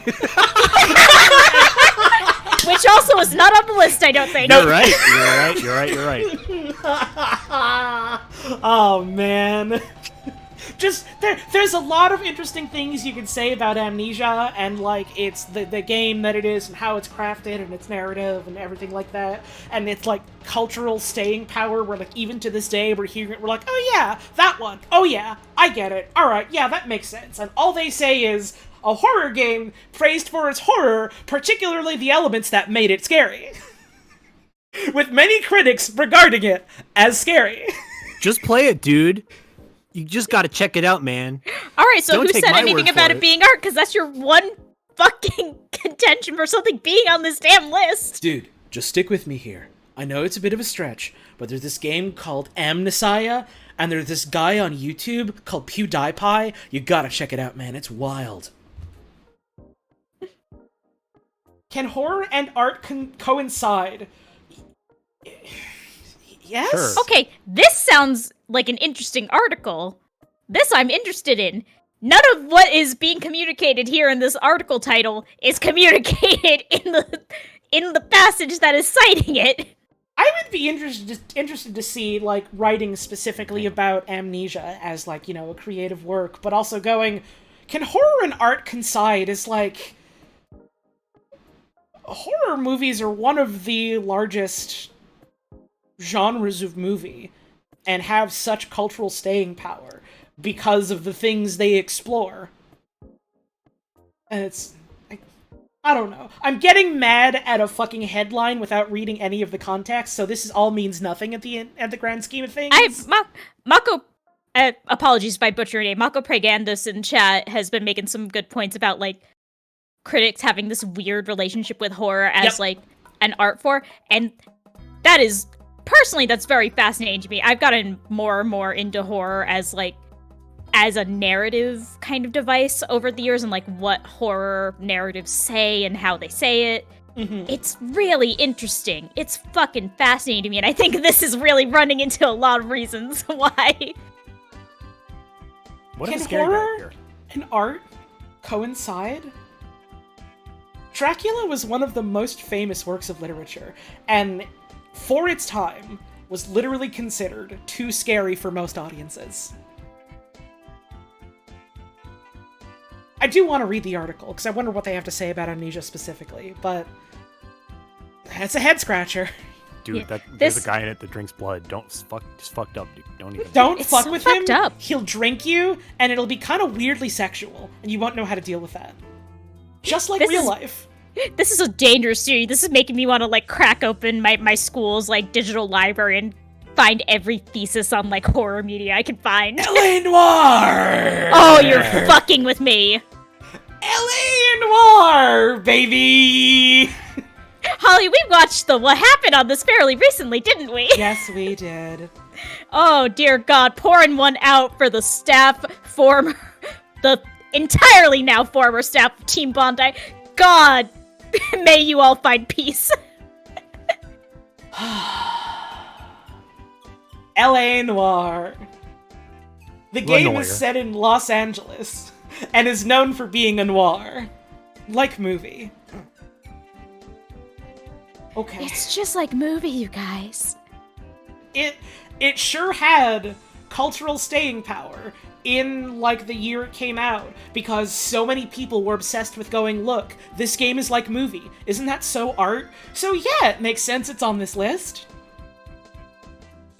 This game is like... the list is, like, losing... Like, I mean, not that it had a plot to begin with, but it's, like, losing the plot so fast where it's like, I think you meant to call this article, like, list of noteworthy games. Yeah, Yeah. Please look forward to the talk section. Oh. Yeah, baby. There's some scathing talk about that, and some scathing lack of talk about that. Exciting. Awesome. We gotta. We gotta. Child of Eden, 2011. Q Entertainment, Xbox 360, PS3. A rail shooter similar to Rez, in which players shoot at various targets which produce melodic sounds upon destruction. As with Rez, it was designed to evoke the feeling of synesthesia. I like how much of this is referring to a game that was not on the list of video games considered artistic. It's a lot like this other video game that we just didn't include, which is... It's like, I was looking up gameplay of this because I was like, I don't know if I've heard of this. And it's just like a kind of like visual, like an interesting visual rhythm game where you just kind of shoot things. But it just made me think of like fucking Fantavision and just like, specifically, it's like a game where you just like watch fireworks and like click on them and they explode. And it's like, wow. Uh-huh. Star Mine. Power up! I literally don't think I've ever heard of this video game, which... I don't know. Apologies to Q Entertainment and Child of Eden, but it's so strange to be like, alright, here's this game I've never heard of. What do they have to say about this video game that's consideration on the list? Well, it's like another video game. Oh. They're doing you dirty. They're straight up doing you dirty. I'm noticing a sudden sharp drop in this list, like literally as we got to the 2011 session. Oh yeah. Like, entire huge paragraphs about Mother 3, and then The Cat and the Coup. Documentary puzzle game about Mohammad Mossadegh, who is Prime Minister of Iran. Papa and Yo. It's a story about love, loss, and growth. Like, yeah, man? Okay? Cat in the Coop actually looks interesting. Hang on a second. You're giving me so little to go on here that I'm that genuinely... sounds like This sounds like something someone would make up as like a joke about an art game, and I say that as a compliment that makes me interested in looking at it. Right, like... Oh, I remember this. It's accidentally compelling because it makes me want to go, you're fucking telling me nothing. What are these? I want to go and look at it myself. You did one tiny asset for the remaster of The Cat and the Coup? Dude. Oh, interesting. Goddamn! You are the fucking champion of tonight's stream. That's awesome. That's really cool. Genuinely. Also, I have to highlight this comment from Sloan. It's because the Smithsonian exhibit was in 2012, so they couldn't have anything in it from 2011 onward. Yep. Ah, I see. I don't actually know anything about Papa and Yo. So I That guess looks like vaguely familiar. I feel like I probably saw I've, like, it in like a seen Steam this. sale or some point and just like, huh, this looks neat, and then forgot about it. I know nothing about it, but it's a story about love, loss, and growth. So that tells me also nothing. That still tells me nothing. Thank you. Okay. Dear Esther is the second game on this list where every time I think about it, in my head I'm thinking about the graveyard. I think I have a similar but different thing where I think Dear Esther I always mix up with Gone Home. Oh yeah, that too. I could definitely see that. 2012 I think from I've the ever Chinese played Room. Dear Esther. A minimalist first-person exploration game centered around its graphical environment and story. The narrative is provided through monologues as the player journeys through the environment. I mean, isn't Gone Home like that too, where you like Yes. wander I think around and there's so. like monologuing? Yeah, that's but people that's got why I mad get the about two it confused. because... Question mark. Question mark. I You don't... see, you don't get to have gun. I don't remember why people got mad about it, except that it was probably, like, thinly to thickly veiled, like, misogyny or homophobia or something like that. I think, here's the other thing. I don't remember which of them it was, Dear Esther or Gone Home, because as stated, I keep mixing the two up. One of them, they imply that the character you're playing as is a lesbian. Do you know what my favorite thing about Gone Home is? Mm-hmm. Gone Home, is one of those fucking games where it's like, yeah, all of these games exist in the same universe and they're crossover connected. Do you know what game it's connected to? Tell me, darling. BioShock 2. I am not joking. Well, I'm gonna lie on the floor now. Thank you, honey. How? Specifically, it's in the sense that people worked on both of them and wanted to make cute references, and then were like, well, it's fun if you read into it that way if you want. Because there was a bunch of BioShock 2 devs that worked on it. Straight up, one of the characters from BioShock 2 eventually becomes, like, the CEO of a fucking video game manufacturing company, and makes a video game that appears in Gone Home. And I think it's cute and fun. In that it essentially amounts to nothing. You either have to go, like, whole hog, like the fucking BitHale games, or it has to basically be nothing, so I can kind of shrug and go, okay, it's cute. Yeah, I just hear that and I feel nothing about that. I'm like, okay, that's fun. Yeah, sure, okay, whatever. While I was lying on the floor, I remembered everything. I made all the connections. Dear Esther is the video game that my high school girlfriend really liked and recommended to me. Gone Home is the one with lesbians. Let's go! Easy mistake. And speaking of has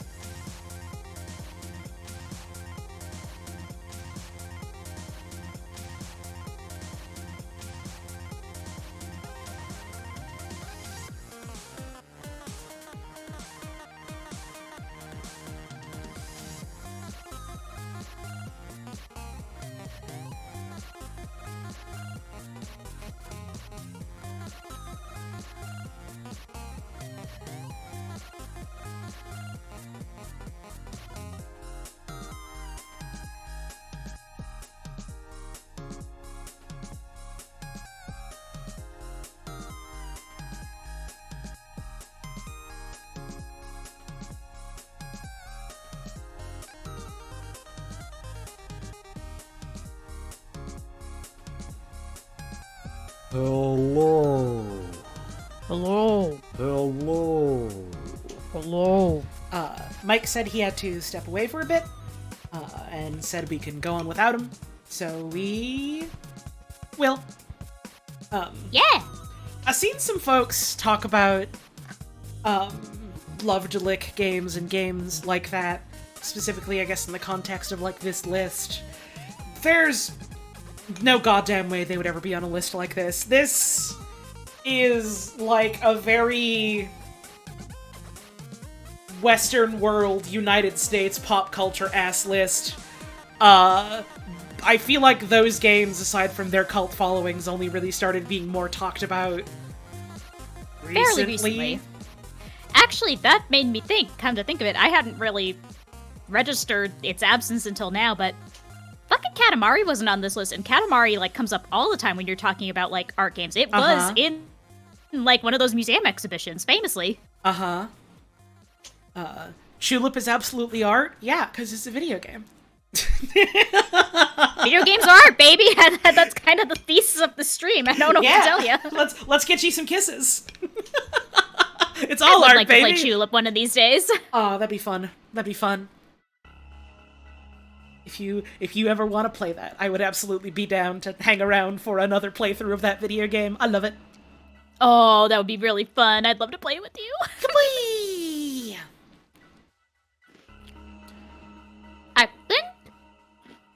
I think Mutual Friend of Bugs might actually have a copy.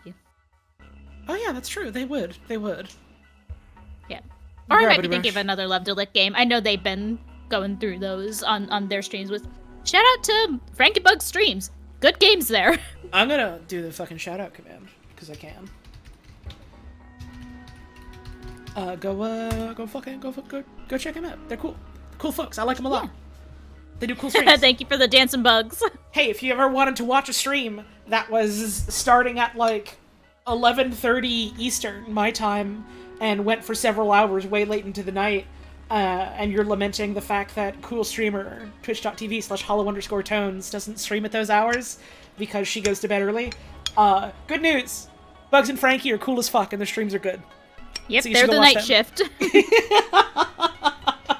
shift. Genuinely very excited about the fact that I am going to be on the West Coast with my wife in 2 weeks, because it means some nights we just get to fucking hang out and watch them for a bit, and like it won't be nightmare hours for me when we do. Oh, and they're getting into the juicy bits of new Pikmin, so we will have food to eat there, honey. Yippee! Speaking of juicy bits, Gravity Rush. Yeah? Yeah, honey? I don't know what I meant by that.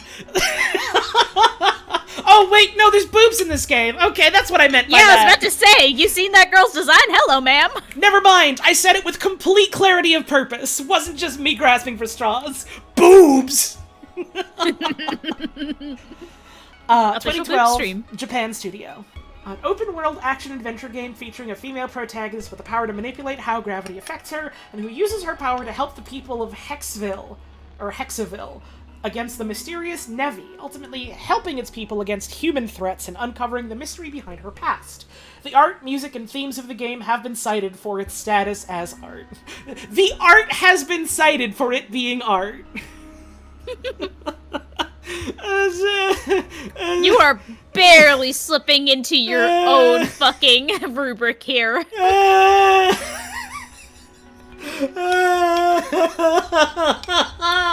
We're gonna hit a point in this list where the only justification given is, I like it. You don't even know. You don't even know. Oh, that's both exciting and horrifying.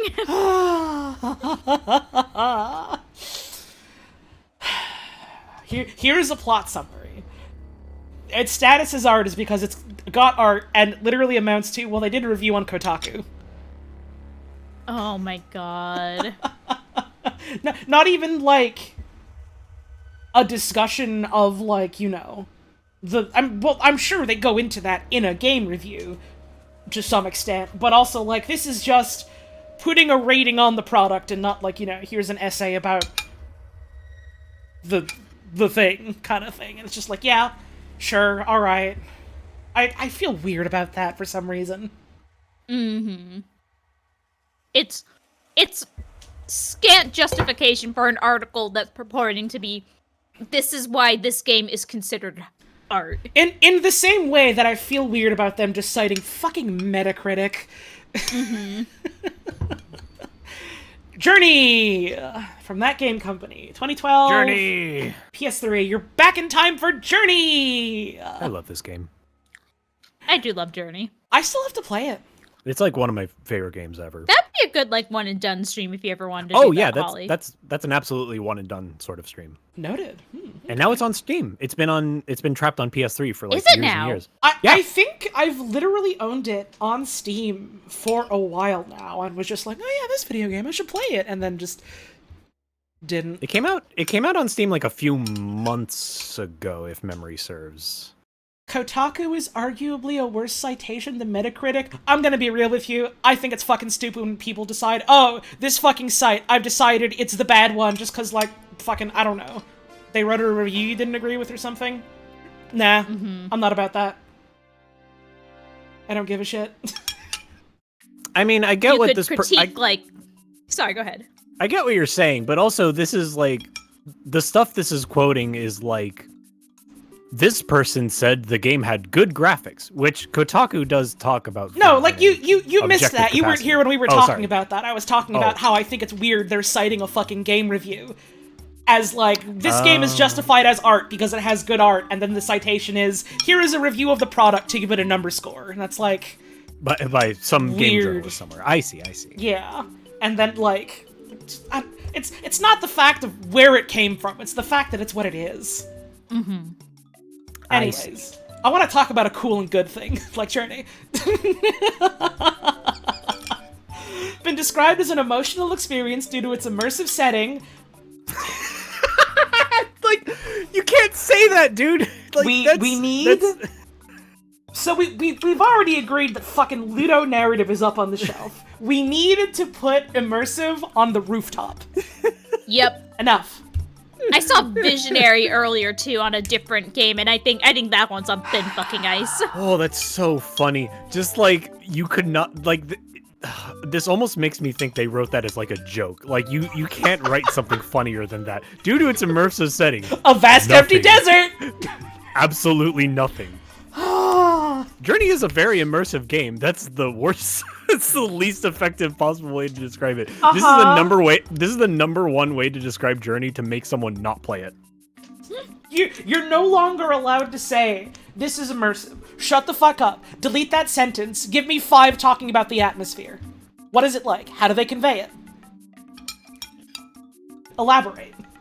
Why did they choose it? What does it mean for you as a player? Distinctive visual style. Dynamic music which responds to the player's actions, and de-emphasized gameplay. Also a bad way. That's true, but it's a bad way to describe it. See, I haven't played this game, and I sit here and I think, what does that mean? It means nothing, because the game is like a platformer, more or less. See, like, it's a good platformer, but right. like... But the game... what they mean to say is that the game is sparse. There's not a lot. There's not like, oh, now you have this ability because you've unlocked this. Oh, right. now you can do like, this. Or, it's like, here's a space now they're that you introducing explore, more basically. challenge. Yeah, it's just like, here are different levels. You go from level 1 to level 2 and stuff is different. That's not de-emphasizing it. That's just a different framework than a fucking Mario game. I think fine. The thing is, I think this article is under the illusion that non-gamers are reading this. I think that's the ultimate thing that I've been gathering as we've been reading along. I think they're writing these sorts of things as if they are talking to a non-gamer. This is the thing that you show to your dad to convince them that video games aren't just a Nintendo, and there's more than just Mario and that one golf game that he played. Literally, this is... Oh man, Holly, you've just introduced a beautiful fiction to this article. This article's only reason for existing is because, like, some 11-year-old is like, games are art? Yeah? Where'd you read it? On Wikipedia? Oh, really? I'd like to see that. Shit. Oh, fuck. Guys, I need your help. And then he messages all of his friends. List of video games considered artistic. This is a list of video games, Dad! By Joel from Ohio.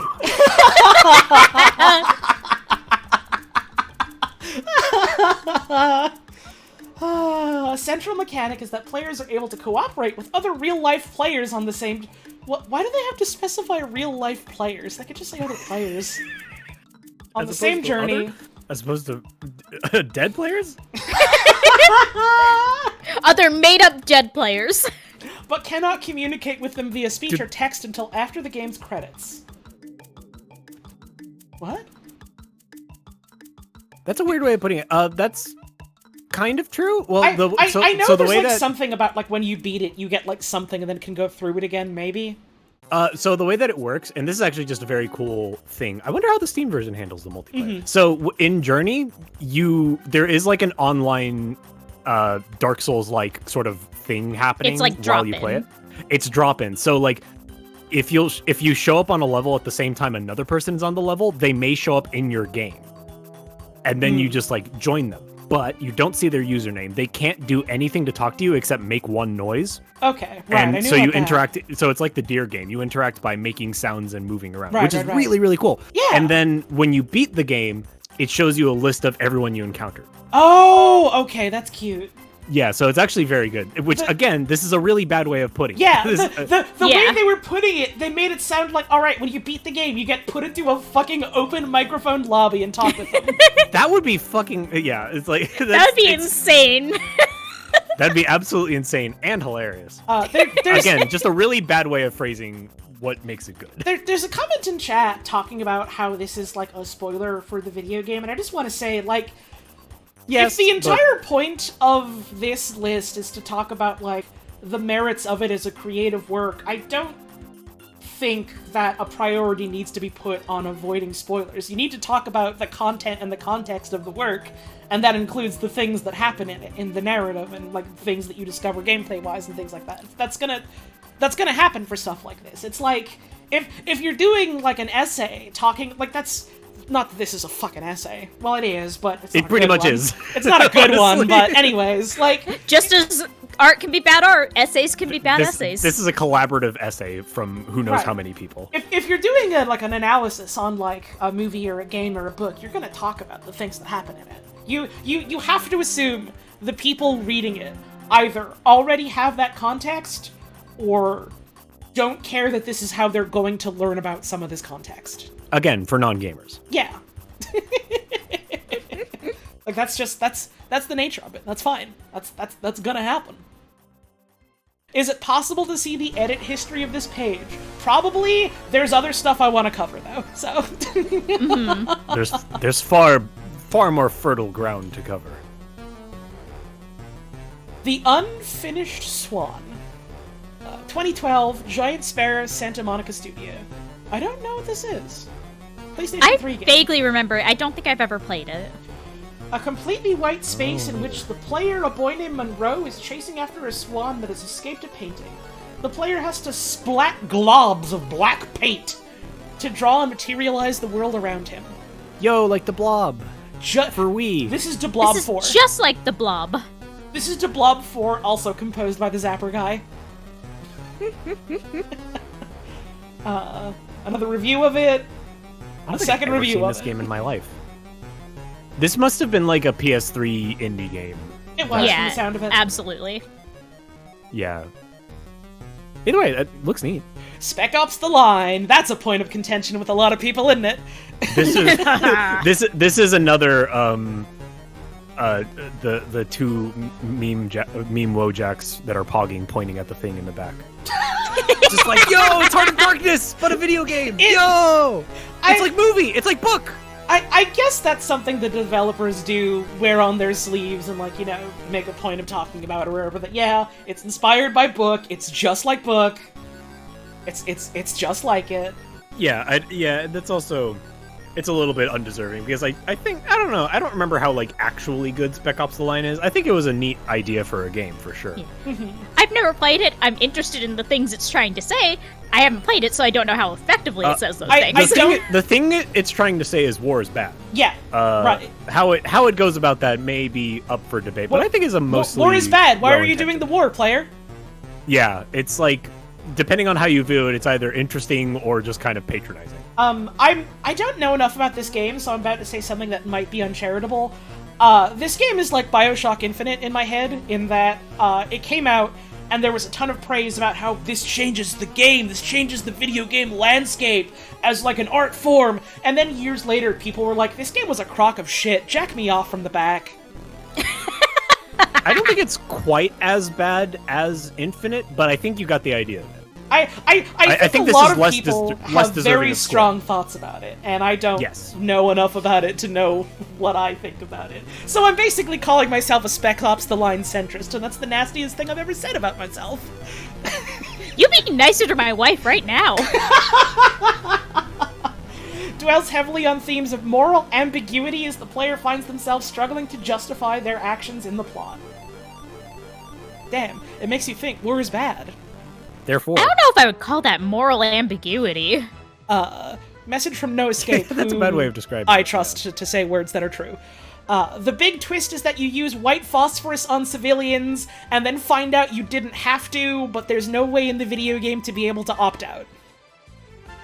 Yeah, it's the long and short of it is you kill people because it's a war game, Right. And then the plot goes, "Why did you kill those people? What's wrong with you, you monster?" Which, So- like, in the grand scheme of things, is like, oh wow, this is a funny thing for a video game to do considering current trends. On the It's- other hand, It's fucking... What's the one Yoko Taro game where he made it because he was like, man, it would be fucked up if Dynasty Warriors was real? I don't remember. Drakengard. Drakengard, yeah. It's Drakengard, but fucked up because it's about the Middle East.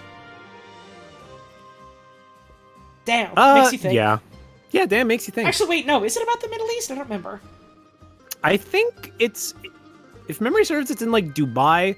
So they okay. kind of like put it vaguely in the Middle East, but like far enough from in like an actual pertinent Middle Eastern conflict. Either way, they were definitely hinting at that. That's the idea of the game, for sure. Damn, this game's honestly so ludonarrative.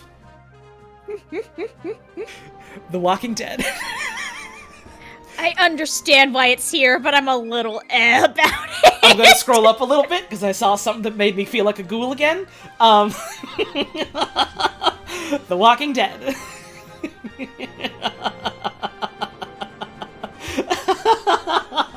What if comic books were a video game? This I ask you. Dude, this is just like comic books.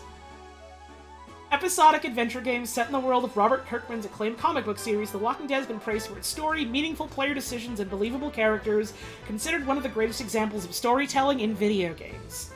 By who? By Hollander Cooper. By a guy at Games Radar. by a Games Radar review writer. I actually remember that name rings a bell from like the olden days of game reviews. Anyway, It's... I mean, I've heard again, it's good, but... this is you're. I'm not even willing to look at a game's artistic merit unless it's been in the Smithsonian Institute. Don't even a game reviewer. Don't even get me started. Anything made after 2012? Sorry, Buster. That's not art no more. It's... And the fact that I talk about, like, meaningful player decisions, and it just... Everything I've heard and understand about it is that it's just like every other Telltale game, where it's like... There's, like, some minor variance in dialogue. Maybe there's, like, 1 or 2 scenes different at the ending or in the final episode.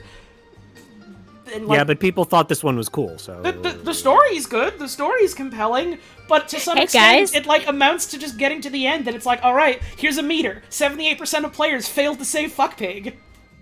Hey, can I say something that'll make people really mad at me forever? It was the first one, so it was notable. Was it? Was it the It first, wasn't like, Telltale game like that? I mean, I think it was like the first dramatic one. Yes. Because, like, they were doing they'd fucking made, like- Sam they'd and made, Max like- games, and I Yeah, didn't they know made if like the those- Sam and Max games. I don't know if those quite had, like, quote-unquote branching paths like these ones allege to. They kind of don't, but they allege to. Like, They definitely did. Like, I think The Walking Dead is like a. I think again, what is this list? What is? I think this is a list of noteworthy games. Hang on, someone In said that Wolf Among respect- Us. Sorry, continue. I think Walking Dead is a noteworthy game because it was it was the first time Telltale, or many people for that matter, had made a point and click adventure game where it's oh shit, things matter, people die, this is a real serious thing, and be very dramatic about it. Once again, we are counting does someone die as this is art. Yes, exactly.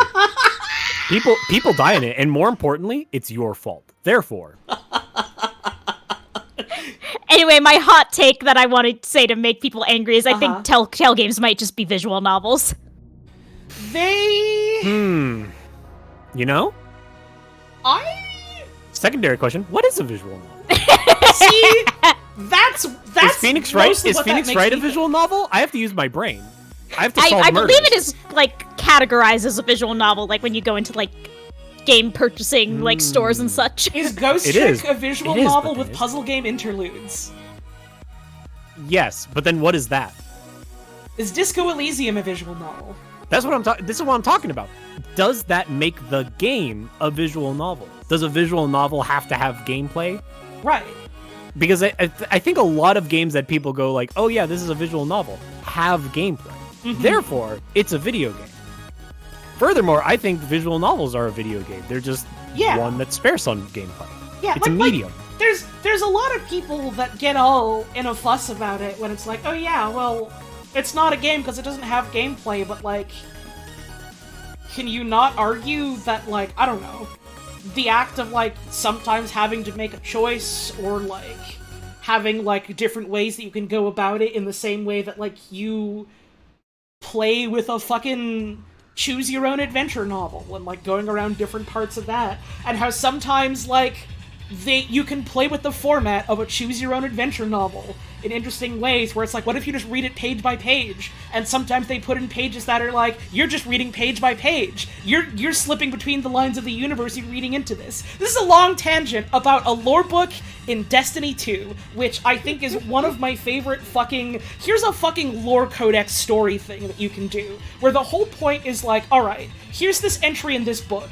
It is from the perspective of a completely alien race that exists as a collective of microorganisms that are effectively just an organic computer. All is a single thing. Yes, truth to power.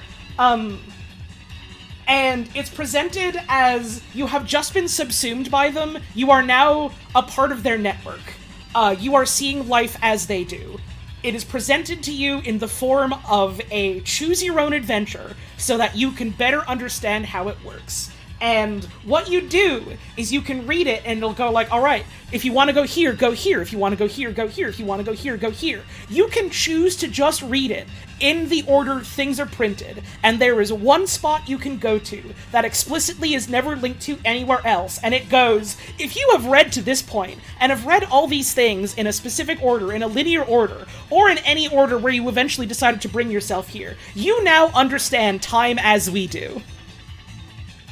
And that's interesting. And that's an interesting sort of method of, you're playing in that space. You're working with, it's just text, and still you're engaging with this in a way where you're exploring this world.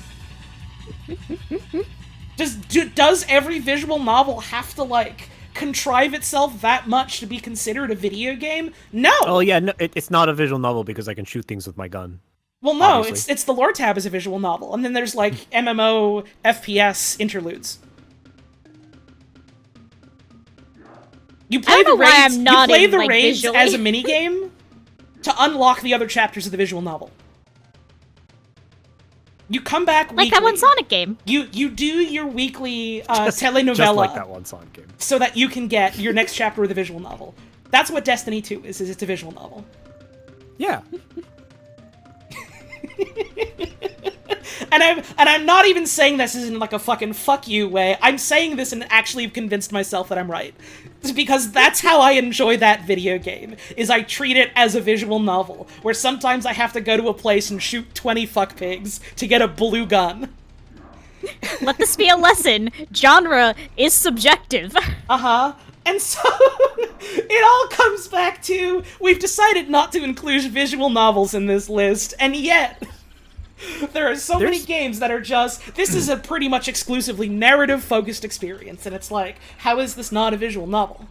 It's just, it takes a special kind of gall to say from the outset, we're not including visual novels. As if to say, a visual novel is mostly a movie, so, we'd be really getting in the weeds about, like, what, is artistic about that other than its movie-like narrative. Anyway, here's a bunch of games that are like movies, and therefore they're awesome. Here's Heavy Rain, which we have listed explicitly as an interactive movie. Yeah, anyway, here's Heavy Rain. Interactive movies have been excluded from this list because they are not games. Here's an interactive movie, by the way. To the person in chat asking why I keep bringing up fuck pig, someone clearly didn't say fuck pig.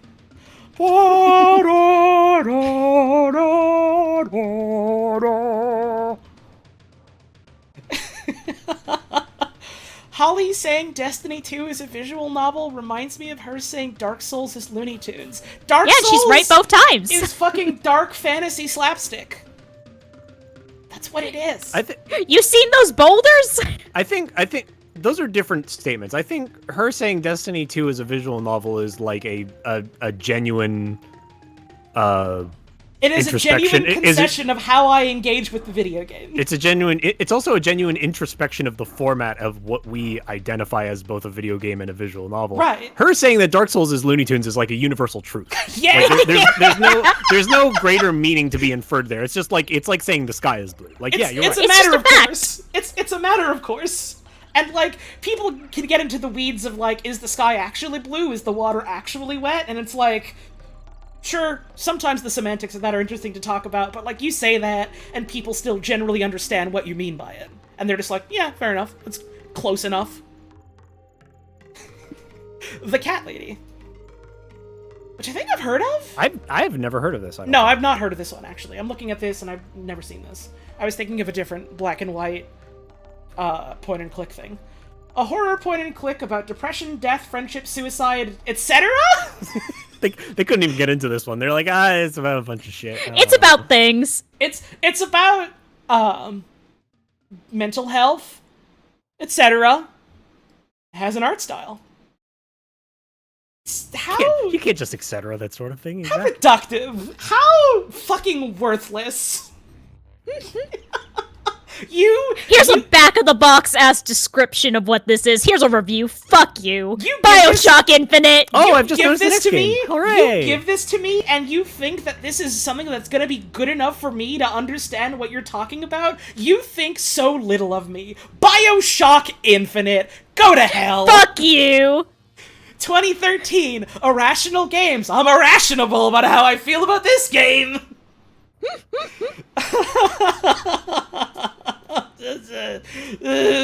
Consoles. I need a fucking drink of water.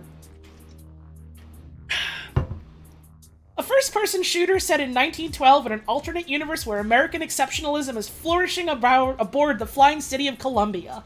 The game's narrative challenges concepts of nationalism? Does it? Religion and racism prevalent through that period. Now, I've never engaged at length with BioShock Infinite, but to my understanding, the way it challenges is those things exist in the game, and they point at it and go, hey, look at that, how about that, huh? Man. Yeah. It sure did exist in that time, huh? But what if racism goes both ways? Wow, that makes you think. Anyways, a cool bird is here. Look at this hot woman you have to save. Just kidding, she's your daughter. I do think that BioShock Infinite is like such a perfect. I do think it is like a very American game in the way that I think it's a perfect microcosm of what people who were just starting college and white guys who were just starting college in 2013 thought was cool. It didn't matter the substance to it. It was that just perfectly describes the mind state of a white American 20-year-old. No, at the time, and someone made it into a video game, and it's this is it. This is exactly what people like this thought was cool back then. Literally, word for word, so vividly.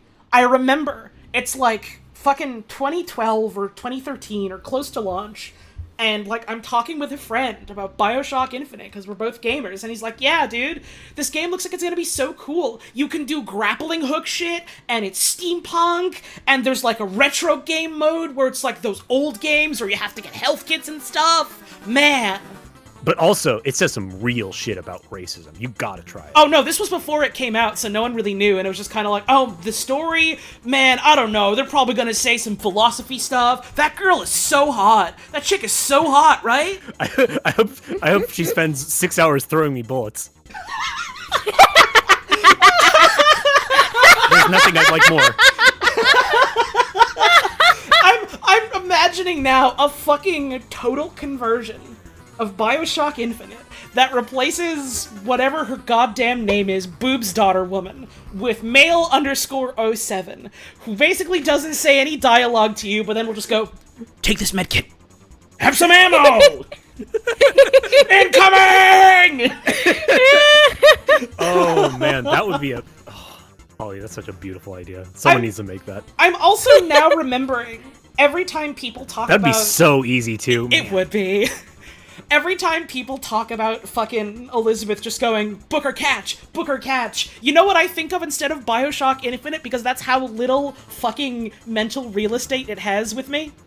Mm-hmm. I think about the episode of fucking Adventure Time where they reveal the origin of the Ice King's crown and the fucking turtle is wearing it, going like, good turn, no! Good turn, no! Good turn, no! That's what Bioshock Infinite is to me. An episode of Adventure Time I half remember. And it's better that way for me. Literally, I was gonna say. Grand Theft Auto 5. Again, it's like movies. Yo. None of the other what if you Grand could do Theft crime Autos then? mine, none of those had any artistic or cultural significance. Fuck them. Yes, especially not the first one that got people talking about this in the first place. Uh-huh. See, I don't even think this description is necessarily going to be it's like a movie as much as it is like the graphic is like so real. And they're telling a story with it? What? Rockstar? Dr. Pazuzu is right. Dr. Pazuzu is right. Grand Theft Auto 5 is art because it won awards. Yeah. Yeah. You see, that's actually another interesting point. Like, making 2012 that cutoff is very much like, this is starting to be the area where, like, the culture of video games in general was like a lot of patting ourselves on the back and being like, we finally did it, guys. People take video games as seriously as they take movies. We did it. Gamers everywhere finally can celebrate that everyone enjoys our medium and we're not called nerds anymore. Yippee! Really fucking good message from Trish in chat. GTA 5 is a work of expressionism about being griefed by a gang of European teenagers in helicopters. Man. Fucking awesome. Let's go. Rockstar Games' open-world, crime-based title satirizes the modern-day lifestyle of the West Coast of the United States, taking place in a city that is a smaller scale but detailed stylization of the city of Los Angeles and its vicinity, often used by players and artists as a backdrop for their own Okay, that's actually kind of interesting to their credit, that they talk about Grand Theft Auto and then specifically talk about how people use that for, like, machinima and roleplay and stuff. Like, that's... Yeah, it's interesting that it's like, this is artistically relevant because it's a fucking set. And also, it's like South Park. Isn't that so cool, dude? It's just like the cartoon, but real graphic. Think about it. Have you considered? Why is Halo not on here? Because it's not like movie. Movies aren't set from first person, except for... Hey, you're right, Halo isn't on here. Yeah, because it's not like movie. But it is like movie. No, movies aren't set in first person, except for that one fucking... Okay, you're right. What was it called? Jumbo Josh? Happy Harry? Whatever? Yeah, good old Jumbo Josh. Jumbo Josh? I don't remember. That was it. It was Hardcore Henry. Okay. But now it's Jumbo Josh. Now it's Jumbo Josh. Now it's Zumbo Sauce. Help! To their credit, I think they maybe... And I'm saying this as a fucking GTA 5 hater. If you like it, fucking whatever. But, like... I do enjoy that they brought up, I think, the one thing about it that is compelling to me is that people use it as a setting for making their own stuff. Mm-hmm. That's interesting. That playground. says a lot about, like, video games as they exist in, like, the larger artistic landscape. Guys, What one is your favorite? Huggy Wuggy Seek? Zumba Sauce? Papers, Please? Jumbo Josh. 2013 from 3909 LLC. A border control simulation game where a political uprising plot develops in the background of mechanical, grinding gameplay that mimics the mechanical, repetitive work of an immigration officer in a fictional country, presenting the player with ethical and moral choices between job and family. Okay, Hey, there you go. credit where credit's due. That's good. That's a perfect There we one go. sentence blurb. Good, succinct description of what Papers, Please is trying to do and how it ties into what it's trying to say. All right, cool. And they link to a review of it, which, sure, okay. If they're giving this much context, then evidently it's coming from the review, then alright, sure, whatever. Maybe it's fine in this case. Proteus? I vaguely remember this. I am I think definitely it's thinking of something else. It's like a color and shapes game. Okay. Why am I thinking of a fucking shmup when I read this? Gradius? Not Gradius. What the fuck am I thinking of? Am I thinking of fucking Parodius? Oh. You might be thinking of Parodius. Yeah. I might be thinking of Parodius. I saw so many people post that, and I literally felt myself go lightheaded as the realization washed over me. This game's art because I can play as a funny penguin and shoot ladies with my gun. Ayo! It's kind of like the Peanuts when you think about it. So, like, sex is art. Consider.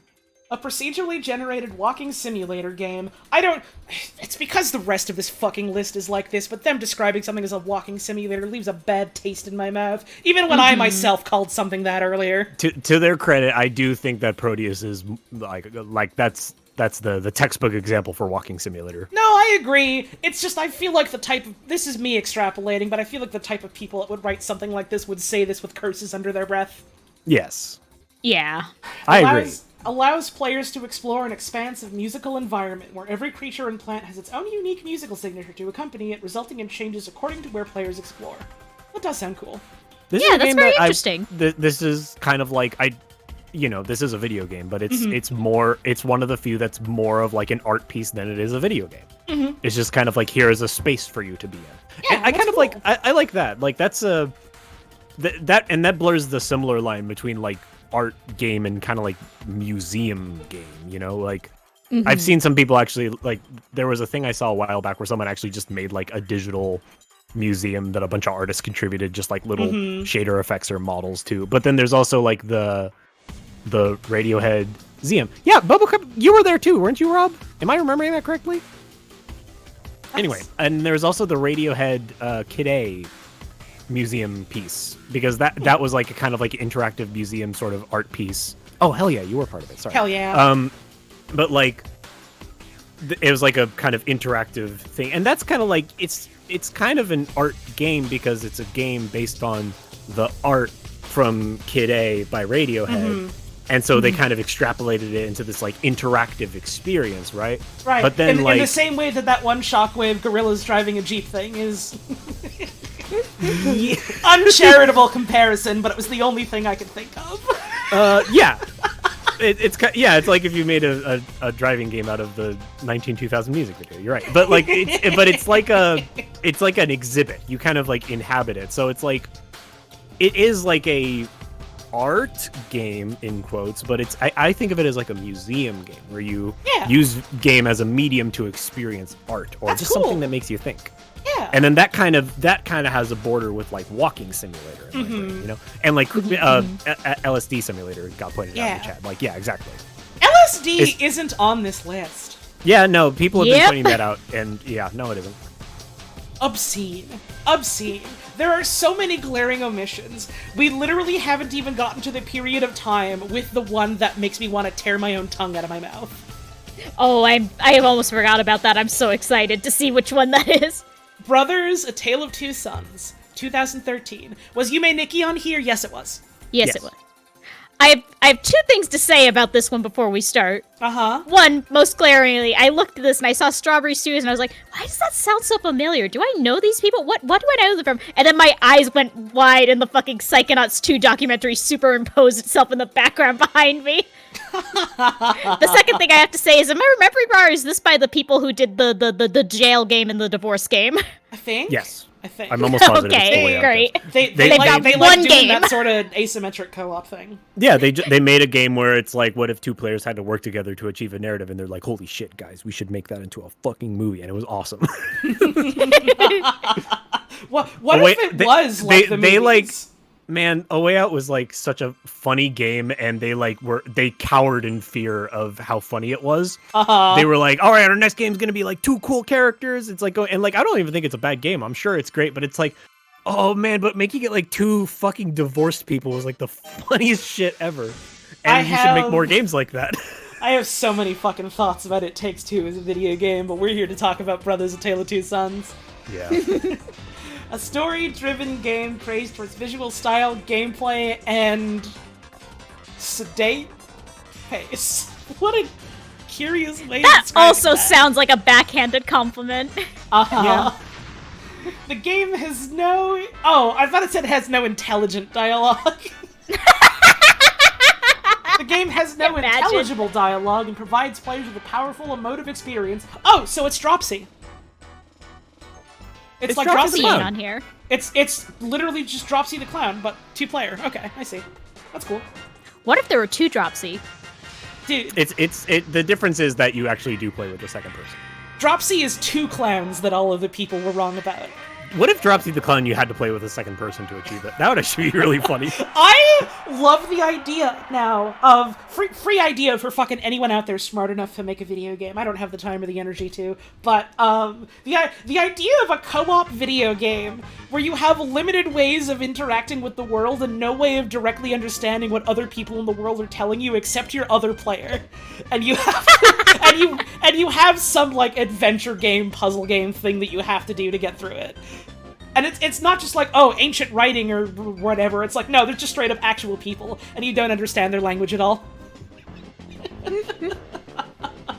and you have to do it like Dropsy, where like, no, it actually is just like, it's not like an actual real language that you just can't understand. But if you look at like the text, you realize it is just a cipher for real things.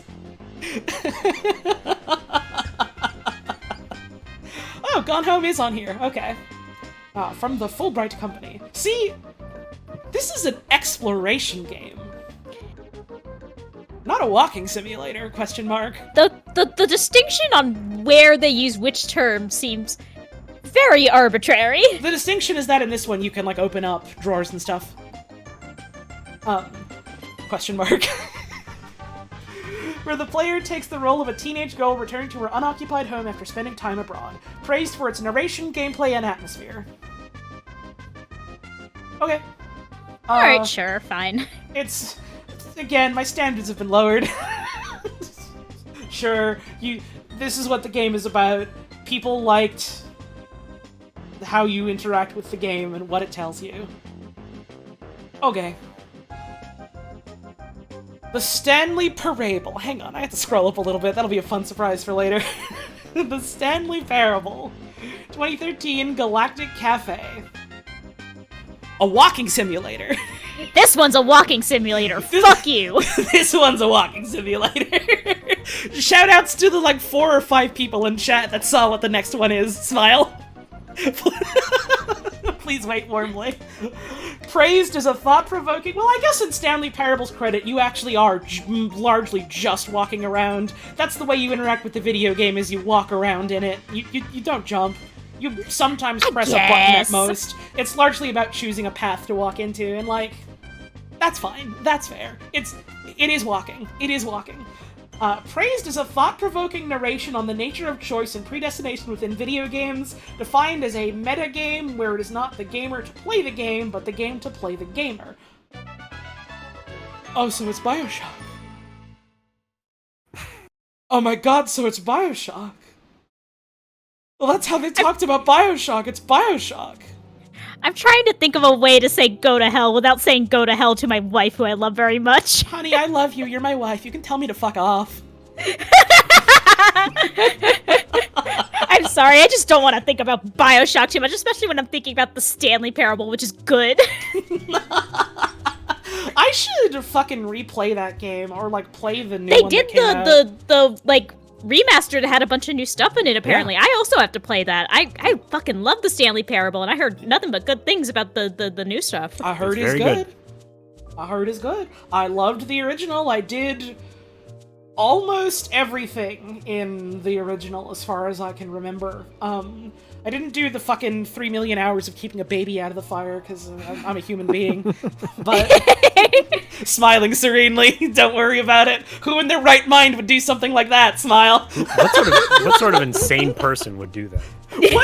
Who would ever? What kind of monster would do Especially that? on stream. Especially on stream in front of an audience. Who would do that? Have I waited 7 years for the achievement? I think it was 5, and also yes. Yes, I have. I literally found a fucking way to force quit out of the demo to keep the achievement that it immediately revokes from you. Is how dedicated I was to getting achievements in the Stanley Parable. They literally Oh, you're so powerful. They literally removed that achievement from the demo for some reason or another, and you can no longer get it. I don't even think I still have it on my account, but I did it. I did it when it was a thing you could do, because I was like, My Chivos. literally all you fucking do is as soon as you're like, here, look, I'll give you a fucking achievement for going through my demo, don't you like it? You just fucking Alt F4 before it has the chance to take it away. I have not played the beginner's guide. I've heard it's good though. Oh, same. I gotta hit that up someday. Flappy Bird. Yeah! Flappy Bird being on the list, I think, is interesting and compelling, given the cultural, like, staying power it had.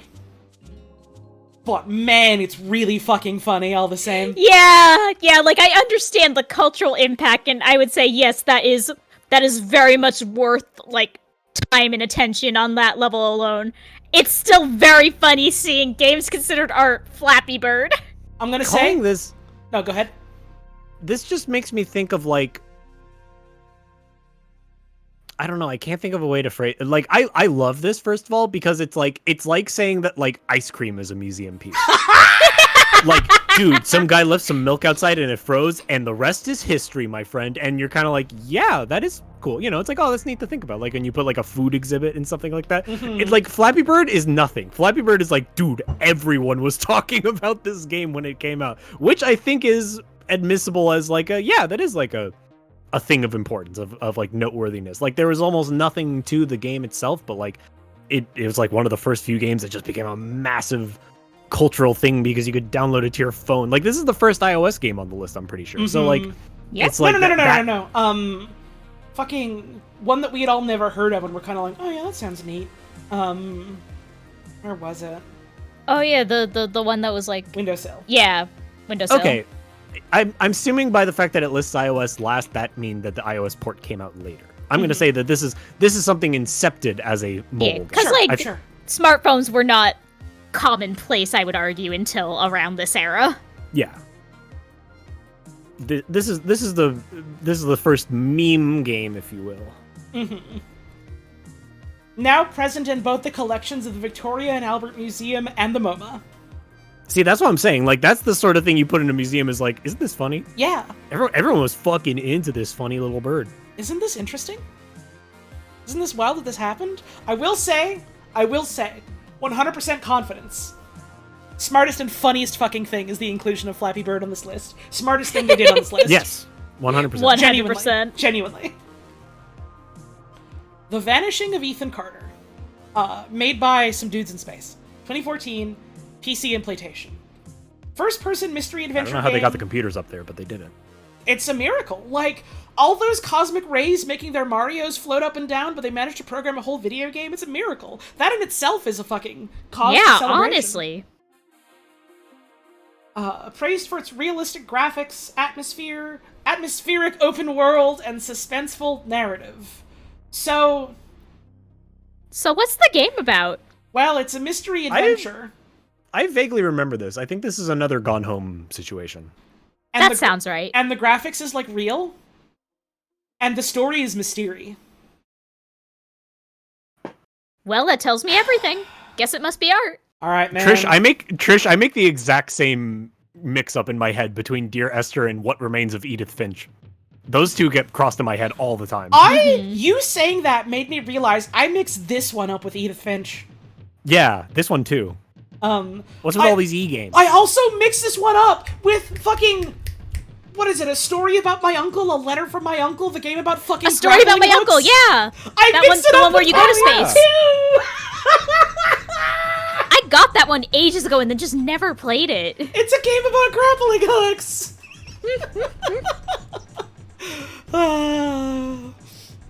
Kentucky Route Zero. I've heard good things about. This is a widely beloved game. 2013 2? Oh, because it's episodic. Okay. I was so confused. Kentucky Route Zero perished in 2020. We're sorry to say. I'm sorry. Rest in peace, Kentucky Route Zero. I'm sorry. I just can't take the pain anymore.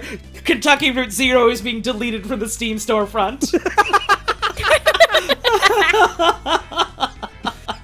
See, yeah, they should put an end date on Flappy Bird. That's a game that actually died. Why hasn't anyone done that yet? That'd be great. People will be talking about it forever. An indie episodic point-and-click adventure game with a focus on storytelling and a beautiful immersive atmosphere. Beautiful in quotation marks. You gotta stop saying that word. I think, okay, here's what I think. I think at this point I'm realizing that they literally are putting them in quotes because they are direct quotes from whatever they're citing. That's which is almost certainly true, but it's still. That is something that your 8th grade writing teacher would tell you not to do. Yep. Sorry, yep, I don't want to be mean, but that is something. No. Be fucking mean. I've been. I might have my own reservations about being mean about this, but when other people are gonna do it, I'm gonna tell them to fucking rip ass about it. The game features a twisting, self-referential narrative as well as deep characterization through evocative dialogue. I wish they would tell me a little more here, frankly.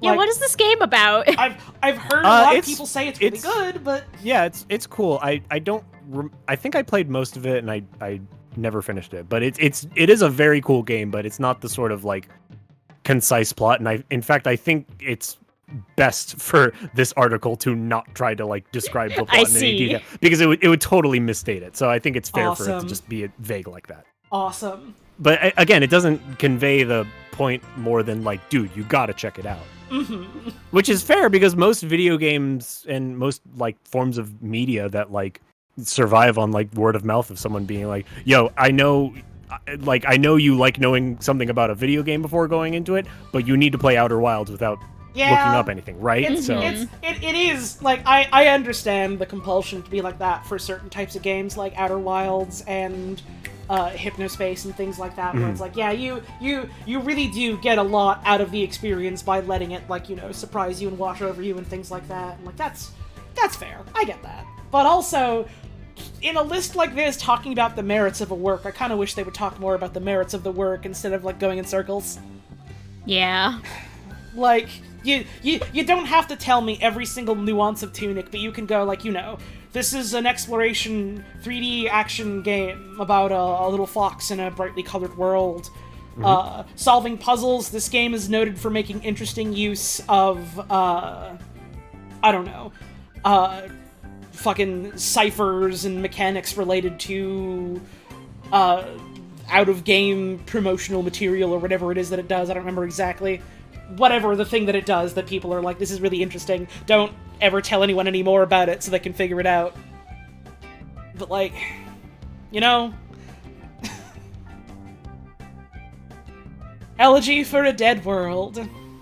This list is so bold yet so cowardly. Disagree, I don't think it's terribly bold at all. I mean, back when it was claiming that two separate Abe's Odyssey games. That was pretty bold. Okay, that was pretty bold. From that perspective, yeah, I think I agree.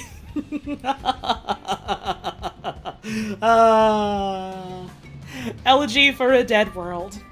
A side-scrolling exploration game where the player writes a diary visible to other players. Explores 3 worlds inspired by romantic poets Percy Bysshe Shelley, Lord Byron, and John Keats.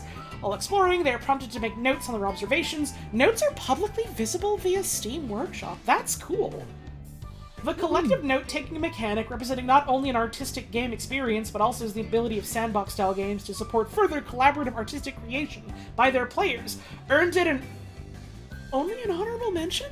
Sad. That sounds really compelling.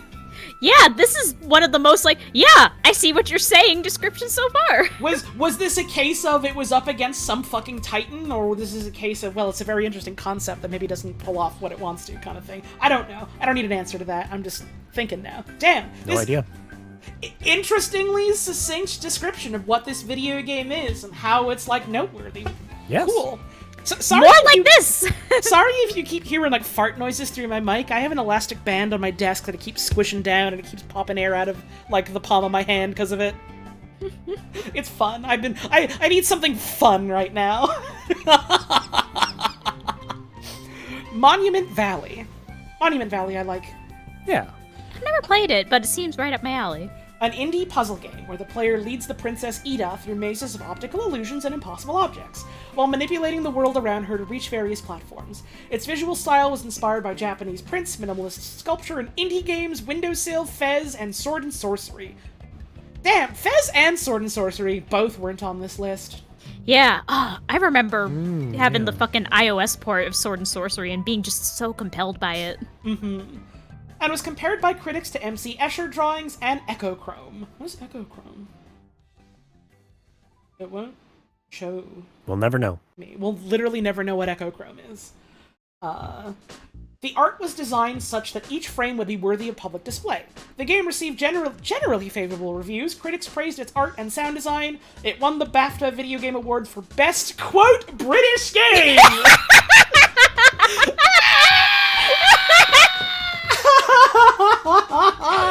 Fuck! And mobile/handheld game. Best British game. What's the fucking competition they're up against? Jelly Boy? Yeah, that's an easy win. Odd Didum's coming in 3rd this year? Wow, good work. While nominated for Best Game, Artistic Achievement, and Original Property Awards. And, This goes on a little long, but, this goes on a little long because they have to justify itself by the existence of awards that it was nominated for. And comparing it to other games that aren't on this list. I think this is the same person as the last one. This seems like a actually well thought out thing to say. Although I may not agree with them as much as I did with the last one, it is still these text blobs are getting longer the longer we go on. I think it's an interesting inclusion in the list where they talk about, it's an interesting puzzle game where the entire puzzle is messing with the physical space that the character can navigate through in order to pathfind them through it, and how specifically it was designed from the start to be really visually interesting and compelling, and also it won Best British Game! Barry Turbine just made me laugh with Steam has recommended you Welsh type games. You fucking joke! But I feel like multiple occasions I've had a laugh because they've done the Steam Quebec type game showcase. Or Steam presents Games of Germany. Hell yeah. See, games of Germany is fine. He's that's a whole country. Saying Games of Quebec is very funny. I want to see what Quebec is up to. Specifically, it's because Quebec has a massive fucking video game scene. They do. Compared to the size of the province, sort of thing. It's huge. It's huge. Fez is a Quebec type game. Yes. In a lot of ways, which I won't elaborate on because I feel like it's obvious, and I'm assuming everyone understands Quebec as intimately as I do. Smile. Wait, hang on. From says the other nominees for Best British Game that year were Geometry Wars 3 Dimensions, 80 Days, Alien Isolation, Forza Horizon 2, and Lumino City. Alien Isolation lost to Monument Valley? Let's go! Let's go! Puzzle gamers keep winning! I guess so. Damn. Alien Isolation's a good game. Maybe it won some other award, but lost Best British Game to Monument Valley as a concession. I don't know. To the person in chat jokingly posting QRPG as in Quebec RPG as a genre, please look up the sequel to The Messenger. Please look up the sequel to The Messenger. You will be amazed. Isn't there a tax credit for game dev teams in Quebec? There are tax credits for many fields of the arts. Yeah, you guys get like crazy art grants aplenty up Yeah, there. like It sounds straight awesome. up, you just go, hey, I'm making an art thing and representing Quebec with it, even if it's not like a thing about Quebec. They'll just go, Oh yeah, sure. Here you go. Oh man, I want to get free money for being an idiot. so do I! That's why I did stream! Now I wish the fucking Quebec government would give me a grant to Twitch stream. Maybe I'd stay in this damn province. Merci beaucoup, Jean Chrétien. Merci beaucoup, Maurice Richard. I decide I'm going to live in the province now. Bonjour, je m'appelle Oli à l'automne. On va jouer aujourd'hui Fez. I hope you like it. On va jouer Assassin's Creed. C'est business. C'est business. C'est business. That one's not even Quebec, it's France. I can tell by the accent.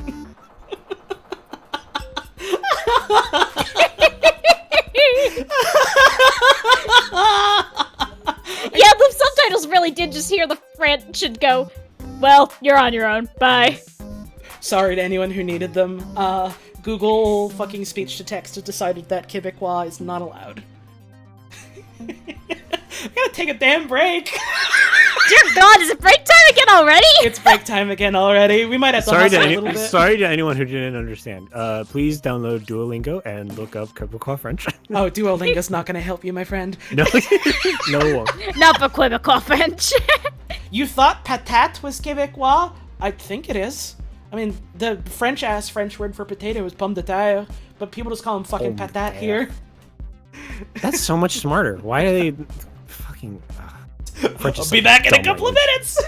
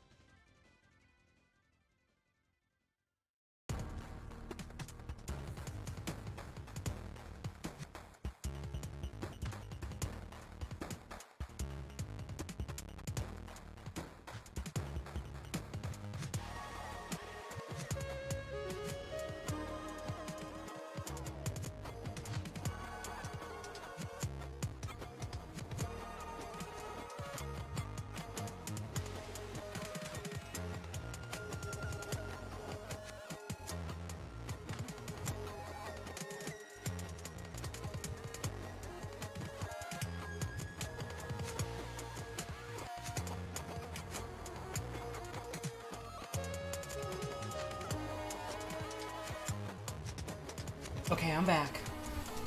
Hello, hello. Welcome back. Hi. Oh.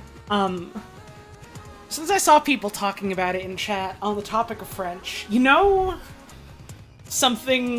to know something so awesome about how you say numbers in French? Mm-hmm. So, Don't even get me started.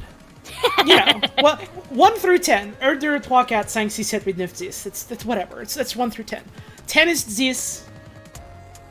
20 is 20. 30 is 30. 40 is 40. 50 is 50. 60 is 60. Do you know what 70 is?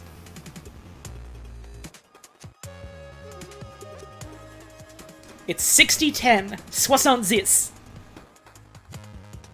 And that's how you say 70. Do you know how you say 80? 80. 420. Hey! Do you know how you say 90? Please tell me it's 69. No. It's 90. 420. 10. Holly, you've missed my favorite part. Uh-huh. 11 through 16? Oh, right. Yeah. Is 11, there 11, are words for 11. Right. There's words 11, for 12. 12, so it's 13, 14, 15, 16. 11, Then like, you 11 get- through 16. 17. But then you get to a certain point where it's 10-7. Right. 17, 10-7. 17, 18, 18, 10-8. 19, 10-9. Right. 20, 20. 91. Do you want me to say it or shall you say it? Do you want to break the bad news? Do you want to break the bad news? Yeah, it's 420 and 11. Right, it's 420, 11. 420, 12. 420, 13. 420, 14. 420, 15. 420, 16. 420, 10, 7. 420, 10, 8. 420, 10, 9. And I literally had so much fucking trouble learning numbers in French as a child that teachers straight up got mad at me. And that's what I had to work with. Hey, you want to talk about art? Something that definitely won't make me upset, like trying to learn numbers in French as a kid? Surely this will be nothing but smooth sailing.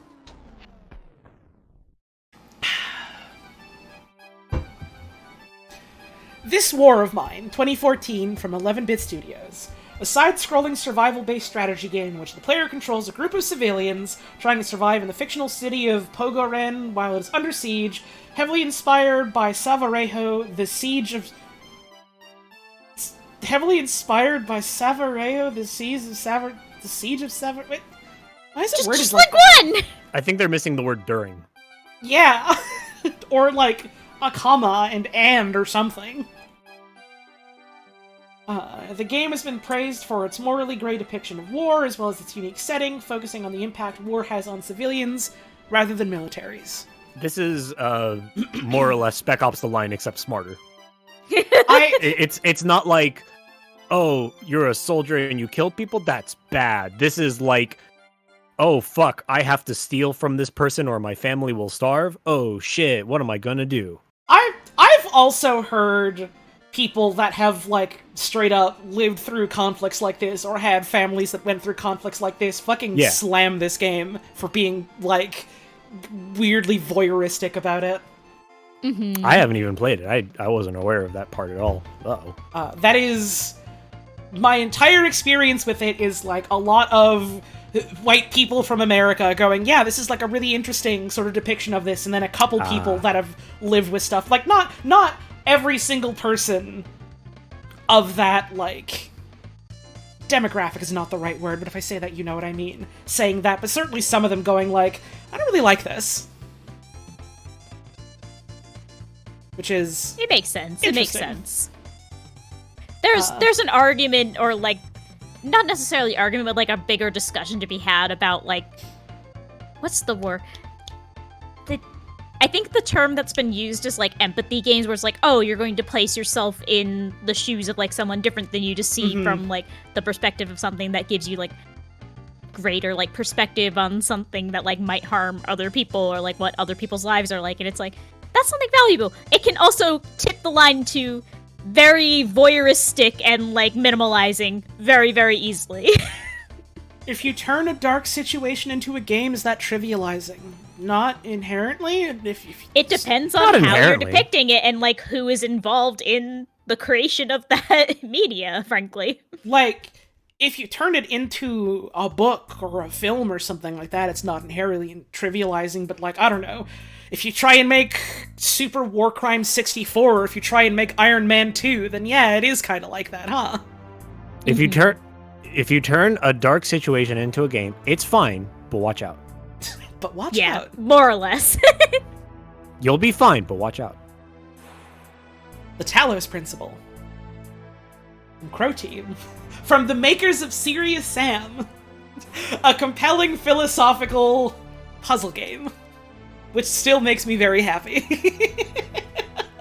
It's so funny that it's from the devs of Serious Sam, because I'm not positive if they're, like, literally made in the same engine as some of the Serious Sam games, but, like, I think they are. I would have to assume they are, because it's first person and why wouldn't you reuse it? But like something about the way that, like, just basic movement and jumping feels makes it feel like I should have a rocket launcher the entire time. It's like like something about, like, the way, like, if I were making a first person puzzle game, I would design the first person controller to be more conducive to just, like, slow, just kind of controlled movements. Talos Principle, it feels too sharp for a puzzle game, so it feels like I should have a weapon. I should be shooting things, like, but instead I'm pointing lasers at doors. You're trying to aim the laser at the right spot to make, like, a shutter open up, and you're like, any second now, I'm gonna hear screaming in the distance, and I'm gonna have to aim the laser at them so the exploders explode in the distance and not on me. Exactly. Narrative-based puzzle game played from a first or third-person perspective. I didn't know you could do third person. I didn't either. The player takes the role of a robot with a seemingly human consciousness as they explore a number of environments that include over 120 puzzles. The game features a philosophical storyline. I wish... No elaboration there, huh? It's the kind of thing where it's like, yeah, I know what they mean because I played it and have seen other people play it. They could elaborate a little bit more about how it's, you know, a reflection on life and death, and are things worth doing if we're going to die and not be able to see them? Is it worth doing something if maybe you won't be able to finish it? Is it worth doing something if you're never going to be able to see who it's being given to in the future? Is it okay to listen to a snake? Is it cool to listen to a snake? Is it cool to tell God to fuck off? They could elaborate. They could elaborate.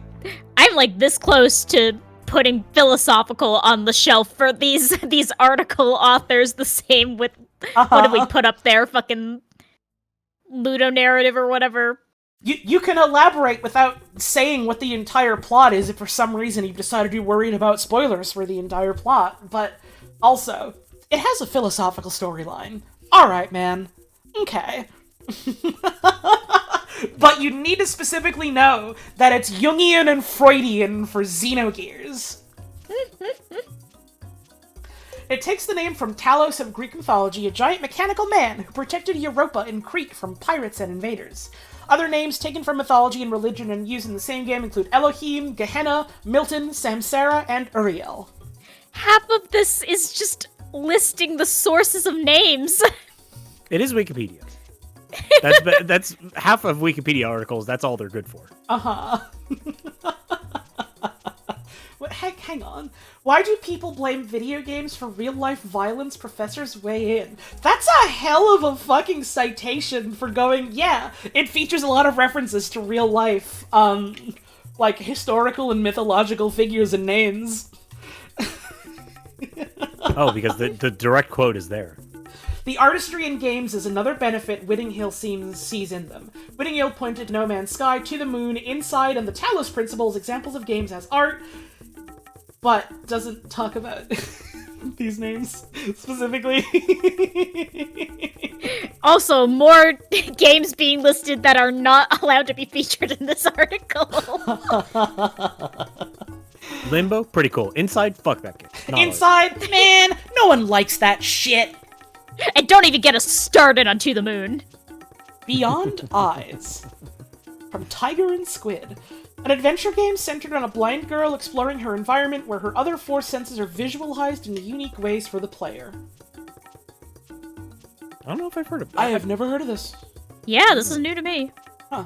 Actually, I might have heard of this. Published by.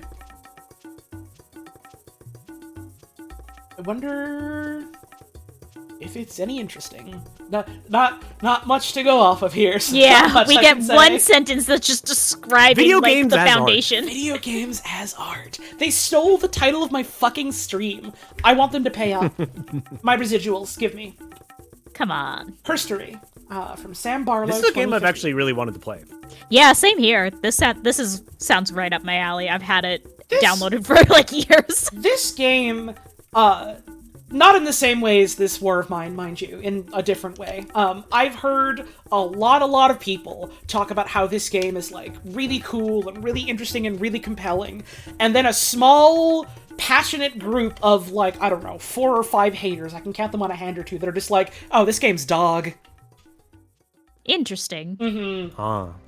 It's the kind of thing where there's just that, not even, like, in terms of quantity, but in terms of just, like, intensity of it, that much polarization, where I'm just like, I kind of want to see it for myself and see what I think.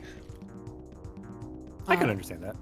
I'm like that with a few video games that I think Holly is aware of. Mm-hmm. Oh, yeah, I recently, because I was like, oh, I know basically all the things about the video game right now, read, like, a thing that you posted literally, like, when you finished Inscription about how you thought about Inscription, and I was like, yeah, it's a good write-up. It was neat. Ugh, I gotta hit more of that. An interactive film which incorporates police procedural elements and live-action footage, which the player controls a police interrogation database and must piece together how a murder occurred through entering keyword searches. I don't know how interactive film it is, given that a lot of it is interacting with individual You're interacting with film. recordings. Yeah, you're interacting It's a game where with you're films. interacting with film. Did no one tell these people about FMVs? It's... I don't Yeah, even but feel... it's not a traditional FMV game in the sense that most FMV games are. Like this is True. like this is actually just a game where you're straight up interacting with film. Yeah. Like the medium of it is like a computer. Who knows? Like I don't even feel like fucking in like a dismissive way being like, oh, it's just like movie, because like from what I know about it, it isn't. It's a It has very neat movie in idea for a it. game. That you use as a gameplay mechanic. Aside from the fact that it's a mystery about, you know, exploring like police tapes kind of thing. Yeah, from what I understand, it's in a similar class as Oberdin, where it's like, it's the sort of puzzle game where you get a bunch of evidence, and it's like, all right, figure it out, shithead. Mm-hmm. You just have stuff to look through, and you have to do it yourself. That stuff is fun to me. That's part of why I want to check this out and see how I feel about it myself. Yeah, I want to check it out. Sometimes you gotta bite your teeth into something yourself and see if you like it or don't, and why you feel either way. I 'cause love- it's good to I- interrogate your feelings. I love looking at things that people are like, I fucking hated this. Yep. And I'm like, really? Like, I just have to see for myself. I'm like, oh, I don't agree with that person. Or I love when like I play something and I'm like, oh, this part I really didn't like, or like, oh, this whole thing I really didn't like, and then I see a bunch of people being like, oh yeah, it was great, I loved it. I love looking into like why they feel that way, because it's not even necessarily like I don't expect this is going to change my opinion. I still like to understand why, you know? Yeah. It is an important part of engaging with media to understand why things resonate with certain people and why they resonate or don't resonate with you. That's Herstory. The Beginner's Guide. That's the one that folks were talking about earlier. That was. It's the Stanley Parable guys, I still which gotta I've check actually it out. never played this game, but I've heard about it. Yeah. Yeah, I have heard only good things. I really want to check this out sometime. How the fuck are you guys saying Undertale? We're on the Beginner's Guide. What are you talking about? Pay attention. This is a different one. An exploration game by Davey Reedon, creator of the Stanley Parable, in which Reedon himself Redden? I'm sorry if I'm mispronouncing that. In which he himself narrates the player through several eccentric, uncompleted games by a recluse developer named Coda. I don't like that I can't look at that word anymore without thinking about the fucking Elder Scrolls lore subreddit and getting so mad I pop a vein in my eye. I won't elaborate. If you know, high five. If you don't, live your life in peace. with Raiden describing what these games mean about Coda's personality. The nature of the story reflects on the relationships between player and developer in modern game development, with elements of Raiden's own sudden success with the Stanley Parable. See, this is really interesting, and this compels me even more to check out this game. Yeah. Well, maybe I have played this. I actually don't remember. But yeah, the conceit is good. Yeah, this is a good description. It's a game about maybe necessarily less the process of making games and more so having made games, if that makes sense. That's Yeah. that seems like an interesting distinction. That seems like an interesting distinction. Very much so. I want to check it out. Welcome to the underground. How was the fall? Ori and the Blind Forest. I actually haven't played Ori and the Blind Forest. I don't know much about Yeah, it. it's very pretty, but I've never played it, and I know very little about it. I'm not fucking skipping this. I was just throwing the girl with it. I love Undertale very dearly. I think its inclusion on this article is another two guys pogging and pointing at the thing in the background sort of inclusion. It's on here because it was a big name popular thing. Yes. Yeah. Not to discredit Undertale, which is a video game that means a whole hell of a lot to me for many, many reasons. But this list is the way it is because it was made by the people it was made by. Come on, Yep. kid, let's save Undertale. Come on, kid. Let's go save Undertale. 2. I gotta drink water. A role-playing game where multiple in-game decisions by the player result in many different consequences, including but not limited to the actions of non-player characters, the mood and atmosphere of the game, and the ending. See, Undertale is a really good example of, games providing you with choices, where when you boil it down to a certain degree, the choices basically equate to, okay, some dialogue is different. Some scenes are different. There are maybe some different fights and a different cutscene at the end. And that's still enough if your game is very compelling. That's fine. It doesn't have to be a massive sprawling. This game can now be 30 other different games depending on all these minutiae of choices. If it's good, it's fine. Yeah. It's interesting. They use those limited changes in very effective ways, Right. and that's what counts. Right. Undertale is the first video game to be a perfect simulacrum of being on a very nice Disneyland flat ride where you're sitting in a car and you're enjoying the sights and sounds around you, or you can decide to hop out of the car and start running around the ride and breaking stuff, and then the security tackles you. Right. No other video game had done it until that point.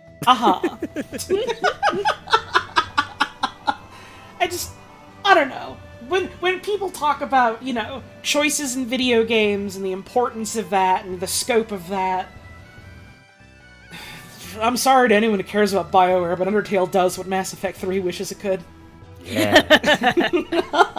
You tell them. With such a small scope, which is maybe in part why it's able to do it as effectively as it does.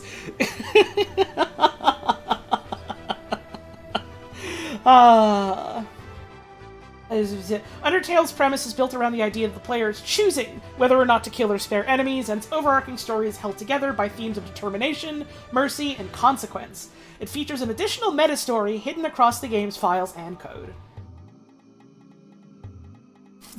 They're using the word meta in an actual contextually meaningful way. I would argue that it's a bit of a stretch to call it a full additional meta story, but it is. It is being used correctly. Additional that is a dictionary correct usage, but by meta story they mean there's a weird guy in here. Yeah. His name's Gaster. An additional There's a meta weird story guy and some as notes in from a dog. Undertale on the list because two guys pogging at Undertale. Additional meta story hidden across the game's files and code on the list because two guys pogging at Wingding's Aster. Exactly. And Yeah, they're right to. It's cool. it's Yeah, interesting. I love the metatextual stuff in Undertale. I don't know if I would call it an additional story. It's more interesting things to think about in comparison to the rest of the game's world and like the broader implications. Like the rest of Undertale, it feels as like compelling as it does, in part, certainly not as a whole, but in part because it's small in scope, does exactly what it needs to do, what it wants to do, what it wants to say and show, and goes, alright, here's these pieces for you to put together and think about. And then leaves that space open for you to wonder and think about, because that's interesting. Yeah, a lot of the best, like, games and media as a whole that I personally enjoy do things like that, where it's like they give you just enough to be satisfied with, like, the narrative and the goals it's presenting for itself, and then also you can cook on and think on some shit when you leave. Mm-hmm. Therefore, it's art. It's literally Therefore, so it's art. It's literally so art. Ori and the Blind Forest. It's so artisting. Ori and the Blind Forest. Oh, damn hiccups, I'm sorry. It's okay. Why is it moving? What? This icky paint like poop? The webpage? What's this icky paint like poop? It's moving! No, boys, don't touch that stuff. Honey, we still have to play that. We do. I just love interpreting that as like you scrolling on a webpage. Just like well, someone standing over your shoulder and watching you is like, whoa, what happened? Why is it moving? It's like person seeing a website for the first time.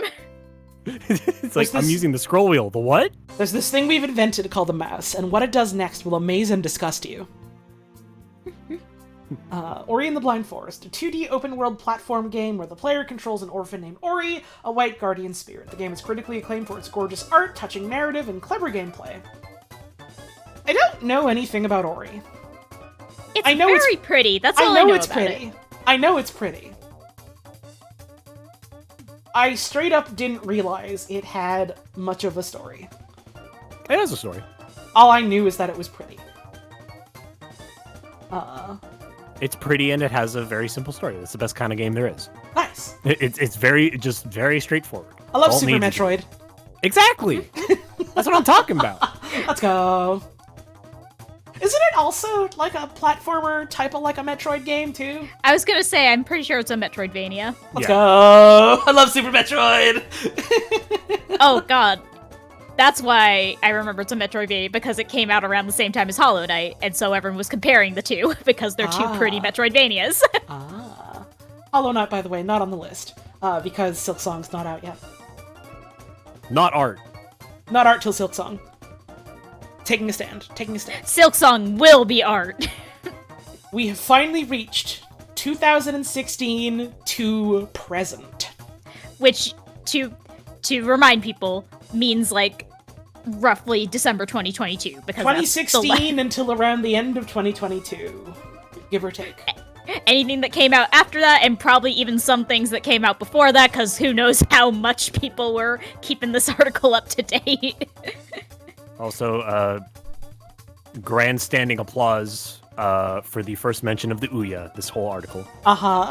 Why are you looking at this through the Wayback Machine? Because as we said at the start of the stream, this entire article was deleted for being a heap of shit.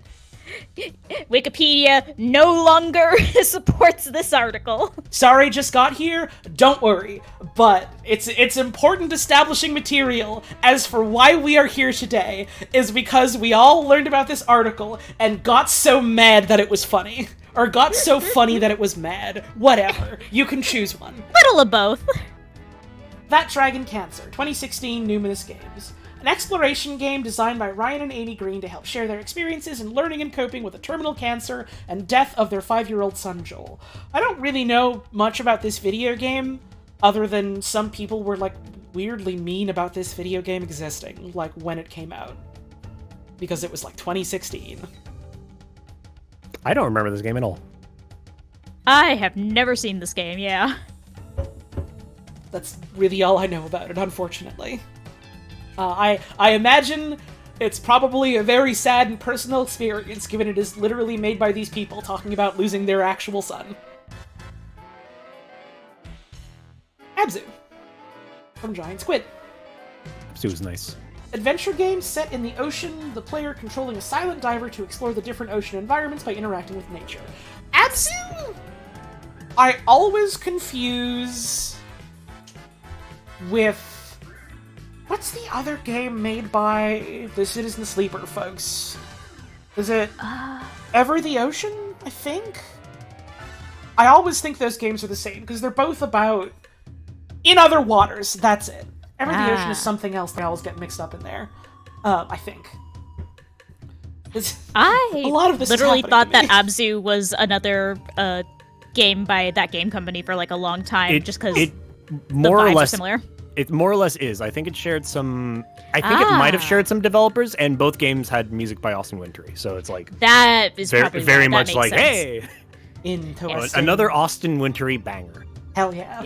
It's definitely one I've wanted to check out. Like, it looks beautiful. It looks like a real nice time to explore. Another slapper from the Zapper OST. Bound. That's the Pixar animation about a rabbit, isn't it? Yeah. Well, a jackalope. I think so. Plastic Studios for PlayStation 4. A platform and art video game featuring a dancer as the main character, developed by Plastic Studios, published by Sony. Why do you... No other fucking segment has included just here's an entire bit about when and how and where it was released. Just to fill space. The game received mostly positive. Is this literally just like the first paragraph or two from the article? This is just copied from the article, isn't it? The game received mostly positive critical reviews, praising its art style and originality. It's like an M.C. Escher painting colliding with Bauhaus. Bound is digital art installation. That's... This doesn't tell me anything about the game, is the thing. That's not even really a sentence. There's no period, and it doesn't follow well. Are these linking to the same thing? Bound is digital art installation. What's not clicking? Battleborn is hobby grade, etc., with epic Battleborn heroes.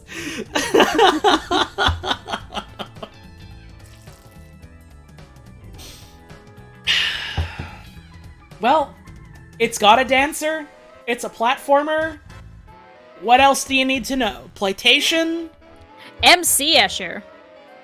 Bound is a pretty game about dealing with a possessive mother, and they don't tell you any of that here. They give you nothing to go off of here. It's got a dancer. It's an art video game.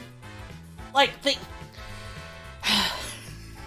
By now, we've gotten to the point in history where people were actually like making art games, or like had the like making art games from the outset and getting a lot of attention for them. And so the authors of the article have kind of hung in their hat, like, oh, we don't need to cite them anymore. They don't need to win an award. So this person meant to make an art game, and then they did. Right. Therefore, this is an art game, as a matter of course, and so it justifies its own existence.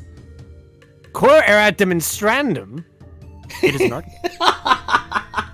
I think, therefore I art. 1979 Revolution Black Friday by Ink Stories. An interactive drama game set in Iran during the 1979 Iranian Revolution.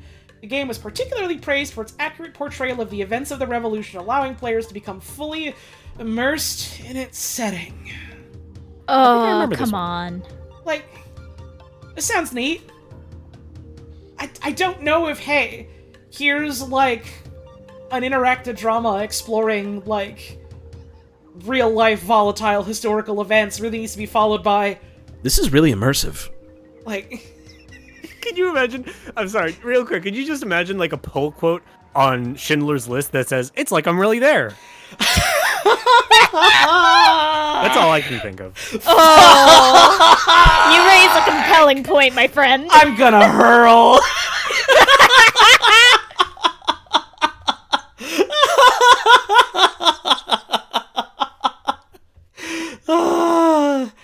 You heard No Man's Sky got better. What the fuck does that have to do with 1979 Revolution? Stay on topic. Anyways, our next game on the list is No Man's Sky from Hello Games.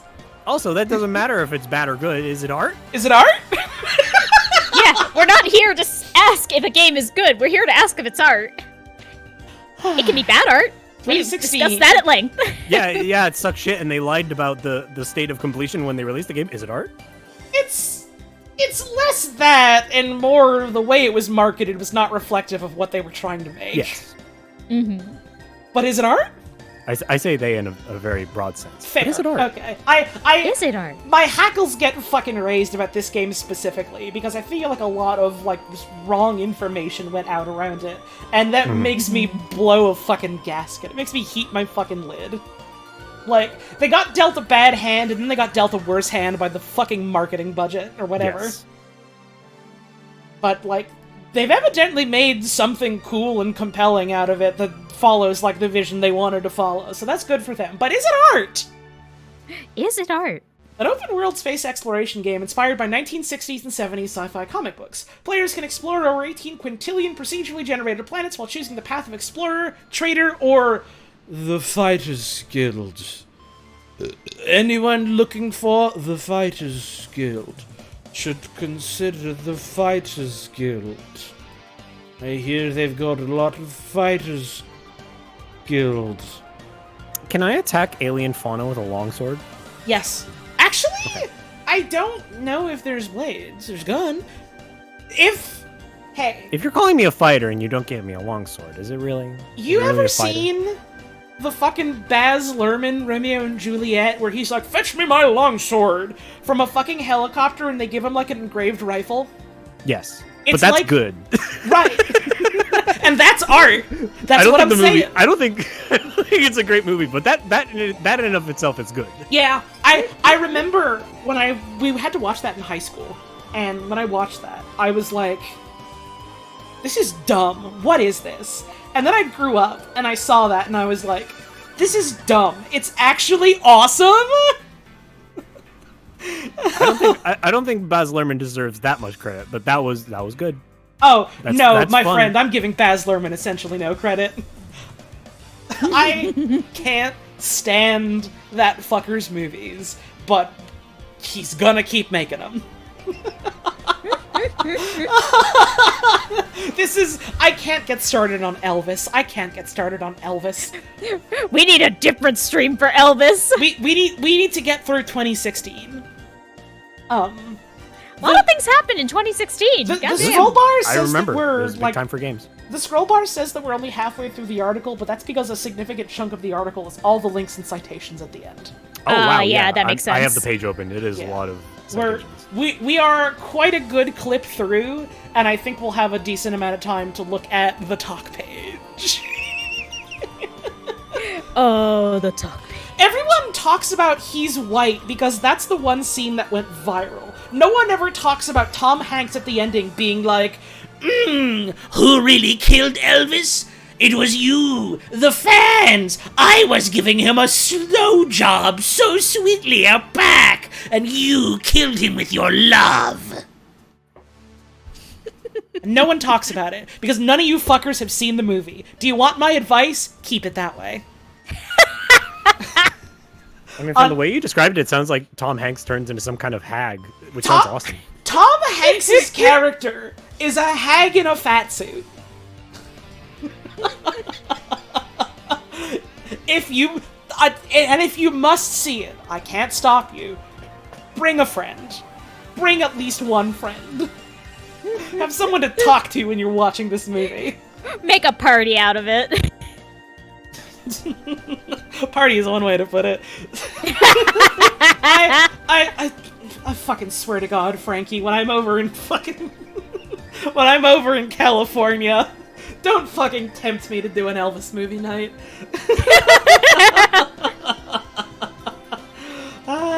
Anyways, No Man's Sky. Is it art? Hi, Bugs, my friend Bugs. Well, we might have to. No, it's true, we do need to do Felix and Gumby. That's right. Some other time. Next time I'm in town. Smile. Oh god, we could do that. We'll be in the same time zone at last.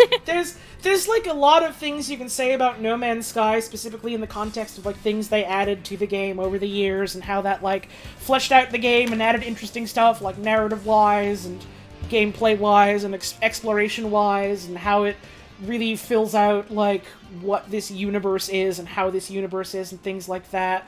But I don't know. I'm feeling weirdly charitable. I'll cut them some slack here. Like, maybe they wrote this really early on before any of that shit was out, so like, whatever. It generates entire worlds of weird critters that you can look at. That's succinct. That's sufficient. Okay. Firewatch. Campo Santo. This is just a direct quote. Okay.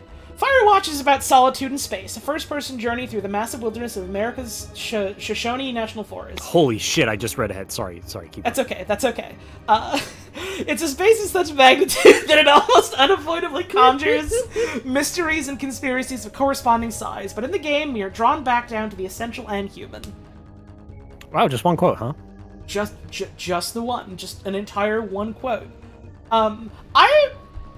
I think it's interesting that it is, you know, a game about isolation and loneliness and knowing, like, what bits I do about what the story explores in that regard and how, like, the spaces you navigate really sort of exemplify that. Like, yeah, I think that's interesting and compelling. I've also heard, again, kind of like her story, a couple of people who just thought the story was complete fucking dog when they got to the end of it, which has me wanting to play it myself. Yeah, same. I want to see what it is. Because there's definitely, like, media I've engaged with where, like, I'm so there through the whole thing, and then they fumble the bag so bad at the end that it spoils the whole thing. I wonder if it's something like that, or if it's just that someone is, like, having a dumb reaction to something interesting.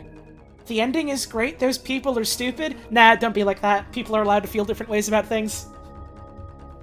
You talk like that again, you're out. None of that shit. None of that shit. We respect different fucking perspectives.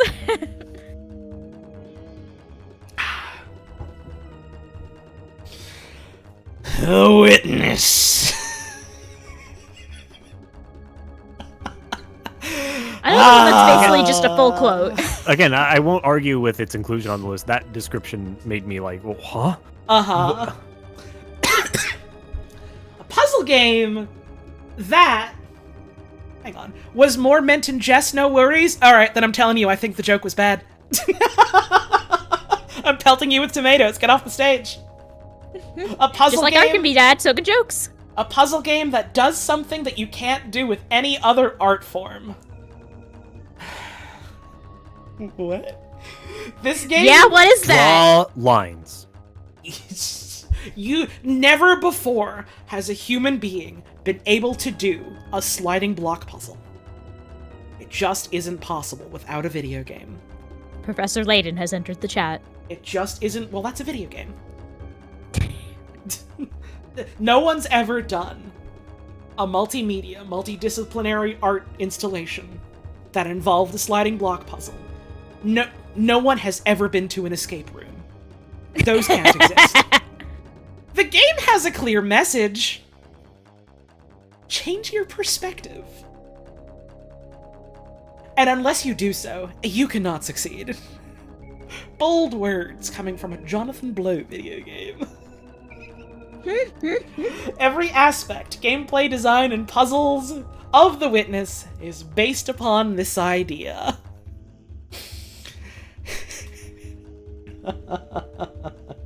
Can I be mean? Can I be mean? Literally always? What a dick-sucking fucking description! A little bit.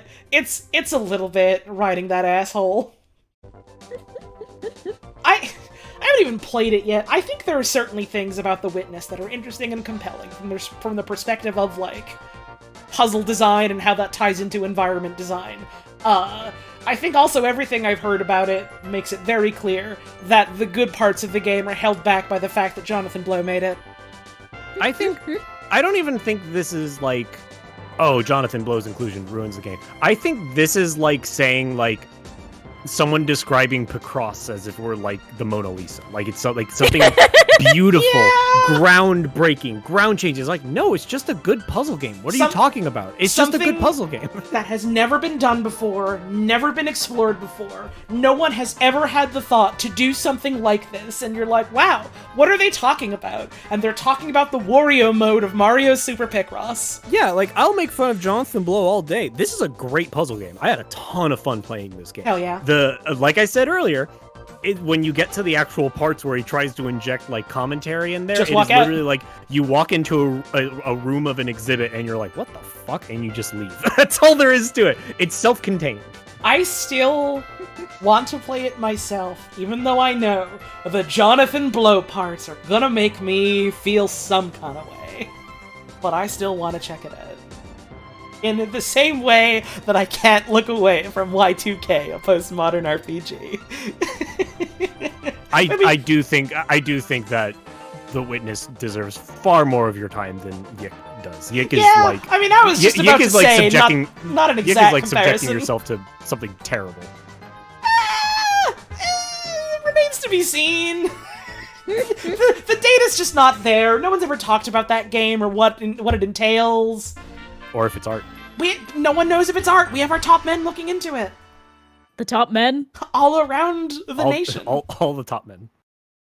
We almost fucking didn't do this stream this weekend because we almost did fucking Yik Part 2 this weekend. And we just didn't have the power for it. And Socks was just like, nah, I'm going through it. I'm not feeling it right now. And I was like, I get it. So am I. Some other time. So we did this instead. Hey, I'm not feeling well. I'm not really up for the beating my dick with a hammer stream. Can we postpone it to another day? Yeah, sure, no problem. What do you want to do tonight? Kick me in the balls again? Yeah. Alright, let's go.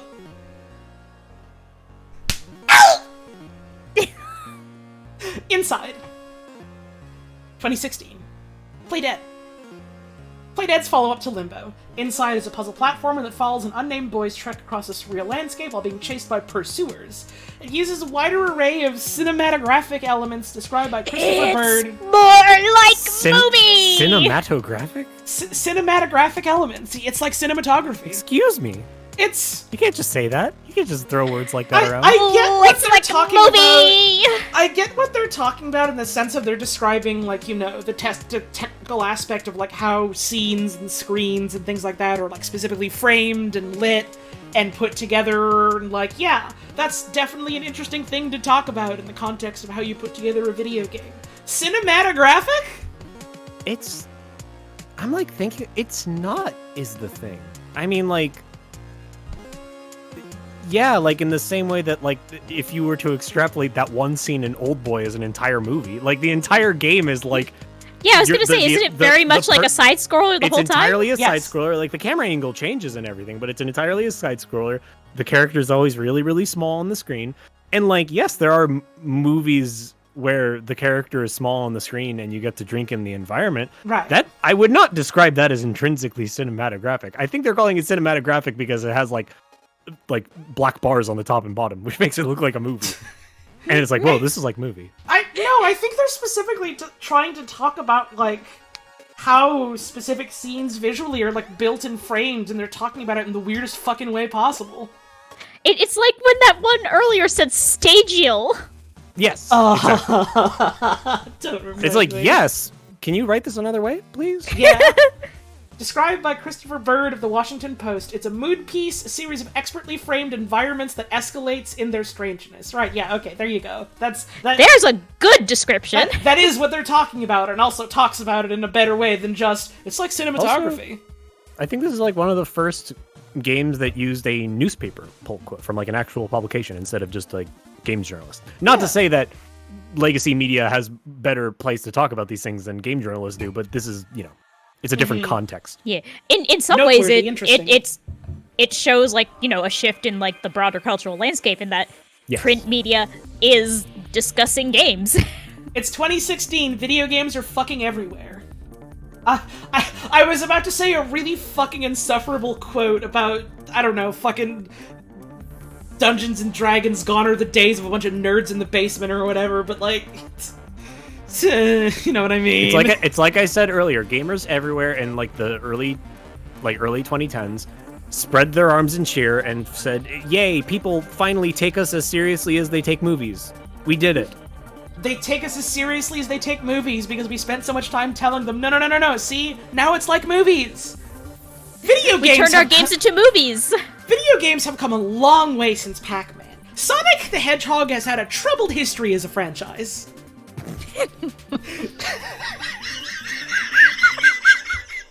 I said that, and I literally felt like I was actually about to dry heave.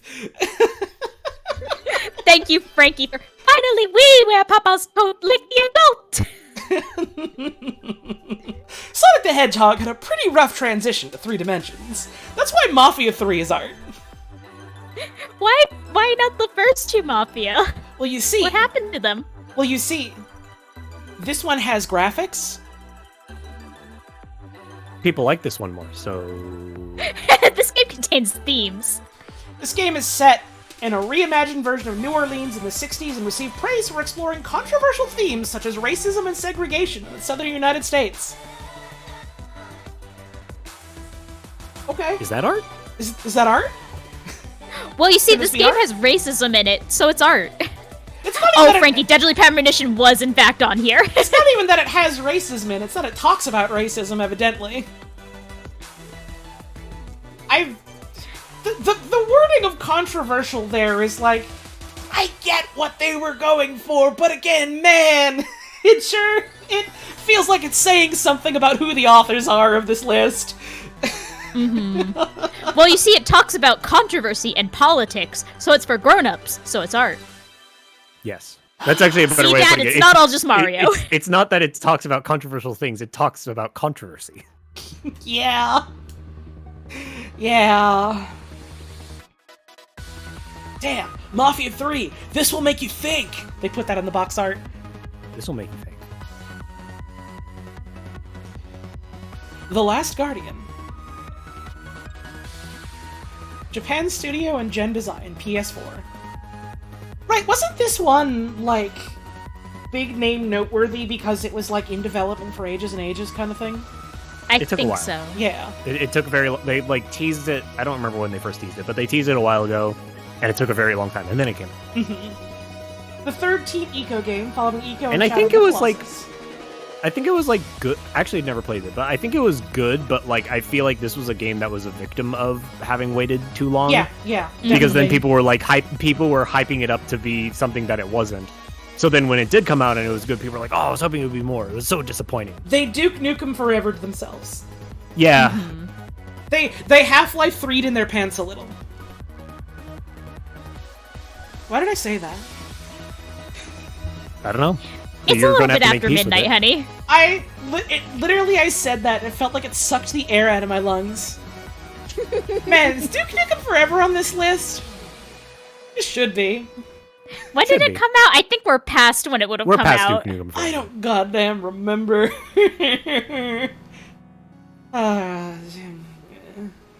Designed around a realistic acting giant bird cat-like creature. What? Realistic acting? That's made up! Like a real Pegasus. Just This like game has the real most- Pegasuses. This game is the most realistic depiction of Cyclopses ever.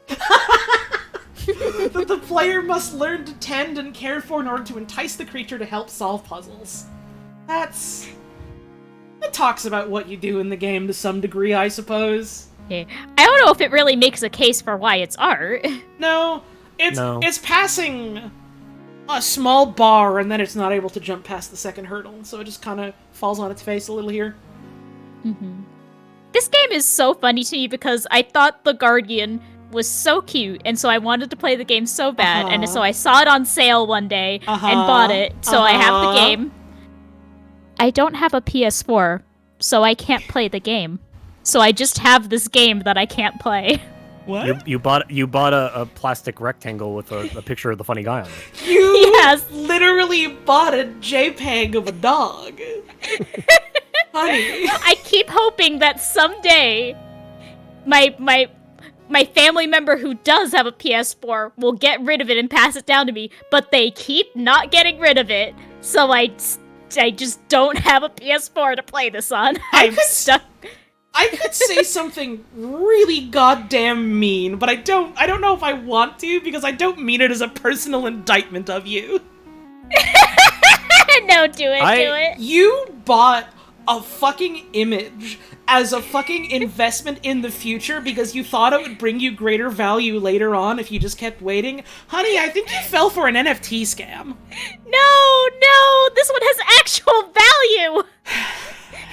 It has That's what they all say. It has actual inaccessible value. That's what they all say. I did that. I almost did that with Knights of the Old Republic 2 as a kid. Because I saw it, I was like, oh shit, that looks awesome, and I like did not check to see if my computer could play it, and it could not. And so I just hung out to that game for like at least like 3 to 5, like maybe like 5 more years, and then finally I was like, oh shit, I can play Knights of the Old Republic 2 now, and like I installed it on a new computer. I'm so sorry, Max. That's the meanest thing I've ever said to you. It's okay, it was pretty funny. Non-flayable toftware. Well, if you liked that description, how much it tells you, you're gonna love this one. Virginia, 2016, variable state on all these consoles. A first-person mystery thriller adventure game using strong cinematographic language in the style of David Lynch. Cinematographic. I'm taking that word from them. Give it here. Dude, this game is mystery. Not only is it like a movie, it's like David. Dude, it's like David. I've never heard of it. Just like David. Neither have I. No one's ever heard of Virginia. Hey, I have a sudden question, because I just thought of something. What's up? When did PT come out? 20... I don't remember. 15? No, earlier than that. 14? Okay, so no mention of PT. PT No. is not art. PT's not a game. Nope. It doesn't I count. suppose that's 14. fair enough. 14, I was right. It's a visual demo. Doesn't count. You thought the pencil in Mike's hand was a fat cigar? That's awesome. Who fucking says it isn't, baby? Hey, let's go! Light that shit up, Mike! Dude, we're out here smoking stogies. Okay, looking into Virginia a little bit, when it says in the style, I mean, I could be wrong because I've never played it. I'm just looking at screenshots and vague descriptions. When they say in the style of David Lynch films, they mean Twin Peaks, which means this is the second game on this list that is just Twin Peaks, the video game. Yes. Yes, it is. This game is art because it's Twin Peaks. Mm-hmm. Also, PT no longer exists. Does the work of art existing and being a thing that you can look at and see and interact with, is that a necessity for it be considered to be art? There are many art pieces that are just gone now, and there are many art pieces where the entire point was that it was ephemeral and would go away. No, something stops being art once we lose it. Okay. If we lose, if someone steals the Mona Lisa and they can't find it, it's like, it's over. We're never going to talk about the Mona Lisa again. Sorry. I'm sorry, take it out of all everyone. textbooks. We have to take it out of every textbook. We have to take down all the images on Google. I'm sorry, everyone. Flappy Bird is no longer art. I just can't take the pressure anymore. And he had the power to do that, and he did. My Flappy Lisa! This is what it means to be an artist.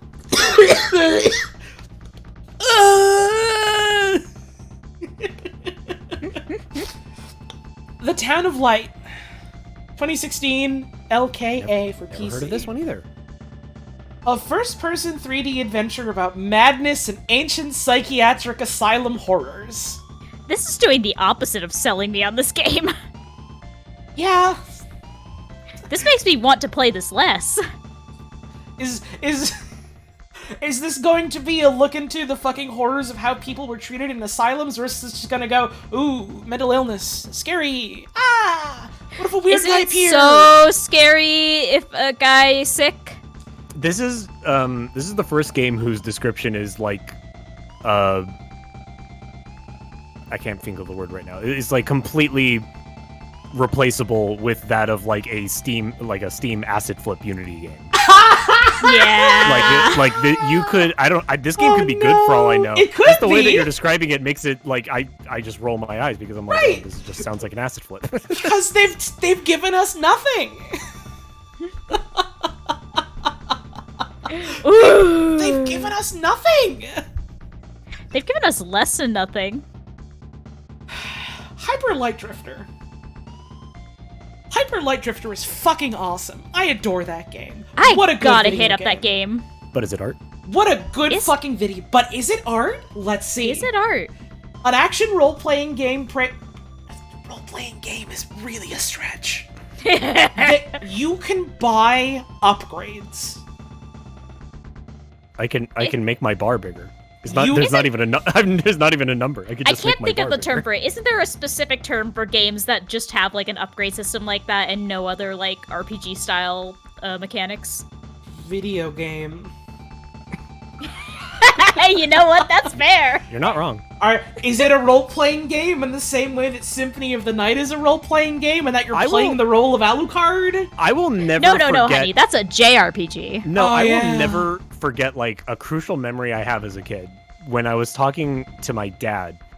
And, like, my dad is a gamer. Like, he's played video games my whole life. But I introduced him to the term RPG because he had never heard of it. And I'm like, he's like, why is it called an RPG? I'm like, oh, it's called a role-playing game. And he's like, oh, so you play a role? Like in Mario?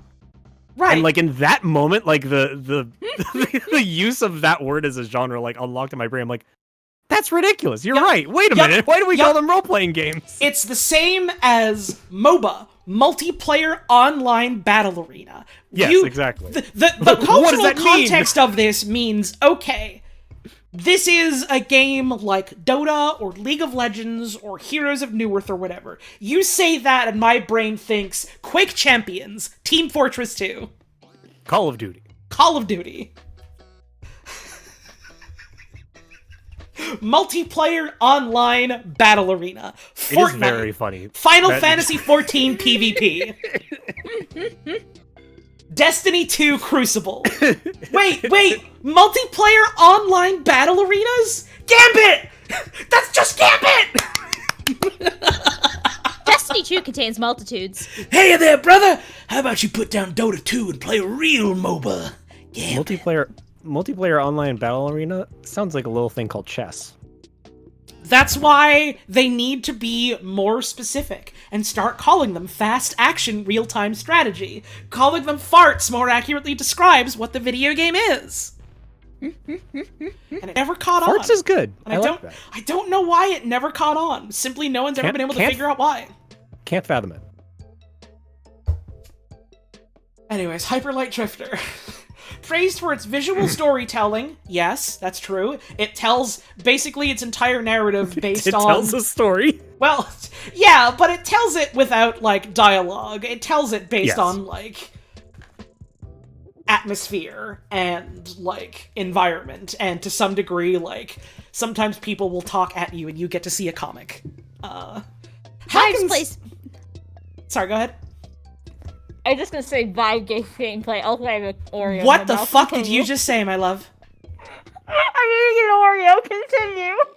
Okay, well, literally all I understood was Oreo, so thanks. Hack and slash combat, yeah. Emotional storyline. Sure, I would agree. This describes nothing. Describes nothing. Anime-inspired 8-bit visuals. I need to go on a break. I need to go on a... You can't fucking call it that. It's not 8-bit. The color depth and the fucking pixel, like, resolution is too vast to be considered 8-bit. It's pixel art. It's pixel Holly, it's okay. art. It's okay. It's being written for non-gamers. They don't know. They don't know any better. I'm like patting you on the back. Honey, you need to have a break. You need to go have a stretch. You need to look out a window. This is someone's essay. Their teacher hasn't played a video game since the 80s. Oh, I see. So it looks kind of like Mario. It looks like Mario. I get it. Oh, okay. So this is pretty cool. This game's really on the level. I kind of want to check it out. It's like Mario, but if it was Japanimation. Dude. Yes. Dude. Exactly. Mario, if he had Roblox. Guys, what one is your favorite? A Huggy Wuggy Seek, a Scary Blue, a Zumbo Sauce? That'd be good. Someone should make that one. Someone should make that. Someone should make that.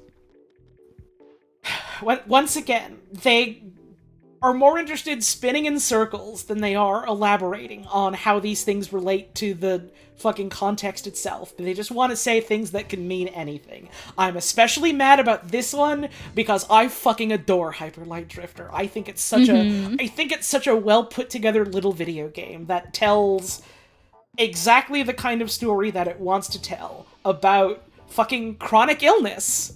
And it's really interesting. And this just tells you, it doesn't even mention that part of it. And it's...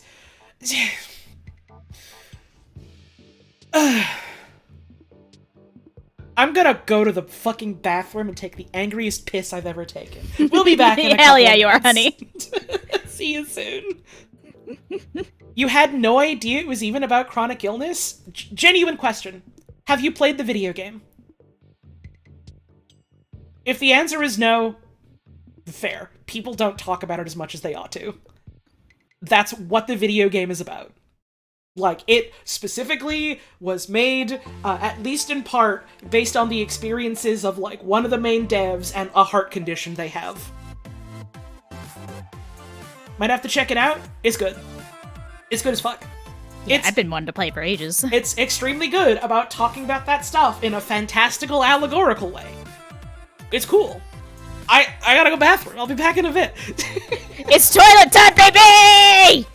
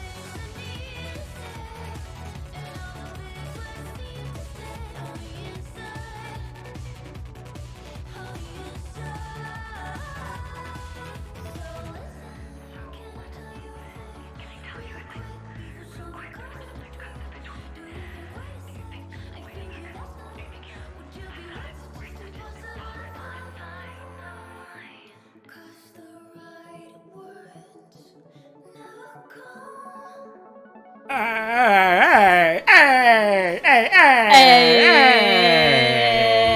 how we doing there? Hey, what's up? That's happening. I'm fucking. Hey! Hi, I'm here.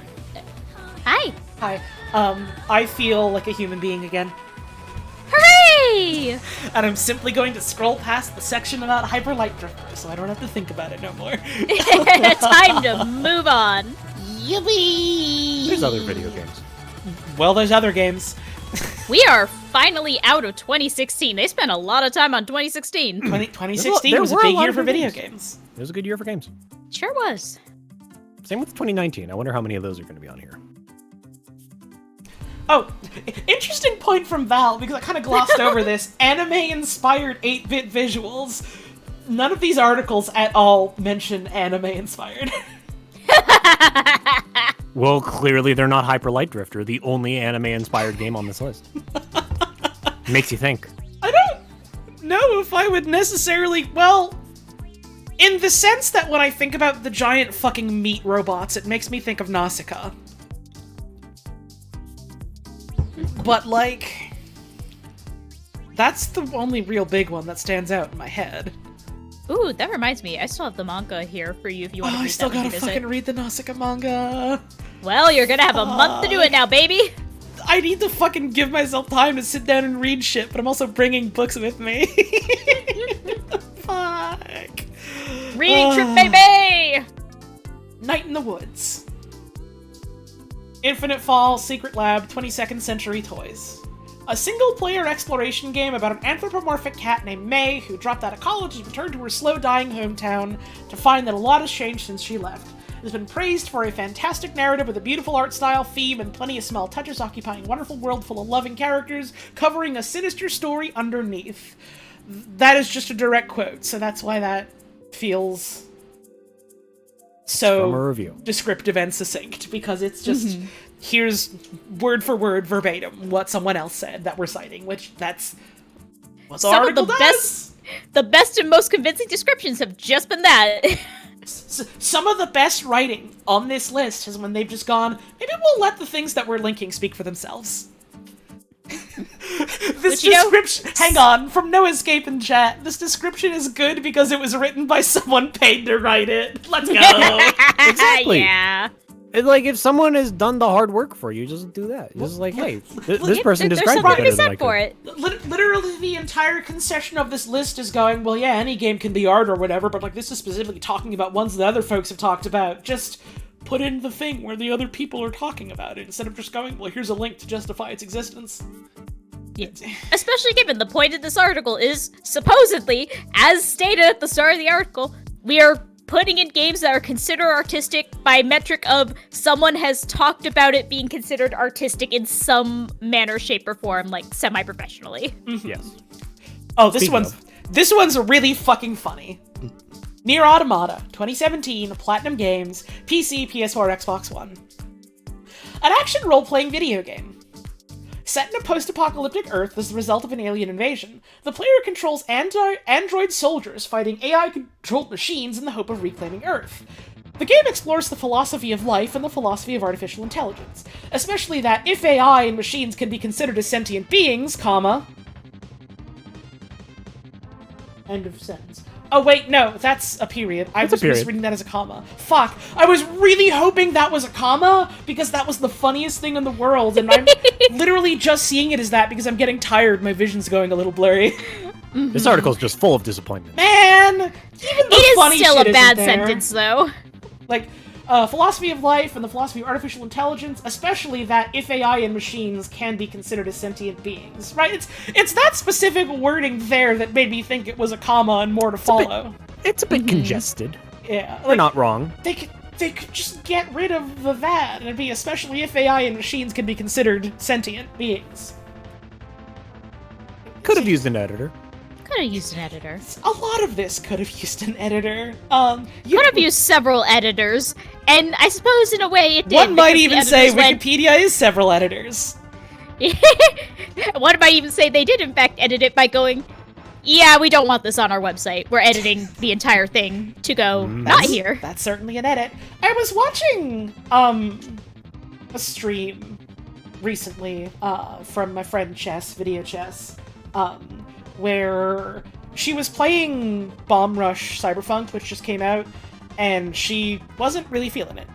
And the topic came up of how she felt spoiled by pseudo-regalia existing as a thing immediately before this game came out, and how she wanted to experience more, like, 3D movement-ass things like that.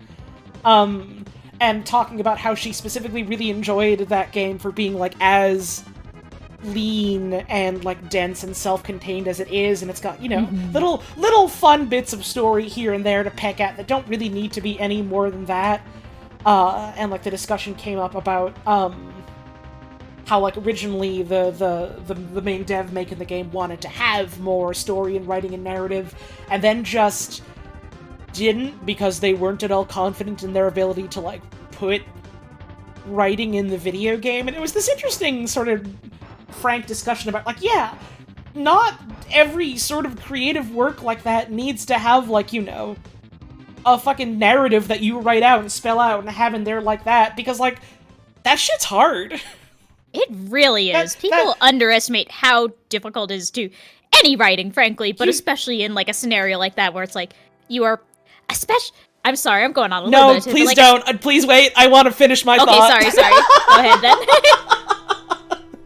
And, like, specifically, like, the conversation went to, like, yeah, like, that shit's difficult, and if you're out here, like, putting a lot of that in, like, your little video game, you either really, really, really need to believe in yourself, or you need a fucking editor. Like, people fucking undervalue editors. Oh, God, so much. Like, that shit is so goddamn important. For making your text good. Like, oh, God, so much. There is value in having a different person, a different set of eyes, looking at what you are writing. And there is value in someone who is specifically trained and paid to be good at that. Yeah. Like, extremely. If you're writing and putting out a fucking thing, consider an editor if you think that would be valuable to your work. Yeah, especially, like, there's so much, because, like, you need someone who knows what they're doing and, like, can edit well. You need someone who you can trust to not hold back and to, like, tell you if something sucks shit and needs to be edited. And also, at the same time, understands, like, your intent as a writer and where you are trying to go so that they do not change the intent with their edits. Dark Sucklet in chat says, working to get a career in editing. Number one, really fucking good username. Number two, you are the latest hero of the stream tonight. Hell yeah. Literally. That's awesome. Round of applause.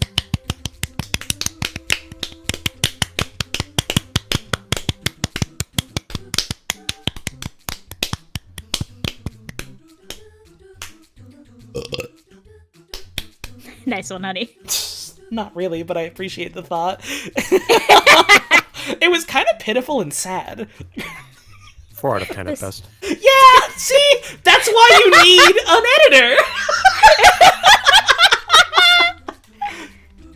You need that outside perspective, and you need it to be honest. The Legend of Zelda, Breath of the Wild. 2017. Damn, I forgot that was 2017. Nintendo Electronic Penis Department. Wii U and Nintendo Switch. A compelling entry in the Legend of Zelda franchise. So this is the first Zelda we've had since Wind Waker, which was the first Zelda on this list, huh? This one's compelling. Really makes you think. I wish this article was still a real article on Wikipedia, so I could go into edit mode and hit them with the fucking according to whom.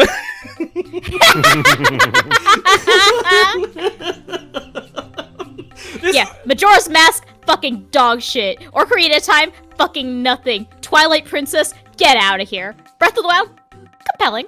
None of those ones were compelling. Well, this one is compelling just as the nature of the thing. And Wind Waker was compelling because it was like a cartoon. Yeah, well, I can jump vertically in this one. Dude, That's pretty fucking compelling. We need to make an article for you. Link jump with a button in this one. Link jump with a button. Which differs from other entries by creating a fully immersive... I'm putting that word on the shelf! A fully immersive, non-linear open-world experience. Do you know which other Zelda game featured a fully immersive, non-linear open-world experience? The Legend of Zelda for the Nintendo Entertainment System. Zelda 2: The Adventure of Link for the Nintendo Entertainment System. Not art, sorry. To some extent, one could argue A Link to the Past. A bit of a stretch, but one could argue. With a realistic physics engine. And an extremely precise attention to detail across an unprecedentedly vast world. Attention to detail in what regards? It's got textures. Oh my god, it's got textures. There's apple in it, and you can pick it up. No fucking way. No fucking way.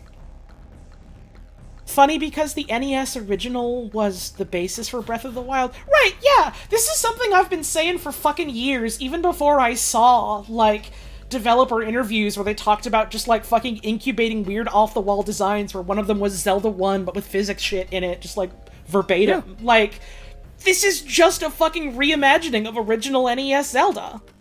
And it's awesome! It's great! It's a compelling revisiting of that idea! But having played it to some degree, I think I get what they mean by precise attention to detail, but that could mean anything. It is not a good descriptor for this article that is selling you on why this is art. Uh-huh.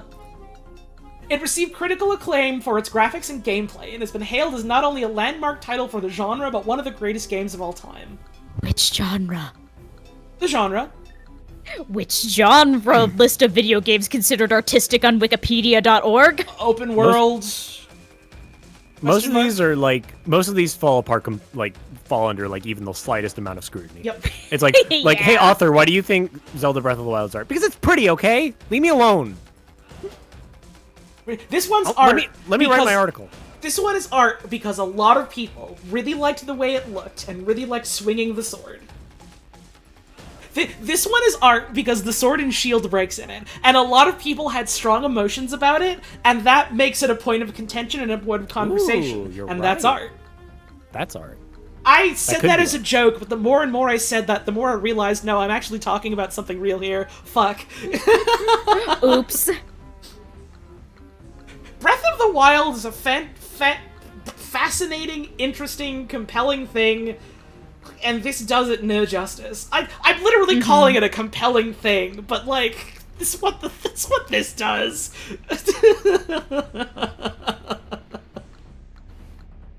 Didn't tons of people complain about the graphics, like the frame rate? I mean, frame rate isn't necessarily graphics, it's performance. They sure did, though, and I think it's a reasonable enough complaint to go, hey, you're making these sprawling video games for your system that can barely run them.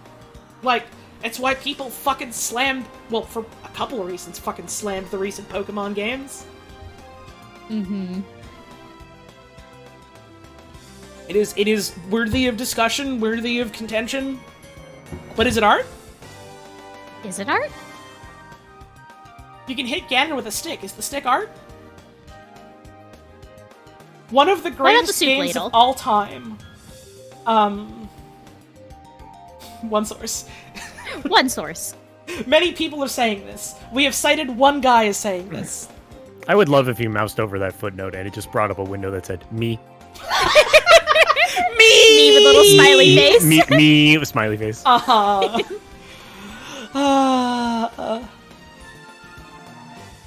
The Moose Man, 2017.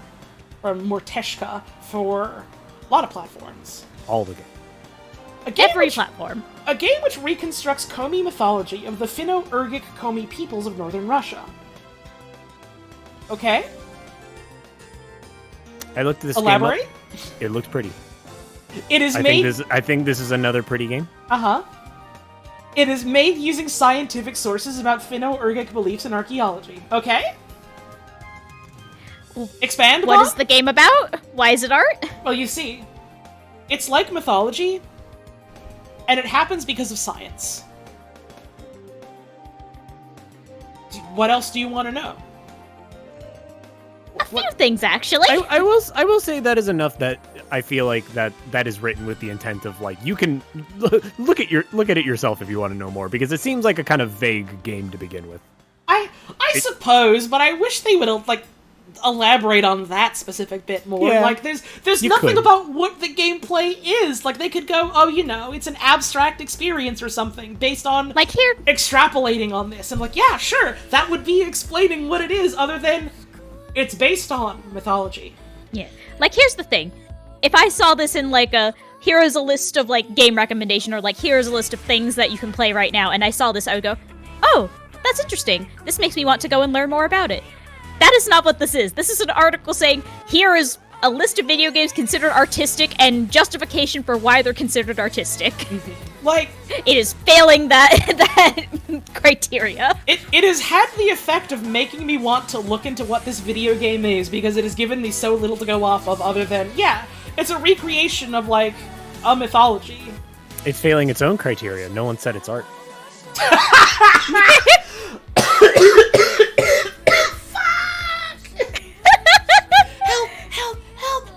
Help. What remains of Edith Finch? Oh, Hollow Knight is on here. 2017. Hey! That came out later than I thought it did. Giant Sparrow. PC, PS4, Expo Zone. A first-person exploration game. The player explores the odd childhood home of Edith Finch and her family while interacting with short vignettes that relate to the strange death of past Finch members. Indie studio Giant Sparrow conjured an adventure that blends exploration, reading, reality, and fantasy. That's a back of the cover quote. Come on. It really is. Giant Sparrow conjured a world with stuff that's made up and stuff that might be real. Now they didn't develop it, mind you. They conjured it. They got this from the ether. Indie Yeah, studio. I was about to say this is the cover of a fantasy newspaper. It's like the main headline of the day. Indie studio Giant Sparrow conjured an adventure. Indie studio Giant Sparrow tapped a massive oil rig in fucking Burlington Park, and out came this game in liquid form.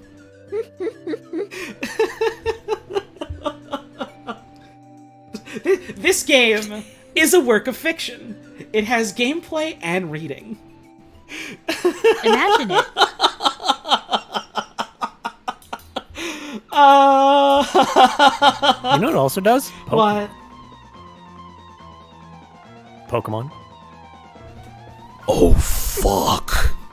Dude, hey you Pikachu, not even a fucking message, like not even a fucking like wink or a nod on this list? Fucking dog shit. It's fucking dog, man. It's fucking dog, Dog. man. Hollow Knight. Hollow Knight. That one's got bugs in it. Ew, gross. Skip it. Man. A Metroidvania-style hack-and-slash game about an insect warrior trying to save the kingdom from a terrible curse. Yes, that's what the game is.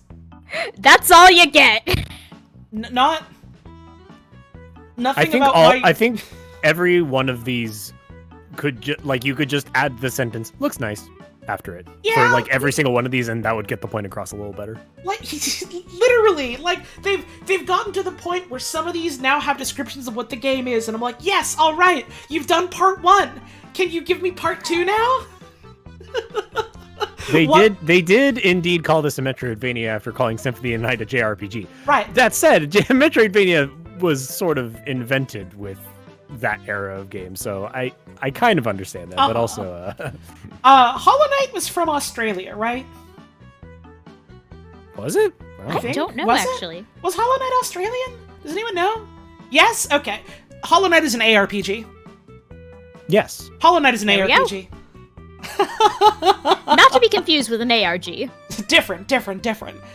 Know your letters. Hang on. Message in chat from Evan Online. Only just got here, and the ride I went on trying to pull up the article to follow along, realizing it didn't exist, realizing it was deleted, and then bringing up archive.org captures of the page, having also been deleted until I found one. Oh, my friend, I had to do a little bit of sleuthing to find this, yeah. Yeah, Super Lesbian Australian RPG. Everyone knows that one. That great game that everyone should play. It's famous and everyone's heard of it. Nothing about, you know, the fucking art style and graphics of the game. Nothing about the like really tight feeling controls and like interesting level design to navigate that provides like opportunities for interesting expression and freedom of movement. Nothing about like interesting little glimpses into like this world and trying to tie it together in ways that games like Dark Souls do. There's nothing like that, just it's a Metroidvania. Here's a little brief plot summary in case you're interested in checking it out yourself. Why is it art? Well, it's art. So why do we need this list? Well, it's art. Last day of June. We're a little late. It's August now. That's kind of like the last day of June. Not at all. No. Are you sure? Yes. Okay. By Ovo Sonico for PS4 and PC. 3D graphic adventure with a colorful cartoon aesthetic reminiscent of Tim Burton's films and stop motion, and a soundtrack composed by Steven Wilson. Yo, like movies. It's like movies. It's like movies, and they deal with love and dying. And it is like a puzzle. Therefore. It's not a puzzle. It's just like a puzzle. It's like a puzzle. It's just like movies. How depressingly reductive. How sad to say that about this poor video game. I know nothing about it. But I feel bad It does for it. look a little bit, I would see this at Hot Topic. A little. Maybe a little. Gorogoa. This is one I know. This is one I've wanted to play for a long-ass while. Oh, yeah. By Jason Roberts. It is based on Steven Wilson's song Drive Home. They don't mention that there. They mention that They just here mentioned Steven Wilson. on the page that it is based on Steven Wilson's song Drive Home. All they say, Steven Wilson does the music. That at least gives you more of a picture of like, okay, it's like this thing and that it is directly based off of this thing. Sure, I'm willing to accept that as like context enough. It doesn't. Gorogoa by Jason Roberts. Puzzle game presented with 4 images in a grid in which the player may arrange, combine, and explore each image to find a connection between them in order to advance the story. The creator who developed it, Jason Roberts, drew all the scenes by hand. He cites David Roberts, Gustave Doré, Christopher Manson, and Chris Ware as influence to his art style. That's very interesting, actually. It's got art in it. Good enough for me. It's an art game. It's here because does it is have an art art in. game. And it has art in it. I drink my damn water. Alright, everyone in chat, get your fucking Gorogoa jokes out of your system. Get them all out. We're about to move on to the next one, so get them all in while it's relevant. You have a couple of seconds, and then we're moving on. get them spinning up. Get them all out of there. Get them out of your system. Get them out until you feel better. Can't wait for that Scrooge Metroidvania to inexplicably wind up on this list in a year. It can't. The list is deleted. And also, if you say that game to me one more time, my brain is gonna explode like cartoons. We should do stream it when it's out. We should play it and stream it. I don't know if I even told you this. I was in a work meeting at 3 a.m. watching a live stream of like a developer live stream of that game. All 3 of us like bleary-eyed and delirious, just going, Buster Bailey, the resilient orphan boy. So let's talk about the Scrooge Metroidvania. Honey, we have so much list to Oh, no, get do through. we We have can't. We don't have to. We can talk about it in another stream when I look up things and remember it. But remember that Scrooge can eat yummy mashed potatoes to get a buff and a heal. And a roast turkey, which is not historically accurate. No, not Scrooge McDuck, but they do have a legally distinct cane jumping and platforming moves for Ebenezer Scrooge. Is it even Ebenezer Oh, Scrooge? yo, let's go. It is Ebenezer Scrooge. It's like Ebenezer Scrooge in the Invisible World or some shit like that. Look it up on your own time. That's you guys' homework for the stream. I What don't. if Ebenezer Scrooge was awesome? Charles Dickens, but awesome. It's What if he could double jump? literally the fucking plot is alright. A Christmas Carol has happened. Scrooge is good now.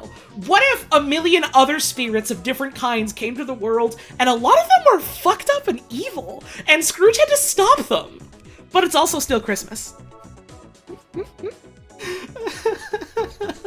It sounds And like a also, game that would have come some of the ghosts are your fucking like power-up Metroid moves. Yes, they are. But they're ghosts, and half of them are from the circus for some reason. Yeah, none of This them sounds are characters from A Christmas Carol.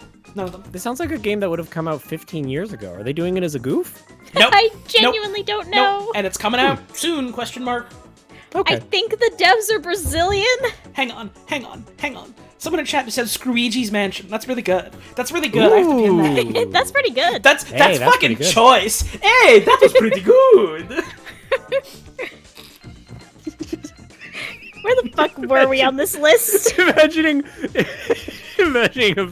like an adaptation of Christmas Carol that's like beat for beat all the way up until Scrooge is visited by the first Phantom, and it's just the Luigi's Mansion ghost that yells at him. There's no, he's like, "Bleh!" He's like, whoa! No, it's beat for beat, like that, but instead of is it Bob Cratchit or Jacob Marley, the first ghost that comes and talks to him? I don't fucking remember. Jacob Marley. Jacob Bob Cratchit is the employee. Right, thank you. Yeah. Jacob Marley is straight up just Toad. Like, just Toad. Not even a ghost. Okay. Just Toad. Who just appears and is like, Oh, Scrooge, it's just horrible. They've taken away Bob Cratchit and they've locked him in a painting. You've got to go and find him. and Scrooge is just like, What is this wretched devil beast in my house? Oh, surely I've eaten a bit of mustard and it's gone to my brain.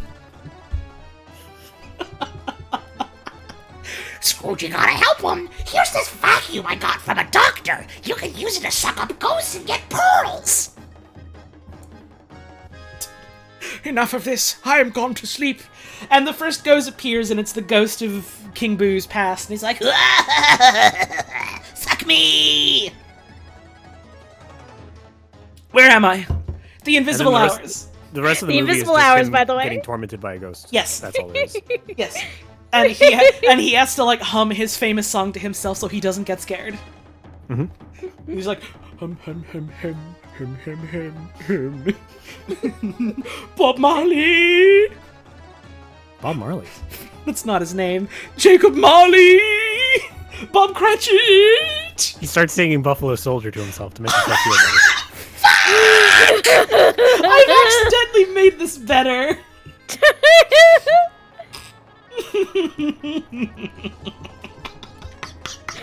Eating the dirt and mustard with the stems in it? Come on, I just pinned a message. You can't make me automatically unpin it for that. Cut it out. Can you guys be less funny, please? Can you guys stop being talented? Come on. Fuck off. We got work to do.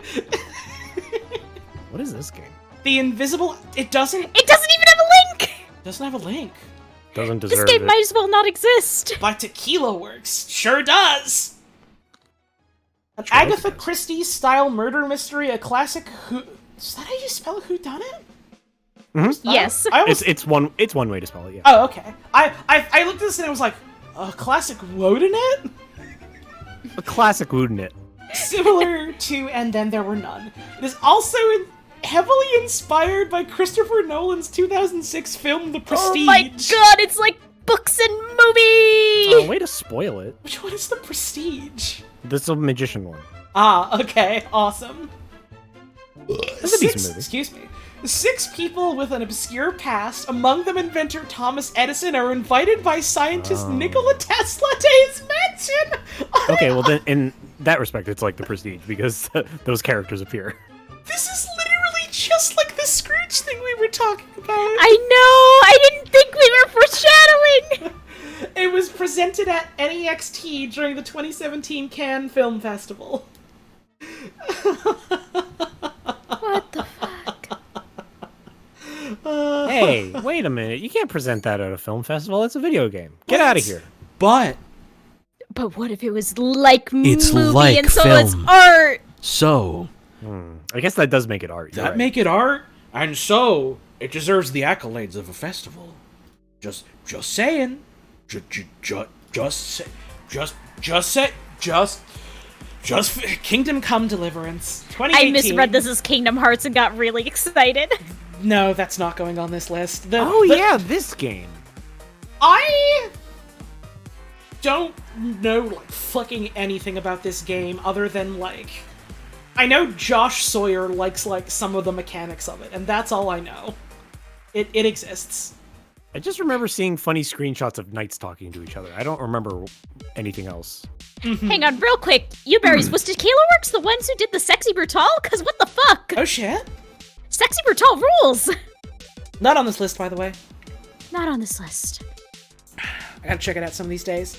Steam I keeps wanna play trying with to you. sell you this. Oh, yeah, it is. Yeah, literally, every time I boot up Steam and there's a sale, or even sometimes if there's not a sale, it's just like, alright, suggested for you on the storefront. Have you considered Kingdom Come Deliverance? And every time I'm just like, nah. I'm not feeling it.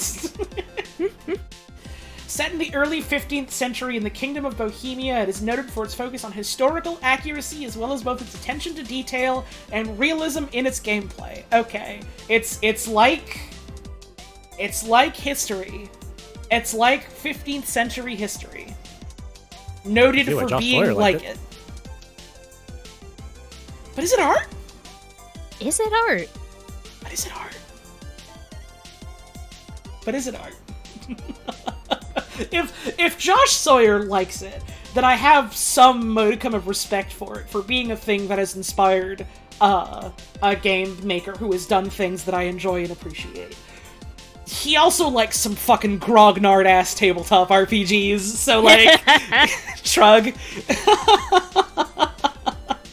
Historical accuracy like Health Potion and No Black People? Ah, is it one of those games? That seems right. I see. That seems like vaguely familiar from things I have heard people say about it. 11/11 Memories hang on, I just saw what one of the next ones was. And I felt Oh, sort of come my on. stomach. Oh, hell we can't yeah. get into that yet. Let's stick to Fuck yeah. 11/11. Alright. Digix Art and Aardman Animation. Oh! I remember hearing about this one.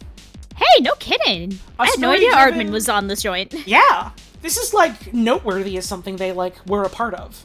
A story-driven 3D adventure and interactive drama set during World War I, it is an antithesis to mainstream shooters, with an ambition to echo the centenary of World War I so that younger generations never forget.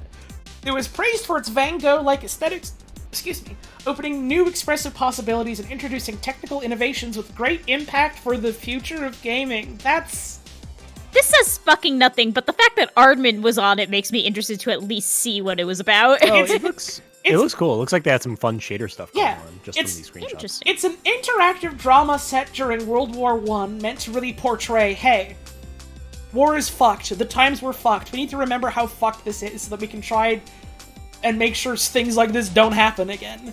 And it's like, alright, yeah, that I think is enough justification for why this is on here. And then it's like, well, it's like Van Gogh. Okay. And then spinning its wheels about technical innovations with great impact for the future of gaming. Okay, what were those technical innovations? Elaborate with even one more sentence, if possible. Looks cool. One example, that's all I ask. Like- One concrete example. From what I remember, yeah, it's really, like, visually interesting, and, like, from a technical perspective, is also interesting in how it was, like, put together.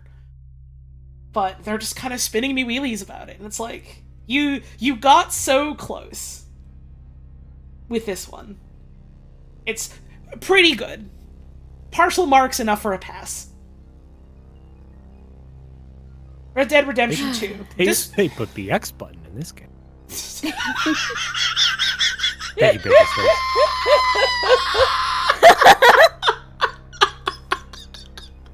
Really good message. Red Dead Redemption 2 is art because the horse's testicles shrink and grow. As you please. That's all you need. I do like that Red Dead Redemption is not art. Nope. It's not. It's not. I was watching a friend play. Our friend Lauren has been playing that recently. It's a fucking dog shit game. I can't believe that people like that as much as they did. Oh. It's a mess. And I have a lot of negative opinions on Red Dead Redemption 2 that are pretty much all entirely tied to, like, the context of how it was made and, like, the fucking culture at the studio and under which it was made. And so I'm just kind of like, okay, it's the fucking cowboy game that people got hurt making. Alright. It doesn't stop it from being art. No, it doesn't. But the horse's nuts shrink and grow, and that's why it's art. Creating background settings, characters, wildlife, and other events that make the game immersive. You know? In this case, I will actually say, I'll be real. They've given enough elaboration that I think they're allowed to say it. They're on thin ice, but we'll let it slide this time. While emphasizing the impact of the choices a player makes on how the player later interacts with these elements. Sure. Yeah. All of that is true. And I think tells you enough about why this is on the list and why it is considered to be on the list. Yeah. Alright. That's fine. I'm a little sour because I have a fucking grudge against this video game, but, you know, I think they did good enough in this description. They justified its inclusion. Return to the Obra Dinn. Let's fucking go. Hell yeah! 3909 LLC. Set aboard a fictional East India Company ghost ship in the early 1800s, whose crew and passengers all mysteriously died or disappeared, with the objective being to discover how. Yes. Very notably, kind of bad to look at. A mystery that makes a grand and intricate game out of deduction. They don't talk about the visual styling, and they don't talk about the how of the deduction, which I feel are, like... The big, like, compelling and unique things about this specific game. This is just... It's a historical mystery. Again, don't even talk about the spreading. Again, this is just a list of noteworthy games. There's they're not following through on anything. They aren't, and it's such a shame because sometimes someone does for one game or another.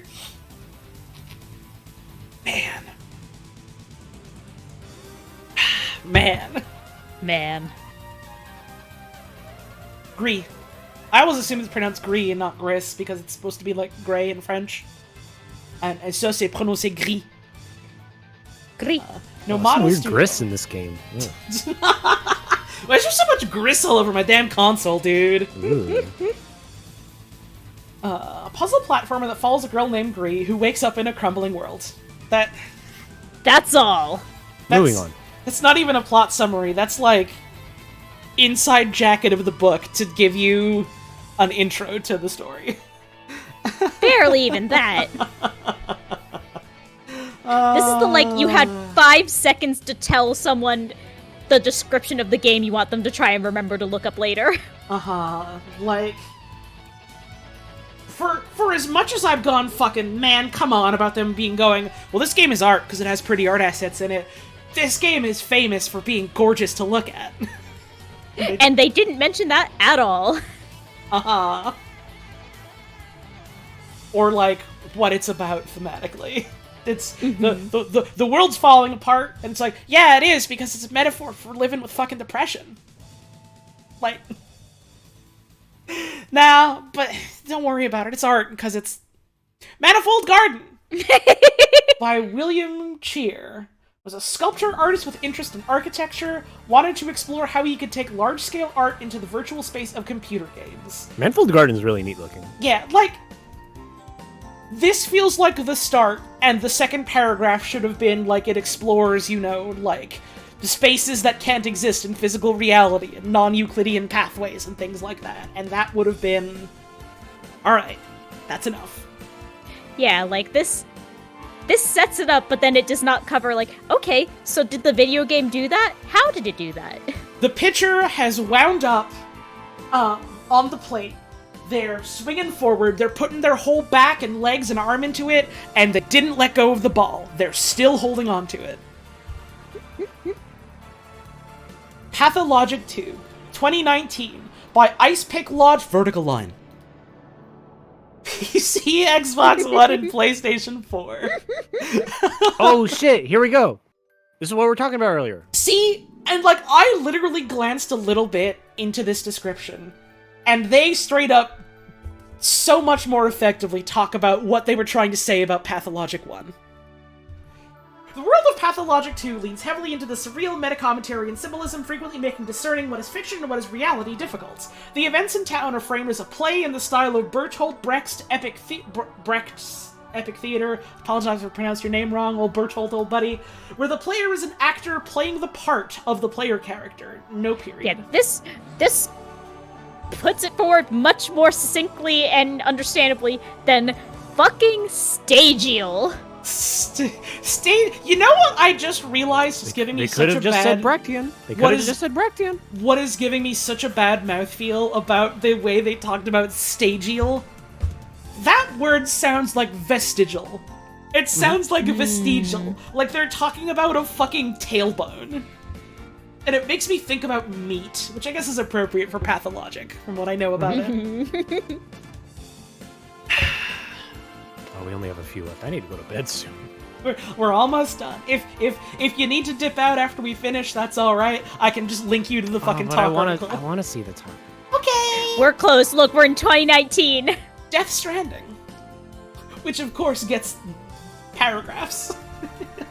About how it's like a movie. Right. Right. It's just like a movie! What they should have said, this is one that deserves a one-sentence thing, of said, world's first Strand-type game, in quotes. That's all it needed. There we go! I would have had so much respect for that, but they didn't. Video game by director Hideo Kojima. Yes, that was included with Kojima Productions. Set in post-apocalyptic It could be a different America. Kojima! They might not know. That's fair, I suppose, but I'm being bitter. Fair. Where a series of cataclysmic events cause the Death Stranding, the event where the souls of the dead come back from afterlife to the physical world. This, as well as rainfall, which accelerates passing of time, cause people to become isolated. The protagonist, Sam Bridges, traverses America in order to connect the isolated outposts to survivors in order to rebuild America. Similarly to previous Hideo Kojima's productions, the game features a lot of symbolism and metaphors. Like?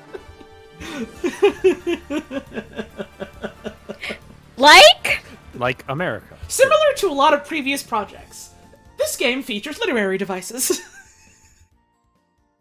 And themes. This game may contain themes. As well as commentary on real-world political issues such as climate change and isolationism. Alright, fair. They're going this much as little as it is. They're going a distance, even if it's not much. They've said this game has themes, and they've given some themes. The game was praised for its storytelling, soundtrack, graphics, Hollywood cast, as well as its unique approach to action game genre. It's just like movie, you guys. Although it is worth being said, this, Kojima, did set further into the ground of it's just like a movie more than any other game developer up to that point. Like Last of Us, they were aiming for a movie. They got a lot of really good actors. They did a lot of really good acting. They were selling that. That is a game where I would use cinematographic in terms of how they shot and presented the game. Kojima's no, I'm going to put real actors and there's going to be real scenes, except it's happening in this video game. The Last of Us 2 is, we are trying so hard to make this like movie. Please look.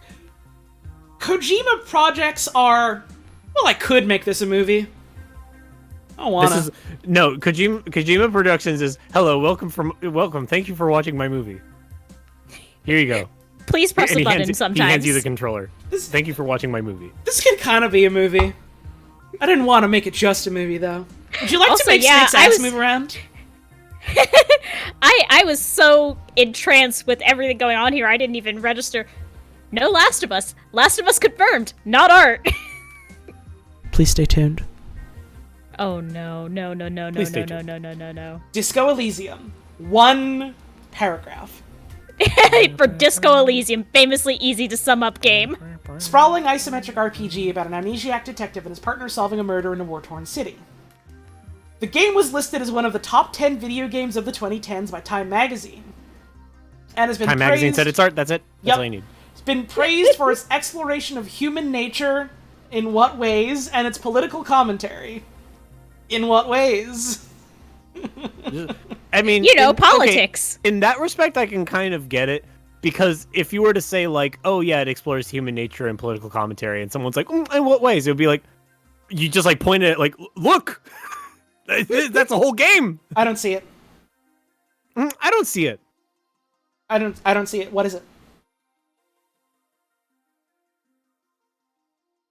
What does it say?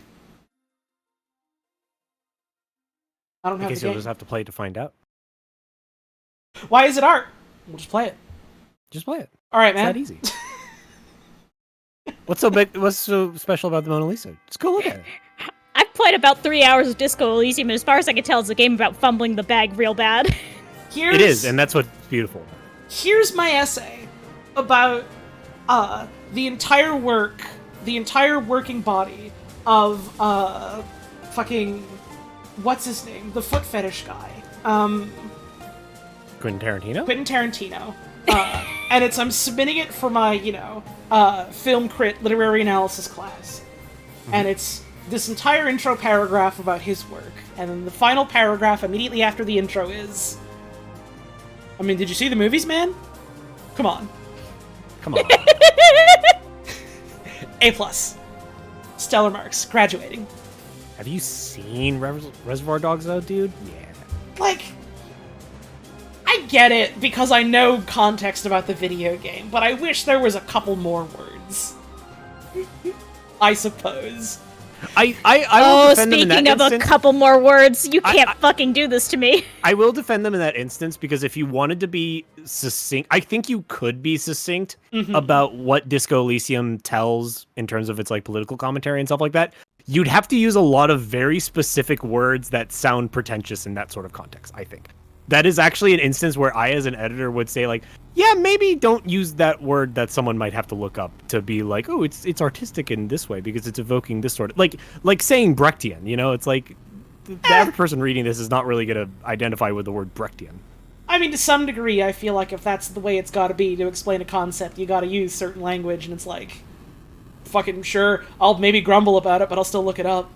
Yeah. I'm definitely of two minds about it, because on one hand, I am generally of the opinion that you should avoid jargon, even in situations where maybe the jargon is technically correct, just because...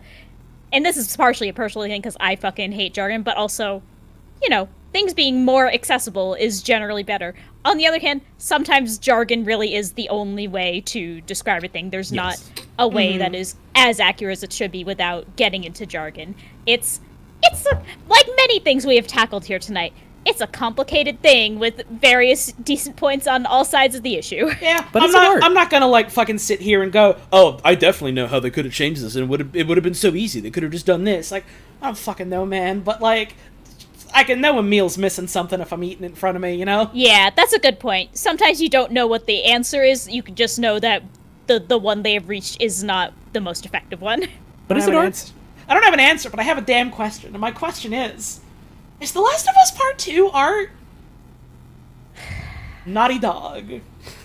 Remember this is earlier... so fucking many words. Do you remember so much earlier in this stream, so full of joy and vigor, when I said, it's so wild to me that Oddworld gets 2 entries?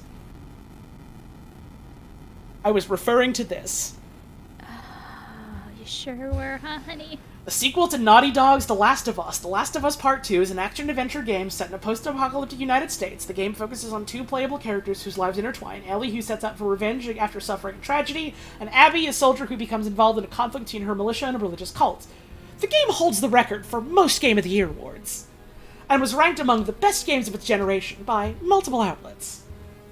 Like its predecessor, the game has been lauded for its storytelling and its impact on video game narratives. Why? For being like a movie? With particular praise for its performances, diverse cast of characters, and depictions of the cycle of violence, empathy, grief, and anger. CNET's Jeff Bakalar went on to state that, quote, "It is undeniably an amazing work of art, a truly powerful storytelling experience that will absolutely stay with you." I think, honestly, I really like The Last of Us 1. I think The Last of Us 1 is a great video game. I've never played 2. I've heard also that it was similarly really, really good. I think that people just need a word to, or like a way to successfully identify this was like movies and I thought it was good. Yeah. Better than it, like, I think, and like, I don't think it's unfair to say this is a work of art, because I think, like, if something touches you personally and is really good and like widely acclaimed, you would be inclined to say this is a work of art, even if there's some disagreement about whether or not it counts as art or whatever. But also just like a lot of the mentioning the accolades and everything like that just kind of leans into it is certainly a noteworthy video game. Right, like, Yep. I think The Last of Us as a franchise is just kind of dog shit to me. I hate it. I don't like them. It's art.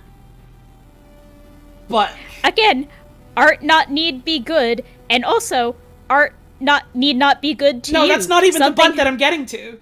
But this goes to, this is art. Because it got a lot of awards. Yeah. And a lot of people said they liked it. Yeah, I'm in the minority here because I legitimately do like Last of Us 1, and I've heard 2 is good. But also, like, it is very much a game that is like, yes, it has received a lot of attention and a lot of awards. It has received a lot of buzz and a lot of praise, because I know we've been saying, yeah, it's like movies, but genuinely, this game is put together to be a cinematic experience, like a movie. One could argue, in ways more effective than other games that people have been shouting, no, look, you see, games are good because this one is like a movie.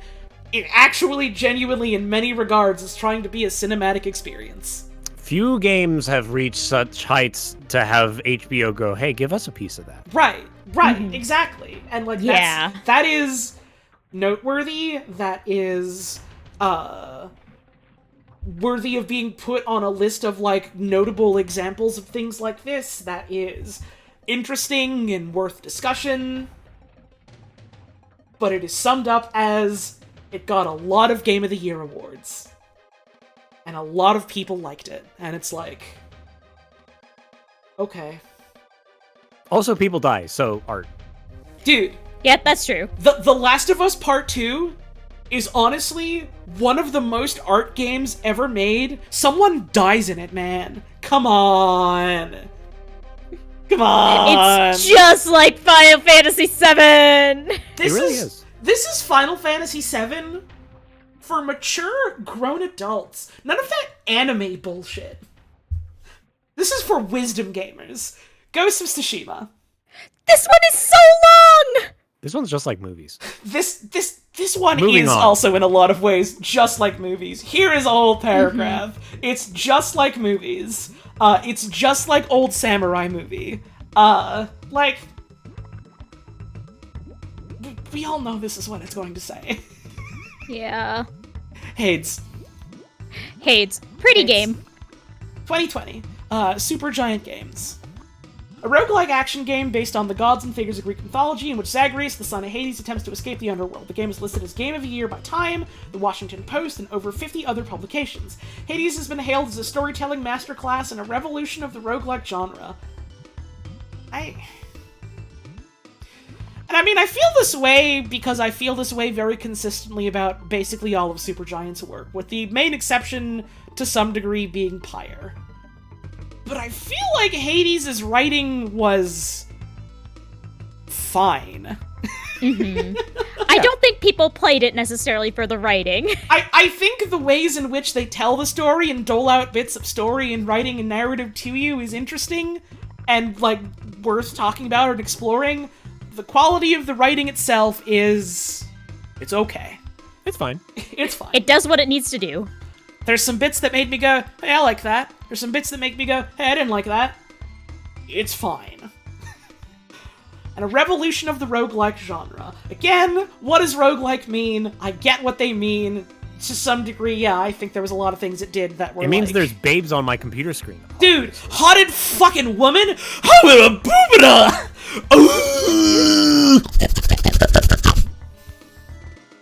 That was pretty cool. Abu Bakar Salim said of Hades when presenting it with the 2021 BAFTA Game Award for Artistic Achievement, "There are those who may dismiss games themselves as inconsequential parlor entertainment. 2021. Yeah, me. Exercises in frivolity that pale in comparison to film, television, and theater. Disposable chocolatines to be consumed and discarded into the waste bin of forgotten novelties. To those Philistines, we say with conviction, nah." This is just that fucking Simpsons monologue that Matt Mid-Muscle likes to quote. I don't know. I get what this person is going for. I think I agree. Something in the back of my head is like, this is a little bit funny to be saying about the pick up and play in short bursts, do a single run, and then it's over and you decide you don't want to play anymore, type of video game. Again, in the early 2010s, everyone's like, hey, people take games seriously now, as in they take games as seriously as they take movies and other forms of media, and we've been patting ourselves on the back ever since. Right. Look how good it is that some people are now taking video games seriously. It's not like video games are like a massive multinational worldwide, recognized by everyone and their goddamn mom to some degree or another industry. Quoting an award show speech is also just I don't know. There's very few instances I can think of where like an awards show ceremony speech was like actually like a distinctly quotable thing that reflected the work well. Almost no circumstances. And I think a BAFTA, from what I've seen, BAFTA awards are usually pretty well doled out, especially for like ever since they started doing games. Usually the games they recognize are like, I look at them and go, yeah, that's definitely worth of praise. Like there's no like there's not quite the adjective is escaping me, the garishness of like an Oscars or like the Game Awards, but it's an award ceremony. It's fine. Right. And there's a whole fucking discussion to be had about award ceremonies and their place in, like, the media landscape and the artistic landscape and, what they have to say about the value of art and creative expression and who they, like, give that opportunity and why they give them that opportunity, etc., etc., etc.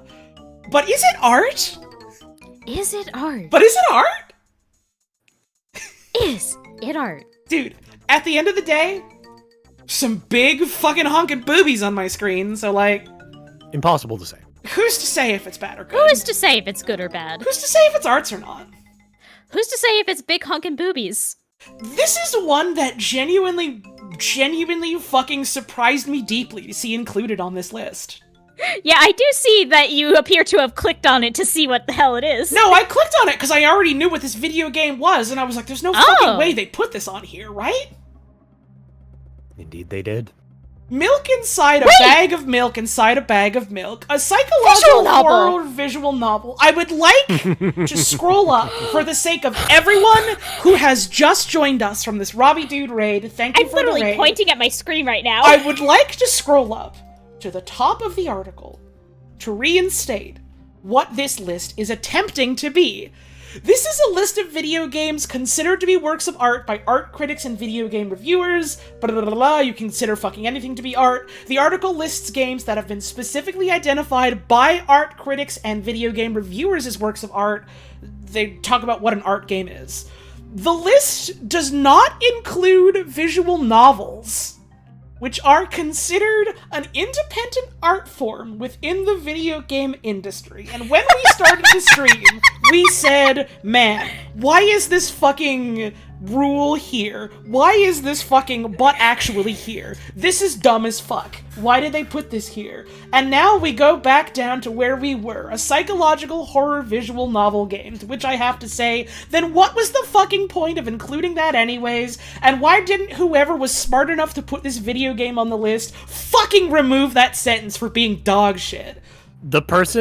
Here's what happened. The person who put that sentence onto this Wikipedia article activated the article's self-destruct button and was indirectly responsible for the article ceasing to exist. They're the hero! They're the hero! They're the hero! I must reinstate it's like, again. all right, so it's like, new edition, I added a visual novel to this. All right, everyone, it's all over. Clear out! And they just took the article down. Burn it down! They literally posted this here and got their fucking 25 kill streak and launched the tactical nuke. Again, I must say, for anyone who has just tuned in or anyone who has forgotten over our many long hours, this article, in between me learning about it and me planning this stream, was deleted, wiped off the face of the earth, because it's not good. It's a bad article that breaks all its own rules constantly and does not give good information. And we are here today reading it because a brave hero has uploaded it to the fucking Wayback Machine Internet Archive.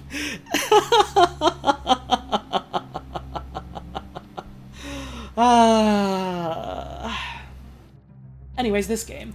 A psychological horror visual novel game centers around an unnamed girl who wants to buy a bag of milk, which is complicated by the fact that she suffers from severe trauma and psychosis. That's very reductive, but everything I've told from people talking about this video game say that it's an interesting exploration of living with trauma and psychosis and how that makes trivial matters deeply difficult. For a lot of reasons. For a lot of reasons that can sometimes be very frustrating to the person living with it. Very interesting. And it surprises me so much that this specifically is on the list right after Hades has an entire section about, in 2021, a man being like, oh man, can you believe that video games are finally art? And that video games have always been art? There's some people out there that simply don't think it in 2021. Man, it's so good that games are art now. That's completely missing the point of what that person was saying, but I'm fucking tired. Before Your Eyes, from Goodbye World Games, an interactive story controlled entirely by the player's blinks. It requires the player to use a webcam to track eye movement and blinks in order to progress the story. Each scene can be skipped by immediately blinking or prolonged for as long as the player can keep their eyes open, allowing them to see and hear more of the story across that particular scene. Game Informer's Marcus Stewart was left reeling by the end, explaining that, quote, you rarely get a lot of first-of-a-kind experiences in games anymore, and Before Your Eyes largely nails the execution. This game is good. I've heard good things about it. I've never played it. Unfortunately, the only thing I really truly remember about it is that Wayne streamed it and got like a crash that deleted his save like right at the end of the game. Dang. Like right when the getting was good. Dang. And there was no way to save it, which was unfortunate. But it's a cool game. See also. Video games as an art form. List of art house games. And a ton of fucking references. Okay, let's get to the good stuff. Alright. I'm gonna have to go on a break soon, but... Talk page. List of video games considered artistic. This article is within the scope of Wiki Project's lists, yada yada yada, list class. This article has been rated as list class on the project quality scale. This article has been rated as low importance on the project's importance scale. This article is supported by the Indie Task Force. It was so cool of them to include a picture of Gomez from Fez as their icon for the Indie Task Force. Hey, Fez wasn't on this list. Hey, now that we're done the list, you know the thing that I was so goddamn mad about? Yeah? Outer Wilds. Not even a mention, not even a breath. Outer Wilds. both as, like, a technical thing on, like, a programming and design level, and as, like, a narrative experience, and how specifically the narrative experience is doled out to the player, and how they find it and interact with it and engage with it, is genuinely a really, really, really extremely compelling, like, thing that exists, and it's just... Why is it not there? You can't ascribe any sort of level of fidelity to this list. Crypt Worlds isn't even on it. Crypt Worlds isn't on it! And Hypnospace! No Hypnospace! Hypnospace also wasn't on it. It's a visual novel, I guess. Sorry. No, we can't even use that excuse anymore. There was a visual novel on the list. History. Just a quick note that this article was recently split out from video games as an art form, where it used to be an embedded list. It was a parasite that they scraped off. This split follows expensive talk page discussions there. Ooh, out of scope of this stream, but you goddamn know, it's juicy. And represents the most recent discussions regarding related issues going back to 2011 and 2012, both at the, quote, art game article, which still has this embedded list. I think it might be a good idea to merge the embedded list of art games into this one eventually as well, but that could be the topic of a later discussion. Anyway, the name of this article is not my favorite, since it could encourage indiscriminate additions. Indiscriminate additions into the topic of unlike the ones that are on there. Video games that are art. Video games that are considered art. Which was one of several problems it was facing at video games as an art form. But I've tried to clearly explain the inclusion criteria to highlight the fact that this list is only supposed to cover well-sourced claims of artistic merit in video games. Further discussion concerning the list's standalone article worthiness and other issues probably need to take place in the future as well. For the record, I have no solid opinion on the future direction of this article. That's a fun sign! But I would be glad to give my opinion if needed. Posted in August 2017.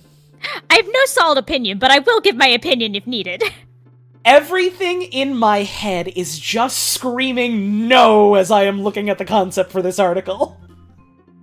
Perhaps at least a rename to list of video games currently referred to as artistic would be an improvement. No, just list of video games noteworthy or whatever. List of video games noteworthy for something or other. The current title surely suggests a lot of things about the definition of art.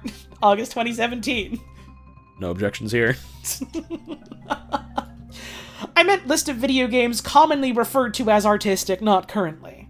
Weird typo-like thing aside, perhaps something that rolls off the tongue better might be a good idea? I guess I'll just boldly move and we'll see how it goes.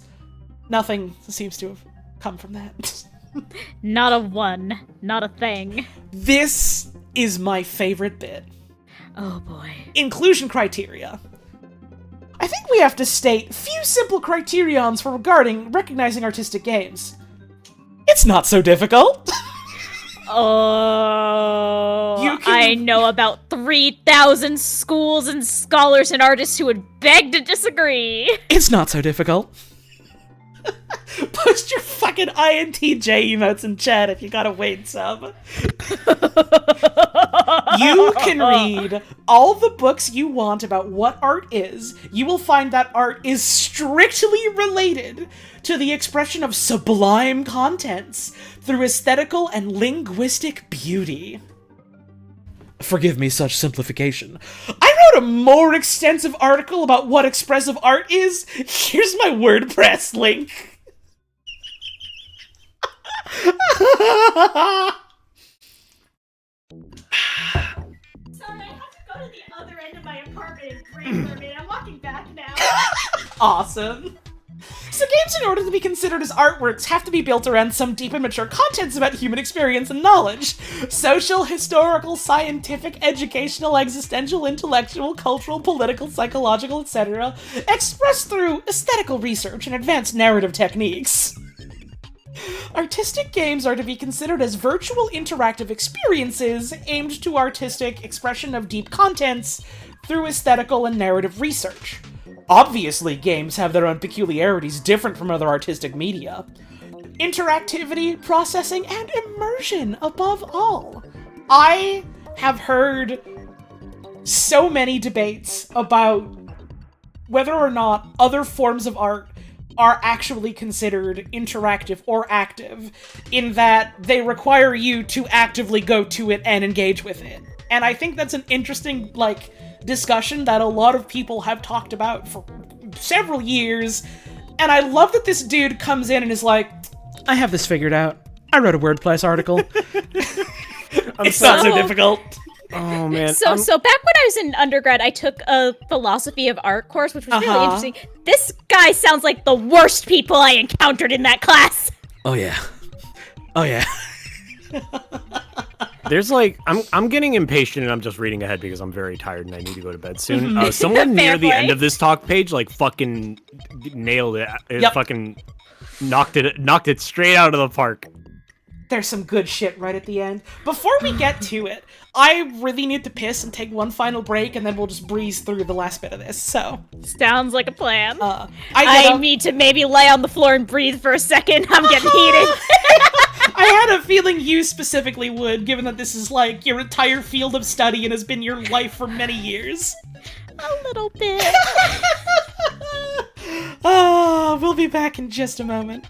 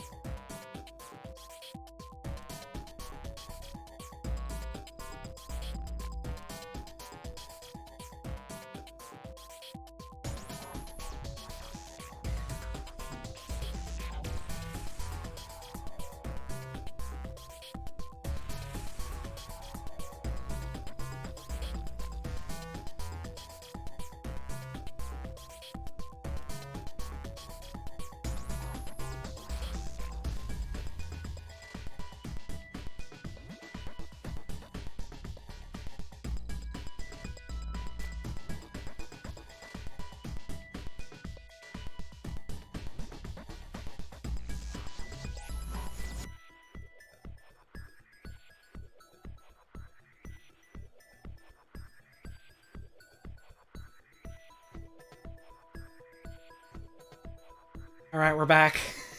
Holly, can you do me a favor and scroll down 2 paragraphs and then read it? Yes. Hang on. Scroll down 2 paragraphs. The first indented one. This one? No, above it. This one? Yes. I agree with some of your ideas, Lucas FG74, and I respect you as a serious thinker and writer, but I urge you to be very clear about the purpose of Wikipedia, which is an encyclopedia written according to relatively strict rules, guidelines, and policies that allow participation by all editors, including rank amateurs without any specialized knowledge. Even children are allowed to edit here as long as they can follow the rules. And the rules are very clear on the point that Wikipedia is not a place to publish new ideas. You can imagine what it would look like if children were allowed to publish novel theories here. So if there are no sources that directly support an idea except the thoughts and ideas of the editors, which may even include children, then the material is not acceptable to include in Wikipedia. And the rules apply equally to all editors. PhD recipients and 5-year-olds alike. I love Wikipedia, dude. It's such an incredible fucking site. Literally, this whole bit is going to be shorter than the entirety of the article itself. But man, this is the dessert. This is the cake. Okay, I don't have enough energy in me to read through these people arguing. Like, That's I'll fair. do that later. Oh, special. Way down the page, someone starts a new tab called Machinarium, saying, "I think that game should be included in the list."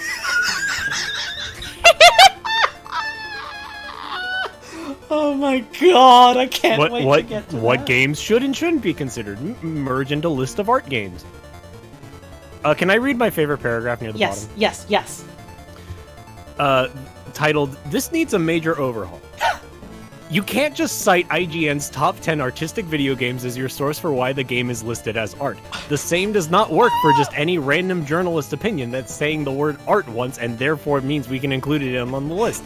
Funny enough, Flappy Bird has a better reason to be included on here than 90% of the games in the list because it cites that it's exhibited in 2 actual art museums. That's a better source than just Polygon journalist said game artistic. That means game artistic. This is not mentioning the numerous items on the list that literally just describe the game. I'm looking at you, Heavy Rain. And no, citing a PBS Idea channel video where Mike Rugnetta gives his opinions about which games he would personally define as art are not a good enough reason to include it on this list. From The Legend of Lame, January of this year. Thank you. That's awesome. You think you're gonna head out then for the night, or? I'm tired. I'm tired of video games. I never want to look at a video game for the rest of my life. Godspeed, my friend. Video games are over now. They're not art anymore. It's done. Be free, Mike. Be free. Thanks for having me. Thanks for stopping on by. You take care. Honey, are you good to keep going? Oh, I will see this through to the end with you, honey. We First, go on hand in fucking- unlovable hand. Oh, I think we're extremely lovable, actually. You know what? You're right. First, Hand in lovable hand. We are so cute and we're gonna kill these games. First, fucking huge fucking shout out to Mike for agreeing with me that this Oh, stream would so be much, so so much. fucking funny to do. He was right. Interesting and insightful commentary, and I'm very glad that I got to hear his perspective on a lot of this. Go check him out. Man's cool, does cool streams, makes cool things that aren't just streams. Go look at his shit. Go look at his shit. Go check out Mike's shit. Go! It's good shit. Go! Watch the fucking VOD of this if you gotta. Fucking go! Go! Go follow Mike's book owner now.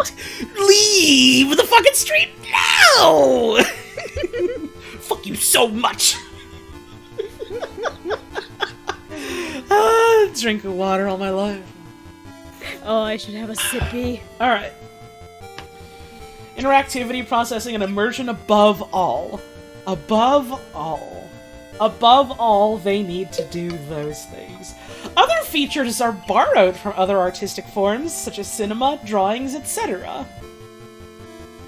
Cinema, famously borrowing from fucking literature for its use of scripts.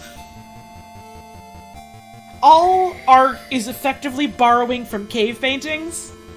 It's all just reductive. It's all reductive from there. That was the first and only original art there's ever been. Everything else, fucking derivative garbage. In summary, the criterions are deep content and aesthetical and narrative research expressed through interactivity, processing, and immersion.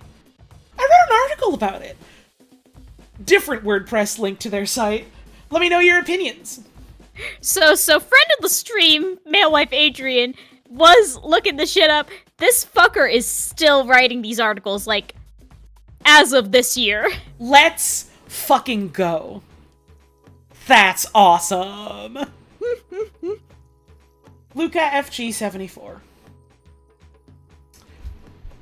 Following the criterions above, I can state for sure that some games in the list don't deserve to be considered as artistic. I can only judge games I played. Doom, Bioshock, Amnesia: The Dark Descent, Grand Theft Auto 5, The Last of Us. The fact that these are the only 5 on the list that you can judge because you played already tells me so much. Hey, I know exactly how to define art and art as it relates to video games. By the way, these are the only 5 games on the list I've played. This fucker is why The Last of Us isn't on the list? No, there's more later. Oh boy. I did a little bit of a quick sticky beak and checked out some earlier. You could think they are entertaining and influential games, if you use a wider meaning of art, as in art is a diverse range of human activities in creating visual, auditory, or performing artifacts. And why not? And why not use that definition, Luca FG74? Why not? Why not? Why not? Why not? Why not? You could also recognize some artistic features, but if you use the narrower criterions above defining expressive artworks, you cannot at all consider the aforementioned games as examples of sublime video games art. Playing such games is not an artistic experience. In other words, if you are quoting such games as examples of video games art, you are killing the opportunity for video games to be universally recognized as a form of serious and sublime expressive art, such as cinema, literature, music, painting, etc. I take back the admittedly pretty mean things that I said about where is it on this goddamn list? That I said about, Abu Bakr Salim's comments during the BAFTA Awards. Because people like this fucking exist. So, I'm gonna talk out of my ass for just a second, because admittedly I only half remember this. Remember I mentioned that philosophy of art course a couple minutes ago? Yeah. We talked a lot about, like, the concept of sublime art. Yeah. In that class, and, like, essentially, it's like this understanding, like, I'm gonna butcher this because, again, this is half remembered from years ago, but if I'm remembering right, it's something along the lines of only art that can be considered, like, aesthetically beautiful is true art, everything else is, like, folk art or low art or camp or something like that, which isn't quote-unquote real Right, and who art. decides what's the quote-unquote high art then? Exactly. And, like, literally... Says who? That idea made me so fucking angry that I, like, blacked out and wrote an essay on why, like, only things that are, like, considered stereotypically ugly have true beauty to them because they reflect the human experience and it what reflects it's like your to be human truly experience. Mm-hmm. And, like, I got so mad that apparently I convinced my professor I was a genius because I just went off on that essay. Fuck you, fuck you, fuck you, fuck you, fuck you, fuck you. You know, I've been reading your essay and I'm really impressed by what you have to say. That's basically what happened. Man literally ran at me from across campus waving my essay over his head. That's fucking awesome. It was hilarious. Let's see. You're killing the opportunity for games to universally recognize blah blah blah blah blah. Such games are centered and built around fightings, shootings, and other challenges of no artistic interest, and without originality. Only for mass entertainment purpose. Which, I don't think they're only, but certainly there's an argument to be made about video games as entertainment, mass entertainment purposes, as, like, you know, products. They're products made under capital. Mm-hmm. When present, main artistic features, story, content, aesthetic, are only secondary flavors, incoherent and not well integrated with gameplay. For instance, when present, story and content are confined to cinematic graphical cut. Are you why this fucking You're article? you! Did you do this? You did this. Was it you? Was it you? You fucking did this. There's so much fine art that's also products, though. Yep, sure is. Yep. Cinematic graphical cutscenes, which represent a short percentage of the whole gaming experience. Again, from Luca FG74. We read this whole thing, scathing critique, scathing review, going, well, I gotta respect you here, buddy, or whatever, but you can't just cite yourself. Anyone can come on this damn website, and you can't just go, source me. Not how it works. Oh, this person is a hero, and I know that their efforts are in vain, but I respect them so much for trying. Mm-hmm. Editors here are encouraged to report what, quote, reliable sources are saying about a topic, and they can use reasonable editorial discretion to rephrase and reframe claims from reliable sources.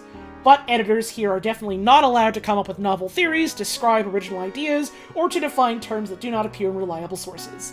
And this includes a bar against the synthesis of two reliable sources that, when combined, allow for the development of a novel thesis. Right, like, that was a point of contention and frustration that I kept feeling during the article, but, like, again, that's not the point of Wikipedia, so it's like, yeah, to a certain degree, they're going to be pedantic about it, I'm going to be frustrated about it, because that's what the point of an encyclopedia is. It's not to, like, go to the reader, alright, and this is the author's conclusions and thoughts about the subject matter. It's to go, this is the subject matter, because you want to know about the subject matter. And, to that point, that is probably the central reason this article does not exist, because I don't think you can have an article like this exist without some manner of that subjectivity and extrapolation. Mm-hmm. And this includes a bar against the synthesis of two reliable sources that, when combined, allow for the development of a novel thesis. I certainly don't want to discourage you from improving this article, but please make sure you are familiar with the following rules. If you are confident that you understand these rules, then please, be bold. From Thibs. Thibs, thank you for attempting to save this page. This is the talk page. So, you went off topic. The rules apply to articles, not to talk pages. You have just offended the founding principle of Wikipedia. I'm discussing, not this guy's entire argument for, hey, why don't we include my ideas and change how this article is written? And then they go, you can't just cite yourself, or why we change the entire article, was, bro, just talking. Just discussing. I wasn't actually going to do it. I was just talking about it. Wikipedia is not your ownership. And my reflections have solid references. For instance, a link from The Escapist, a link from Gamasutra, a link from Giant Bomb, a fucking Giant Bomb forum post. Oh my A Giant Bomb forum post. Specifically talking about cutscenes and how video games are bad at storytelling. Oh my fucking god. The talk page is a guidance for editors. Some editors could read my reflections and be inspired by it for editing the article. You are really out of the true spirit of Wikipedia so that you don't understand such a simple fact. I'm here to build a community and aspiring editors. I'm expecting interesting discussions and exchanges of views, not repression! This dude's white, isn't he? Oh, almost certainly. If you are familiar with the subjects, be free to express your thoughts. If you have nothing to say about the subject, please respect the rules of Wikipedia and don't repress discussion in the talk page. I'm not modifying the article following my thoughts. I know wiki rules. In the past, I entered only games whose art is supported by reliable sources as intended by Wikipedia. And I'm not erasing voices. Before doing such a thing, I would discuss my decision here on the talk page. I want only discuss about art in video games to inspire editors. August 2017. I'm not trying to influence how to change the article. I'm simply trying to influence how to change the article. I think you misunderstand me. You're very welcome to share your views on the talk page, and I'm sad to see that you interpreted my comments as efforts to repress you and erase your voice. I assure you that was not at all my intent. This person is giving this dude so much credit, and I have to respect the tact and restraint, but I don't understand. This person reads to me like a long-time, like, Wikipedia editor. This person reads to me as a 60-year-old, trying so hard Honestly. to talk to someone young and brash. I was under the assumption that you intended your comments to serve as recommendations for development of this article, and I was simply suggesting that regardless of personally developed ideas and personal experiences, like playing Doom, etc., the sole consideration should be for Wikipedia to report what the reliable sources report. If you were just talking in general, and we both agree that novel ideas, or ideas synthesized from but not directly supported by reliable sources, must be restricted to the talk page, not influenced to the content of the article, then we're in close agreement, and I apologize for the misunderstanding. The question is not so simple. He keeps going. He keeps going. He keeps going. 1. Art is not science. Why? Why? How? So there are much more uncertainty and subjectivity. I've got bad news for you, buddy. There's a lot of that in science, too. Awesome fucking news about what the core conceit of science as a fucking school of thought is, as that it is about uncertainty. It is about uncertainty and making observations that serve as a best guess understanding. Very well-educated best guess understanding, and yet still uncertain. And of course, continuing to develop and refine that in response to new information. And also, there's a lot of fucking bad science that's absolutely subjective in some bad fucking ways. Mm-hmm. 1 BIS. There is yet no critic or academic foundation about art in video games today. Citation needed. Because you weren't looking for it, bud. This was posted in 2017. And this person's argument is, well, there's no governing body for it, and so it doesn't exist. 2. My buddy, go to one library. 2. Sources considered reliable have no academic references. Citation needed. Well, to be fair, that is talking about how a lot of these are just going, yeah, this is a fucking IGN game review. As a quote-unquote, reliable academic source and reference, which, fair, but also the article does in its description talk about how they do consider, games press and games journalism and games writing and critique to be a reliable source in this context. So, you're missing a point.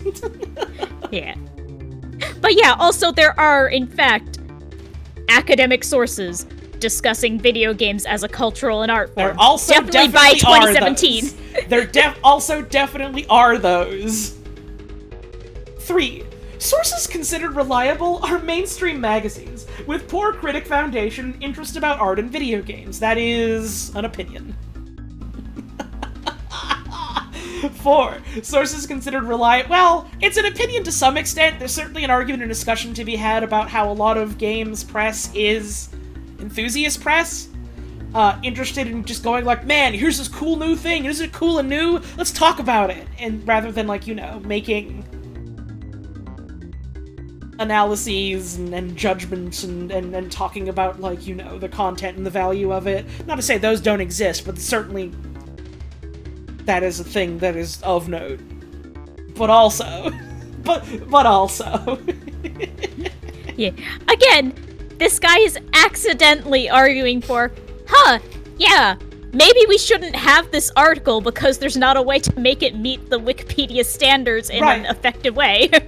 But if we simply had a college of a bunch of dudes from America's finest institutions all come together and say, this is how you talk about video games, then we could make the article again.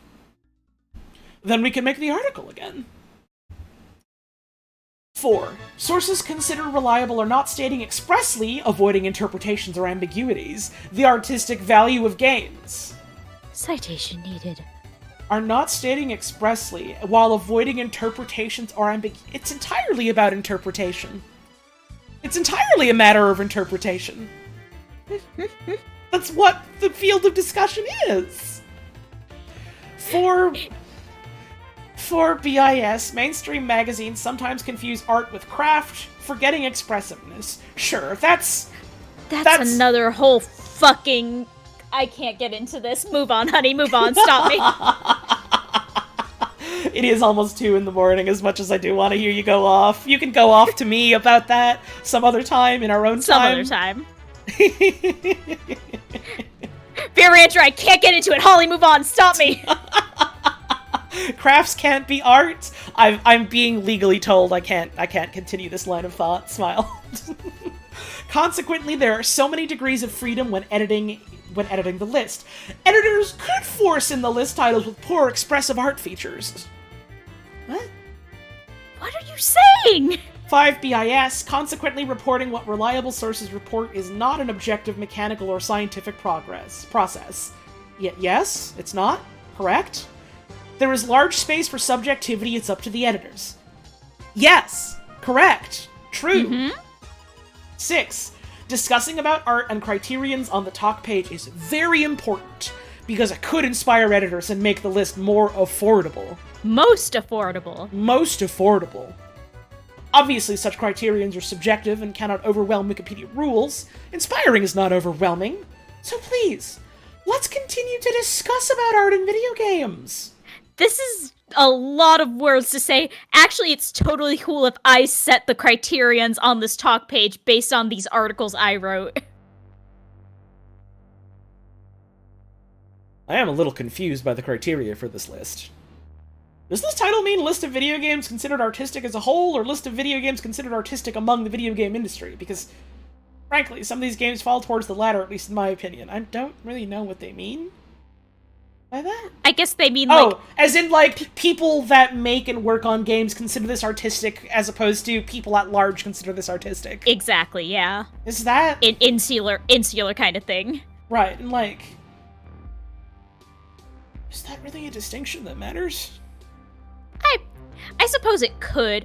I would argue that not necessarily, but I can see why it would be something someone brings up. I would argue that the interesting discussion would be people in the industry talking about the merits they think are interesting and what most, like, interesting to work with and what, like, helps them better communicate what they're trying to communicate and create, as opposed to this is what game developers consider to be art.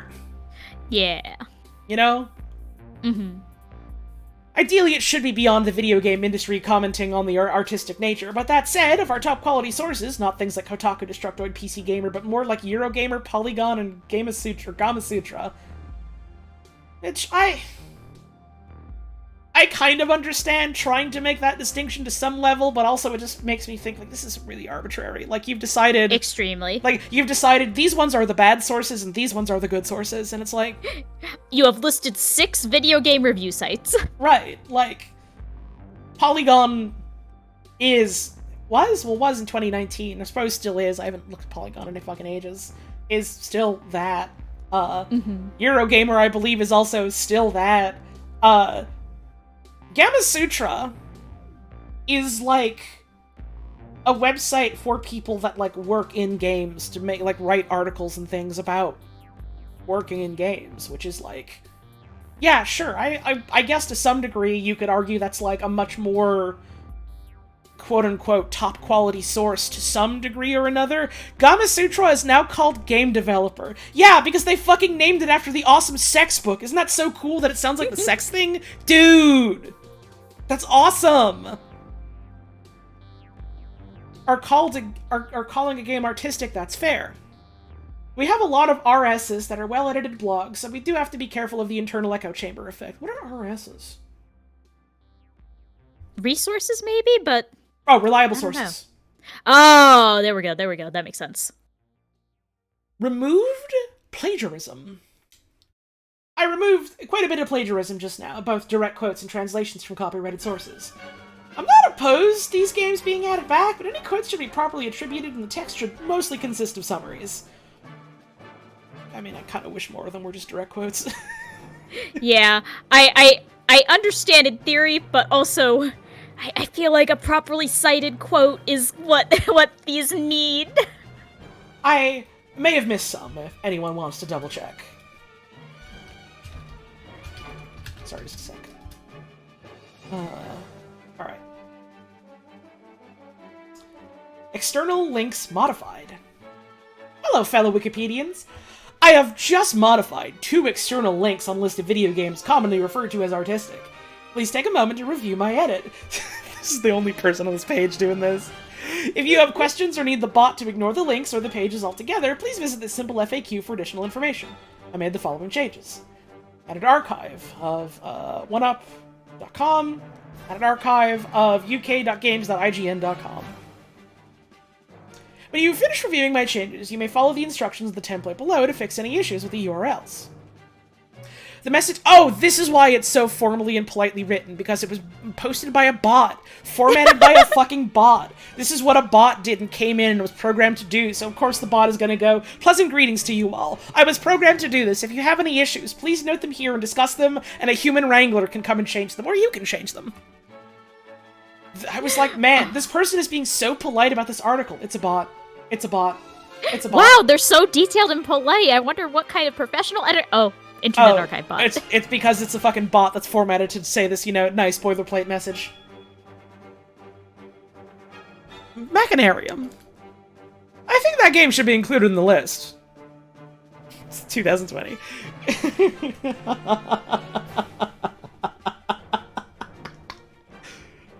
Reverse time deletion! I'd like to nominate this page for deletion. But not just regular deletion. Is there some way to sort of retcon reality so this page never existed and everyone who witnessed it gets a Men in Black style memory wipe? I'm not familiar with all the features of Wikipedia. Oh my god, that last line is a really good burn. Posted in July 2020. Seconded. Please erase this article from reality. Posted July 2020. Thirding this. Posted January 2023. Imagine getting burned that bad and then your article is still up for 3 more years. Uh-huh. Do these count? VentureBeat.com about The Last of Us Part 2 used as source on this article. It's rare to find a work of art that is such a big commercial success. Movies! Movie. Several Blockbuster books. movies! Have you seen how much a painting sells for? This is just a small example of how the game evokes emotion the way great works of art can. Yes, that's storytelling. Yes. Writing. The Last of Us 2 is a profound and harrowing sequel used as source on this article. A YouTube video linked on the CNET article. The Last of Us Part 2 is a brilliant work of art. NY Times Last of Us 2 review. A cheap sensation turned art. Ha ha ha! Mashable. Fucking Mashable article. Mashable.com Last of Us Part 2 review. The Last of Us Part 2 is a powerful yet deeply flawed artistic triumph. Metro.co.uk is a great example of video games as art, used as source on the article twice, while The Last of Us 2 is a great example of video games as art. GodIsAGeek.com, The Last of Us Part 2 review. You will feel anger, sadness, elation, fear, and everything a truly magnificent piece of art should elicit from you. Make no mistake, Last of Us Part 2 is art, despite my misgivings about its conclusion, and that it maybe, just maybe, outstays its welcome. It's still an absolute masterpiece. Thank you, GodIsAGeek.com. I'm being mean to this website, but it's funny to me. We need 20 fucking sources to justify the inclusion of The Last of Us Part 2 on video games considered artistic.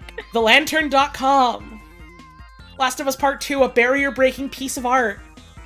FromTheDune.com. The Last of Us Part 2 is high art and its consequences. StraitsTimes.com. The Last of Us Part 2, a bold work of art.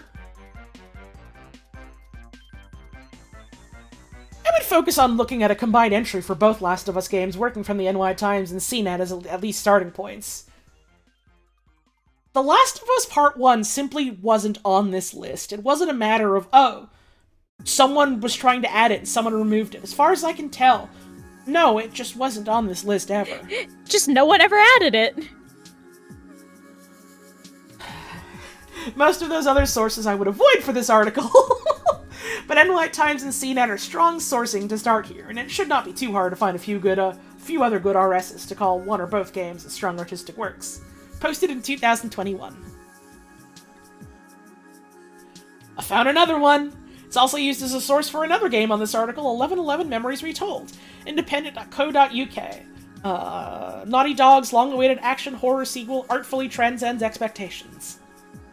I'm having difficulty finding reliable articles for the first game due to sheer amounts of them over the last 8 years, but I'll keep trying. New York Times, etc. are pretty similar to regular games publications since all the old media have a video game section now. Yeah, and that's, like... I have a lot of thoughts about it, about how, like, video game, writing and discussion as, like, specifically a professional medium, have been kind of... I don't know if gutted is quite the right word, because it kind of implies that something intentional came out and fucked them over, but, like... It's fucking rough out there, and it's goddamn difficult to do it for a lot of reasons, most of which equate to who's going to pay you. Gutted is a good way to describe it? Okay, cool. I wasn't sure if that was, like, kind of missing the point, but hitting the emotional mark. But, like, it's... Stunted is another good word for it, I suppose. Yeah. And then, like, and then, you've got, like, a bunch of olds... I don't know if old is quite the right word, but I guess established, like, media outlets that are, like, also doing that sort of thing to some degree. And they're, as far as I know, more or less able to just keep doing it, but I would not be surprised if it was also some sort of barrier to entry specifically for those outlets, whether in terms of, like, they're also trying to scale back and not pay you, or just it's, how do you get in? How do you get in? They've already got the old guys writing the stuff, how do you get in? Kind of thing. I don't have that perspective. I know some folks that try and do that sort of thing and try and make it work, and God bless them, Godspeed to them. Fanbyte was gutted by Tencent, the Washington Post fired all its video game reporters, Kotaku just lost its editor-in-chief because the private equity owner didn't like her. Man. It's rough out there, Okay. It really is. So it's a bunch of different specific, well, I want to say independent, but there's certainly, guiding, connecting threads here as, like, a single thing causing these to happen, and it's money, it's capitalism, but, like, there's certainly, like, different things happening in different places that all tie into the same thing, causing this shit to happen, kind of thing. As someone who just got a game job, oh, good luck, my friend. Talking about and writing about video games is cool and interesting and compelling, and I like doing it. And, really important, genuinely. Yeah, talking about fucking art and culture is important. And, like, I like doing it as an amateur thing. I like doing it for fun on my own time when, like, the urge strikes me. I was gonna say, Holly, at one point in both of our lives, both of us considered and kind of gently swerved away from, like, something akin to video games journalism. I genuinely put a lot of thought into trying to get work like that in the industry for, like, quite a while. Yeah, and I think I applied to Polygon a couple of times. I don't know. Sometimes I wonder if I still shoulda. I don't know. I don't know.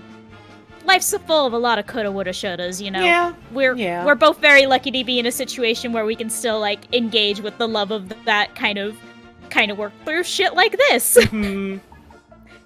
Without, having to watch the industry suffer effects from the inside. Yeah, I mean, well, at the very least, there's still cool people out there, doing and writing and thinking and talking about things in interesting, compelling, and valuable ways, and I can still, check out the things they're working on and go up to them and be like, hey, can I have some advice? Kind of thing, Mm-hmm.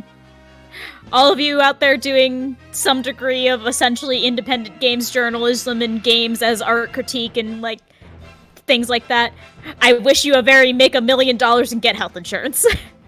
Yeah, Godspeed.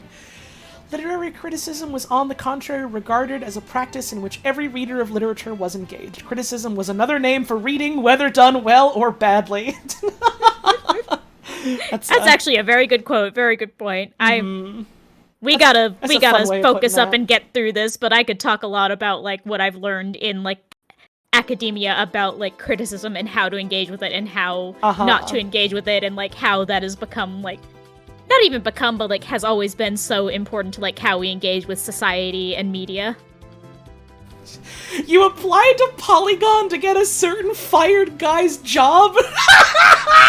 I have a feeling I know exactly who you fucking mean. Mm-hmm. And they told you they would have hired you if you had a degree and that changed your life trajectory, basically? That's fucking awesome. That rules, actually. Let's go. I'm high-fiving you through the screen. Nah, like, we're struggling to move on because I'm tired and I like talking and spinning my wheelies here, but, like, nah, genuinely though, Evan, like, the stuff I seen you, like, talk about and write about in terms of, like, games and stuff is, like, it's neat stuff. You got neat thoughts. I like the things you have to think and say about them. So I hope things work out well for you. Any day we get to dunk on that guy is a good day. God, yeah. Literally, there's a video of someone watching Toy Story, like watching Toy Story 1, and they're just like fucking standing up recording it. It's on a TV, and someone's in the room with them.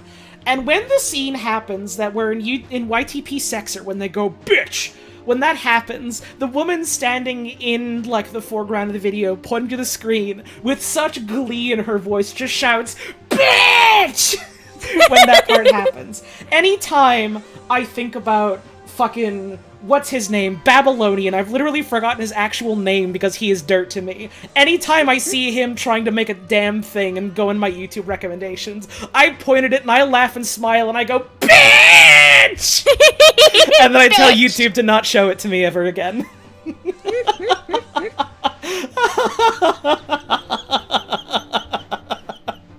It's fun. Anyways, where was I? Oh, we were looking at a lot of fucking citations for The Last of Us Part 2, because it needs 50 of them. Another one. While The Last of Us Part 2 is an imperfect work of art, it is difficult to escape its impact and how it challenges AAA development as a whole.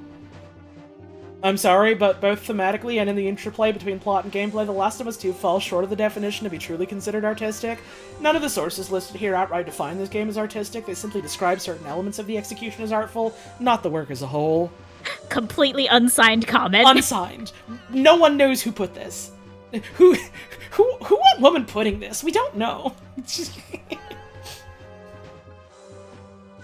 What games should and shouldn't be considered? This list should have criteria for what can be considered artistic. As far as criteria are concerned, the criteria pattern in this article is by any line of a sentence containing the word art. I think this is what Mike read earlier, right? Maybe? I think so? Maybe. This reasoning can be trusted, except for the saturated critics and reviewers that use the same lines in every article they write, i.e. feels like name of the protagonist. The same saturation the video game industry is suffering with right now. It is sad— no, this is a different thing. It is sad to think that this list includes many video games critique by journalists as art, not with proper art criteria, but with the usage of the word itself. If you read some of the video game descriptions in the article, some of it is straight up nonsensical. For example, the inclusion of Final Fantasy VII with a brief description of major character death, now players sad, art yes. This description proves nothing.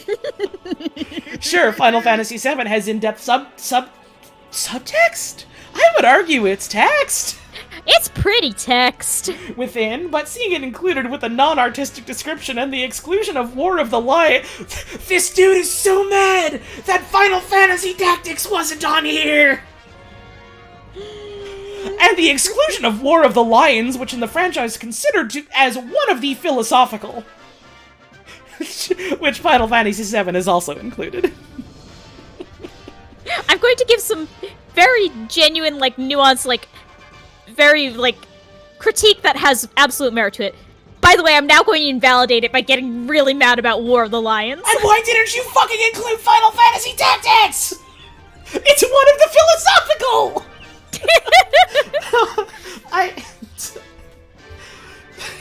War of the Lions and Final Fantasy Tactics is an interesting video game that I remember so little of, because most of what I remember of Final Fantasy Tactics is I think watching someone play the original really weird, janky translation with Broth of Bean, etc. And mostly I remember character selection. I don't remember if when Loon, or Raving Loon, streamed Tactics all those years ago, if it was War of the Lions or the original. Anyways, mostly what I remember is when he gets to the fucking name your character screen, he makes some comment like, "Now begins the tale of history's greatest killer, the Great Rasmo," and names Ramza Rasmo, and I always misremember his name as Rasmo. That's Final Fantasy Tactics to me. And it's great. I don't remember much of the video game. I never played it.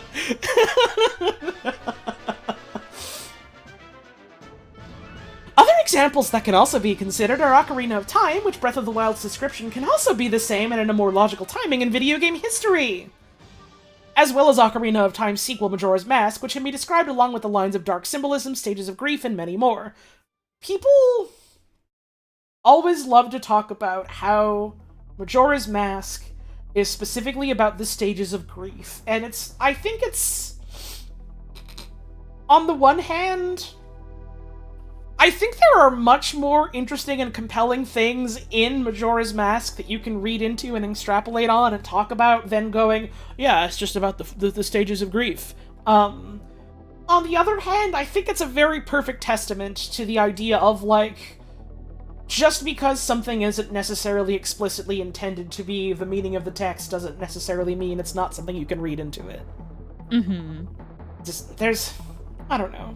There's a lot of stuff you can think about Majora's Mask specifically as being a conversation about, I mean, time, obviously, yeah, duh, but, like, the fear of things that seem looming and inevitable and unstoppable. The moon is going to crash on the planet and kill everyone. The missiles are going to be launched and are going to destroy civilization as we know it. The deadline is going to come and the video game isn't going to be ready. The wedding is going to be here and you're not going to have the guts in you to say that you object and don't want to go through with this. Majora's Mask is about the weight of it. It's about the weight of waiting. And knowing there's so little you could do. And then realizing there's a ton you can do. Mm-hmm. And then realizing there's so little you can do.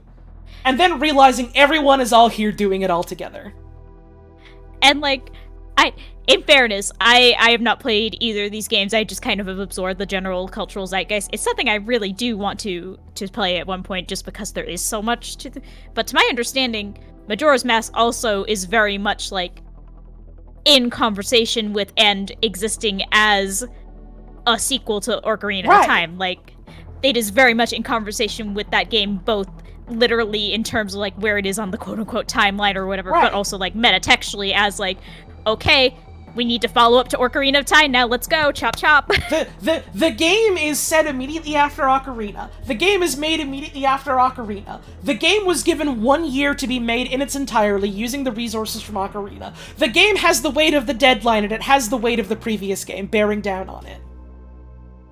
And the four giants need to come and rise up and lift it up so that people can fucking breathe. And it's cool. I feel like this conversation is proving a lot of the issues with this article in that it is games that are considered art as filtered exclusively through the media reading and themes identified by these, like, 3 guys on Wikipedia. Mm-hmm. And they have to figure out how to fucking add some kind of source to justify them putting it in there. Like, I don't know, it's like... This is just harping back on the fucking, like, Majora's Mask, where a lot of people are always like, yeah, you know, this is a game about grief and death and time passing and learning to, like, cope with that and move on from it. Majora's Mask was made during, like, a fucking Korean missile crisis. And developers in interviews were talking about how they were like, man, any fucking day now, missiles could just fucking fire and blow up Japan. And what would be the point of anything that we're making now? Like, it's interesting to think about how that reflects in the video game itself, and how other things and other concerns of the time, both within, you know, the fucking development office, and in the world as a whole, and in just the country they lived in, were like...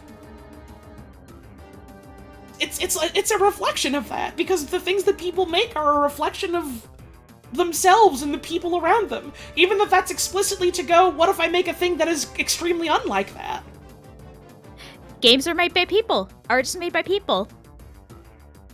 Art is someone trying to incite a conversation with you when one of you is on the other side of a one-way mirror and can't talk back. Art is when it's like a movie. Art makes me like damn thirsty. It sure does, honey. Where the fuck was I? We finished this big old paragraph about, by the way, why didn't you put Final Fantasy Tactics? Alright, and many more. And many more. Art is a lot of things and not just one single thing, and I think that's part of what people get caught up in sometimes. I get caught up in it sometimes. I can't sit here and be like, I have any hoity-toity claim to fame for being the genius of talking about art. This is largely just I took a couple, like, film crit and, like, literary analysis classes in, like, fucking college, and also have just liked thinking about this and reading about this for years. So, like, I'm as amateur as they fucking come, baby. Let's go. I literally love being wrong about shit because my perspective is limited. It's awesome. Except for when it's not, but mostly it's awesome. Mostly it's so awesome. Art's a lot of stuff. And, like, that inherently makes it difficult to define, because defining things in one succinct way is difficult. Genres are a best guess. They're, close enough. Genres? Here we go. We're tying some points together. Genres are the science of art. When I sit here and I tell you, I'm a lesbian, this isn't some, like, massive drilling down, really deep, intricate putting together of so many different factors and hyper-reducing myself to a single speck isolated from the world as a whole. It's me going, this fucking hat fits well enough, it's good enough, you get what I mean. It is the best word that I have to describe a deep and complicated and multifaceted way that I feel about myself and the world and the people I love. It's the best word I have for myself. It's what fits right now, and maybe that'll be different in the future. Maybe it will change from the past. Maybe someday I will find another word that is similar but different, and I'm like, actually that one. Or maybe I'll just always be a lesbian.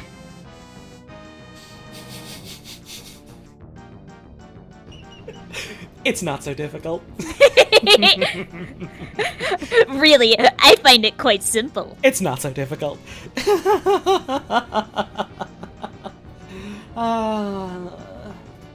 Where was I? Alright. And many more. Many other examples can also be listed, whether it is a AAA title up to the most indie ones as Yume Nikki and Undertale. And Undertale is included, which can also bring the debate for the inclusion of cult classics and those under the so-called icebergs. Yeah, man, I respect what you're saying here. This comment really comes down to, did you guys know there are other games? Have very much enjoyed the last 5 to 10 minutes of this discussion. I'm glad. Oh. Whenever I talk about stuff like this that I'm not super expert level knowledgeable about, and also it's like 2 in the morning and I'm fucking exhausted, I always worry I'm putting words out here and I think to myself, did that make any goddamn sense? Do people get what I mean? Do people kind of get what I mean? Oh, honey, here's the secret. I'm halfway to a master's degree, and I still feel it every day I open my goddamn mouth. Well, I think you're pretty good at explaining things to me. Well, I think you're pretty good at explaining things to me. Well, I think you're my fucking wife. You're my fucking wife.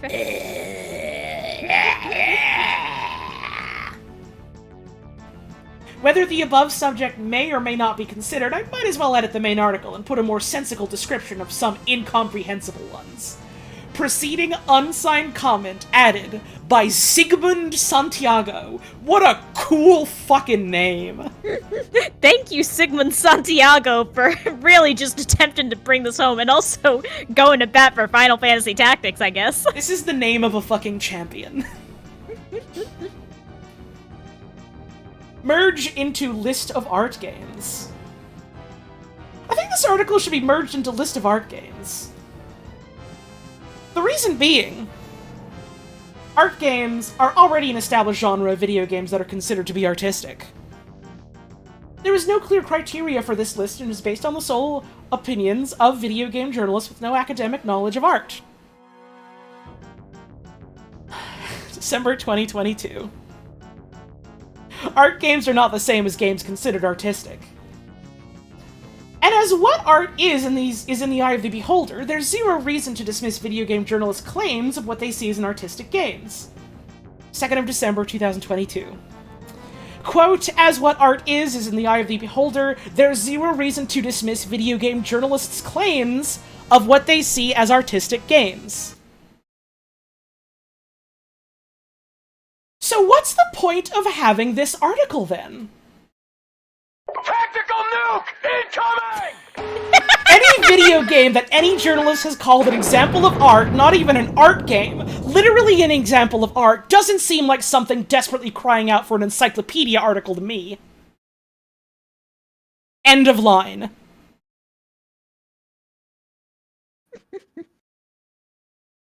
Touching the ground. Something terrible happened here. Yeah, hang on, let's compare the date on this to the date that thirded comment about article deletion was added. Hang on. I pressed a button, and there's more. What do you mean there's more? This is an archive from February 2023. The final archive of this page. This needs a major overhaul. This is the one Mike was citing. This is it. You can't just cite IGN's top 10 artistic video games as your source for why the game is listed as art. The same does not work for just any random journalist's opinion on saying the word art once, and therefore that means we can include it in the list. Funny enough, Flappy Bird has a better reason to be included on here than like 90% of the games in this list, because it cites that it's exhibited in 2 actual art museums. That's a better source than just Polygon journalist said game artistic, that means game artistic. This is not mentioning the numerous items in the list that literally just describe the game. I'm looking at you, Heavy Rain. And no, citing a PBS Idea Channel video where Mike Rignetta gives his opinions about which games he would personally define as art is not a good enough reason to include it on the list. Oh my god, this is a Wikipedia deep dive stream. Do you do this kind of stream often? Hello! Welcome to the stream. I have a sneaking suspicion you might be new here. You may want to consider following. I do in fact do this.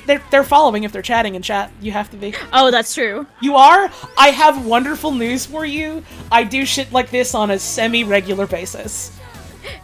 What'd you like? Wikipedia deep dive streams. Not like monthly. EULA streams. Monthly or nothing, but I do like doing a damn stream where I pull up a big, dense thing and just read through all of it.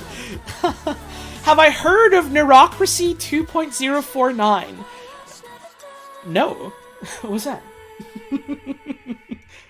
Art does not... Oh yeah, but exclamation point. What was it? VODs? Here's a link to the YouTube channel of all previous streams. There's, quite a few streams of me just reading, like, lists of sandwiches and soups and things like that. It's not just about... excuse me, fucking hiccups.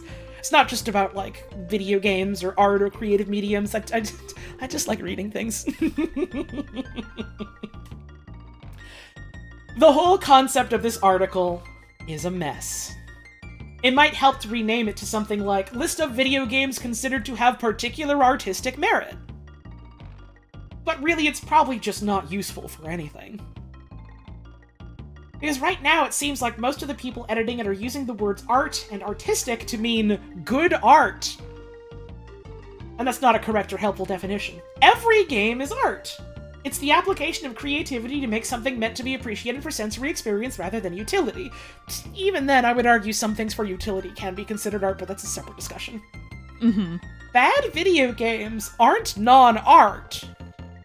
Just bad art. Pointing at my screen right now, looking so smug. Basically, it seems bizarre and kind of immature to answer the question, are video games art? With only the fancy ones. It's something I mentioned earlier. Thank you, Cliff Jerison, for agreeing with me retroactively. Cliff Jerison, thank you for validating us. But it speaks to, like, kind of an insecurity, not even of, like, any one particular person, because multiple people put this article together, of, like, going, no. See, it's a serious artistic medium, because here's all the really cool ones that exist. And it's like, I don't know, dude. Literature is a serious artistic medium. There's a lot of bad fucking books out there. There's you fucking look at Amazon and you look at how much shit is there for like 99 cents or whatever. Some of that shit's good. Making that accessible means that a lot of people that would not have previously had the opportunity now have the opportunity to make something and then, you know, put it out there. And if people like it, they can toss them a couple bucks for it. It also means that people who are not good at it are enabled to make it. And that's great! And that's great! You should have the means to make bad art of any kind, whether that's books, movies, paintings, video games, a fucking clay pot or whatever, anything that could be considered art, which we've discussed, is a wide variety of things. You should have the means to make bad art. It should not be blocked off in such a way that people cannot make bad art, because then you get into situations where it's like, who is the arbiter of what's going to be good art and who gets to make what? No, but you don't understand, though. No, please stop I don't play with toys! I don't have fun playing! No, you have to understand, it's not like Super Mario! Games are serious, by which I mean they're dark and expensive and like movies! Look at this one, it has a sad dad! You have to respect what I am telling you right now so that I am able to respect myself for the fact that I enjoy something.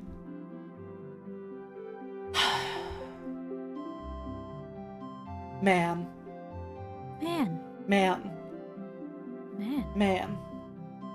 Why can't this specific type, because this is still a sentiment to this day, less so, because video games are fucking everywhere, and everyone's playing them.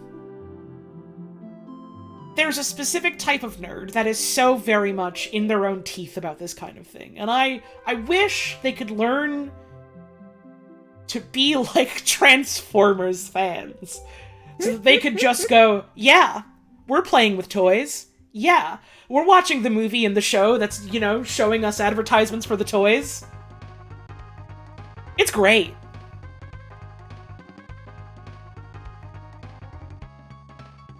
You can just...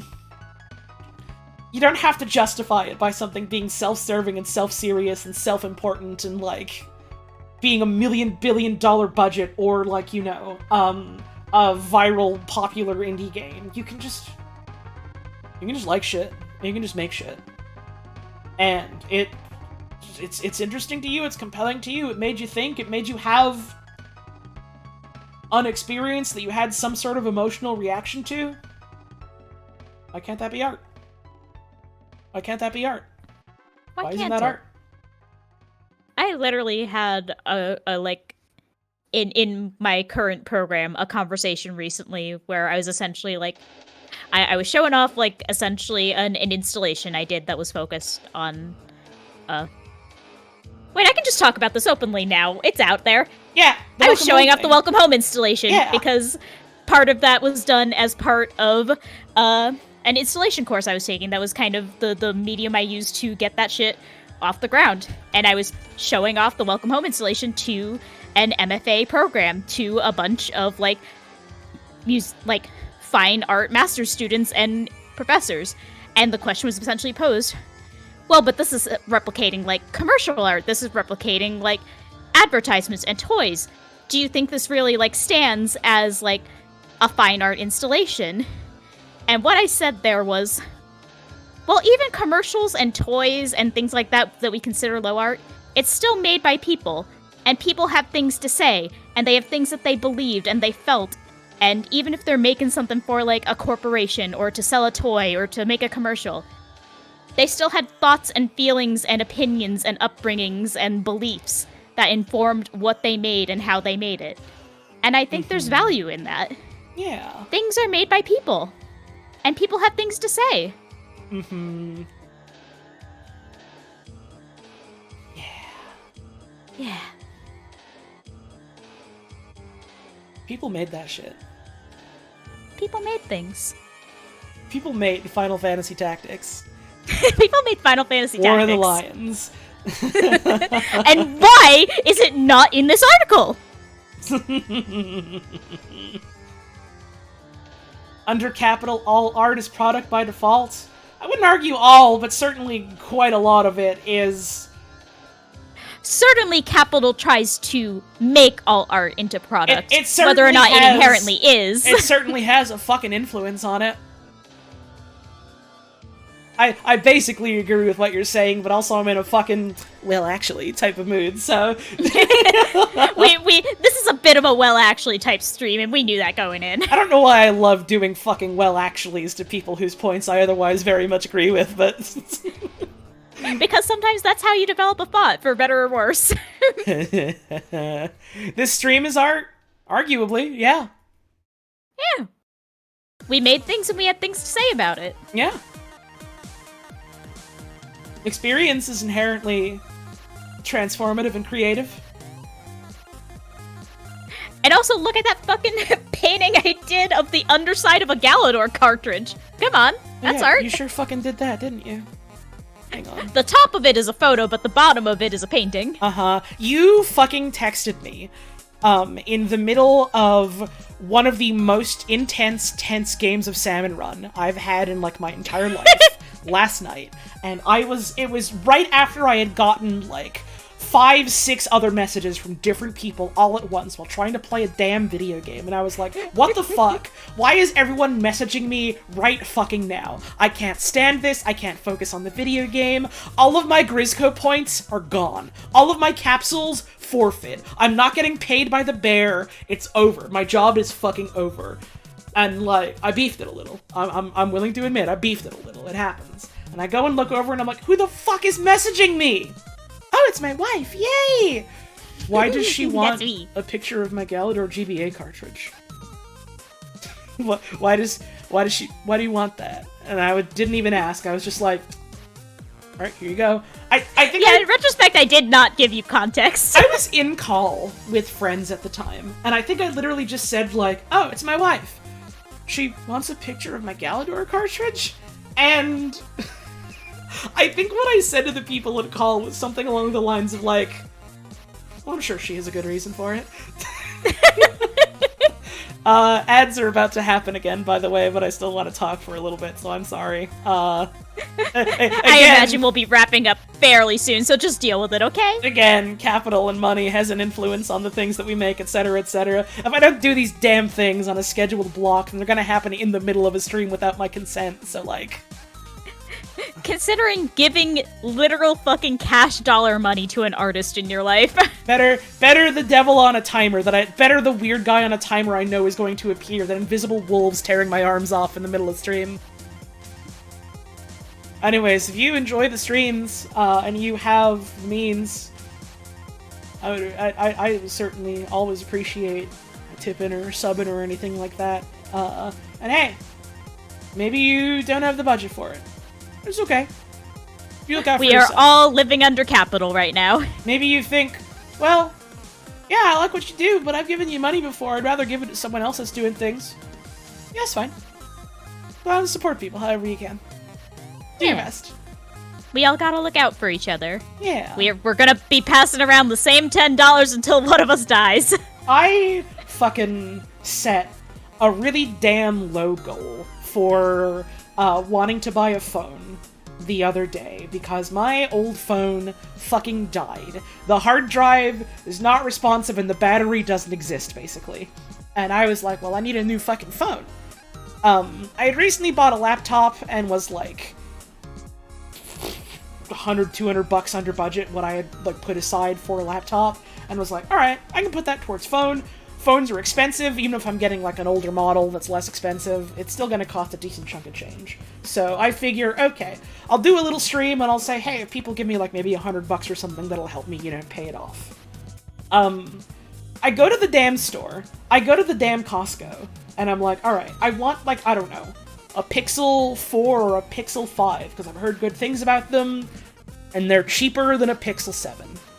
And they don't have those. They have a Pixel 6 or a Pixel 7. And I'm like, alright, well, one of these. And I'm with my mom, because my mom is the one who has a license and can drive there. And she's like, no. Get the Pixel 7. It's the new one, your birthday's coming up, I was planning on just giving you some cash anyways, I will help you pay for it. I'm like, oh shit, that's really nice of you, thank you. And we go to pay for it. Thank you, Deep Twisty Gaming, for the super chat thing. I appreciate your support. I will say super chats take like a ridiculous cut and away from me and just give it to Twitch, so I prefer just a direct tip or a sub. But I Just appreciate tip the directly. support. Just straight up, just tip or sub. But I appreciate the thought all the same. Thank you very much. So, like, we go to the dude at the counter and he's like, alright, I'll have the Pixel 7. And he's like, alright, this is a really good time to be buying this phone because there's a really big deal right now on this phone. And I'm like, what? Yeah, normally it's like $40 a month for 2 years. And that's like, what? What's 40 times 24? 40 times 24 is $960. That's a lot of money. And it's like, a lot of money. Wow, that's a lot of money. Right now, there's a special promo where if you buy it now, you pay $10 a month for 24 months, and the price never goes up. It's always that $10 for the 24 months. Always, no matter what. For 24 months. So 10 times 24 is substantially less. That's $240. Yada yada yada, there's an activation fee, there's, you gotta pay a little bit because of that. You get a bit of a discount because we're doing it at Costco instead of just through, like, the, the mobile provider and stuff like that.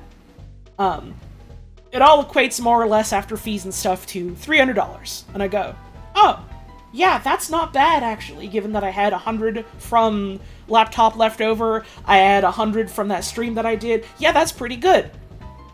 Costco dude, my fucking hero. Dude looked like a fucking bear. Like, I'm not into dudes. You don't gotta be into dudes to know this dude was fucking smoking hot. And was just like, no, listen, that's not all. I got you covered. You get $150 worth of Costco gift cards as on top of all this. And I just go, what? Subs are fucked, but super chats give Twitch more of a cut until October. If I maintain / grow my sub numbers, come October, I just get a 70-30 split. So consider subbing to Holly super chatting, in or in advance to October. Hype chatting is a 70-30 split, but also Twitch takes more on top of that. So, like, subs will just be better than that come October, as long as I just don't lose, like, a ton of subs in, like, a month.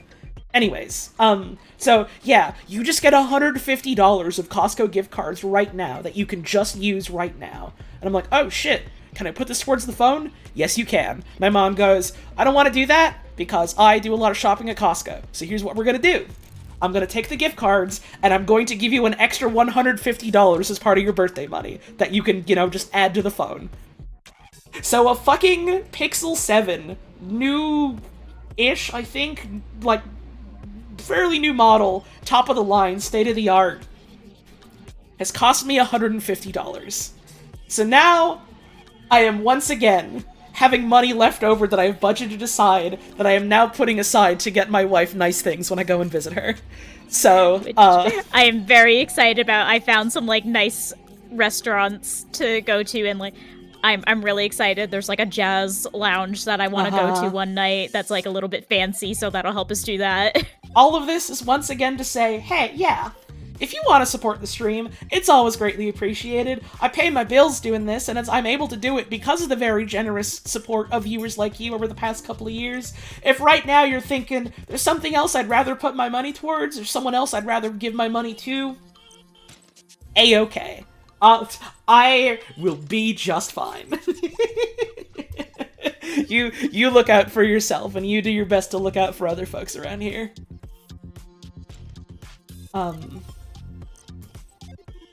So I have a fucking laptop now that, has Windows 11 on it, and straight up... Yeah, I put it in the picture. Laptop. Yeah!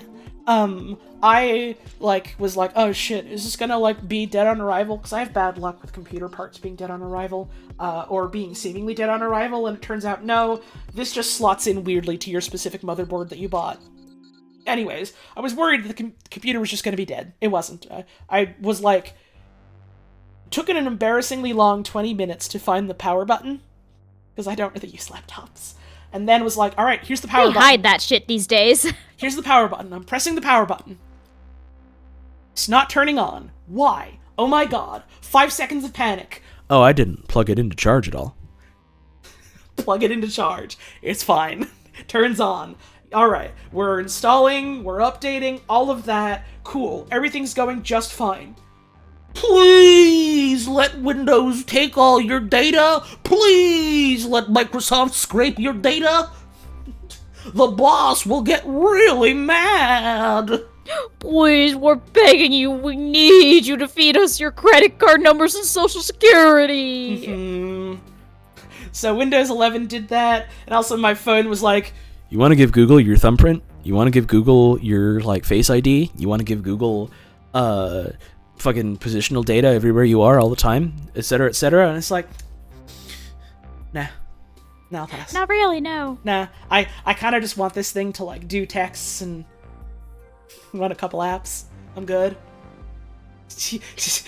But if you opt out of personalized ads, you might get something that isn't directly targeted towards you, even though it suspiciously still is generally pretty targeted towards you and your interests, and it's like, yeah, I'll live. I'm putting a fucking ad blocker on this thing. I'll live. I hope y'all enjoyed the stream. Shoutouts once again to Mike for sitting through. Yeah, God, absolute 99% hero, Mike. of it. Fucking champion, legend that he is. I hope he's doing well and resting well. I'm a little tired. My throat's a little raw. I was hoping to stream tomorrow. I don't know if I'm gonna have the energy, frankly. And also my It might be a rest and recover day, especially since we were talking about especially maybe doing some more this week. Yeah, especially because my plan for tomorrow was gonna be, alright, I'm gonna finish the rest of the Splatoon 3 single player all in one sitting. Which is, no, probably not after this. I keep doing that to myself, where I schedule 2 big fucking streams right in a row, and then it's like, why did I do that to myself? Why did I do that?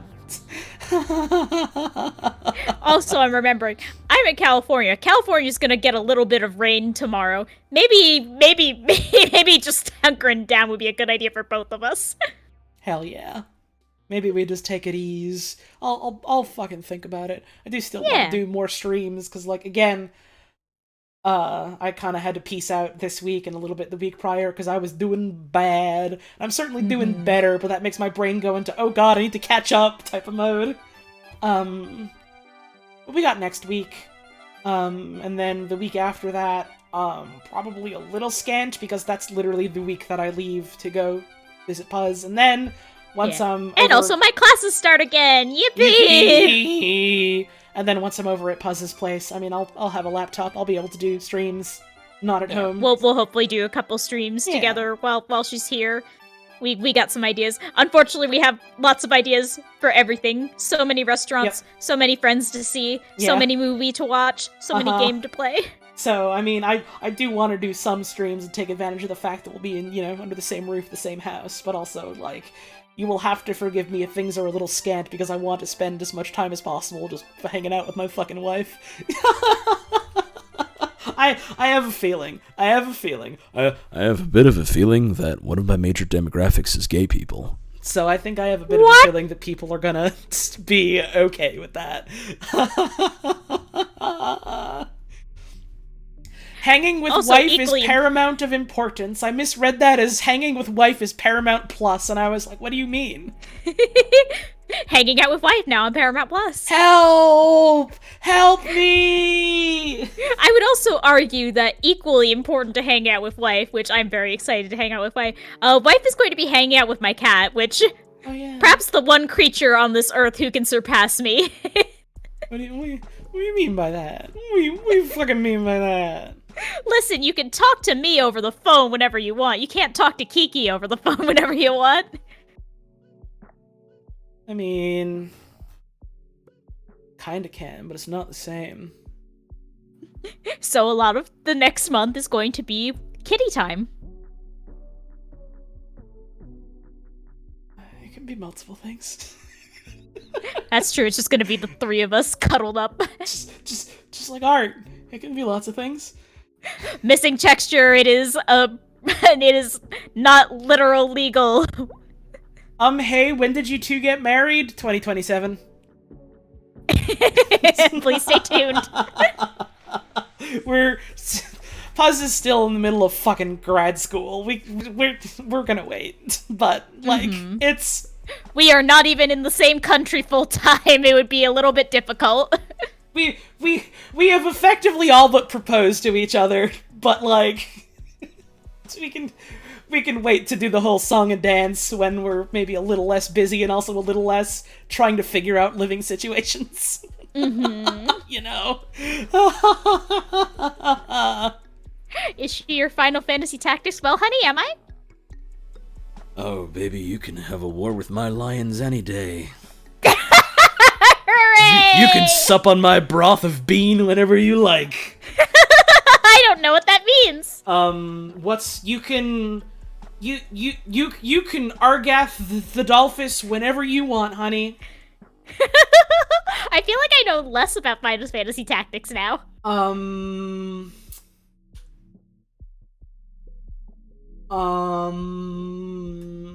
The God of Thunder. I love you. I love you too. Yay! You can blame yourself or God anytime, but like in a sexy way. Yeah! Here begins the story of me, history's greatest killer, the Great Rizmo. History's greatest lady killer.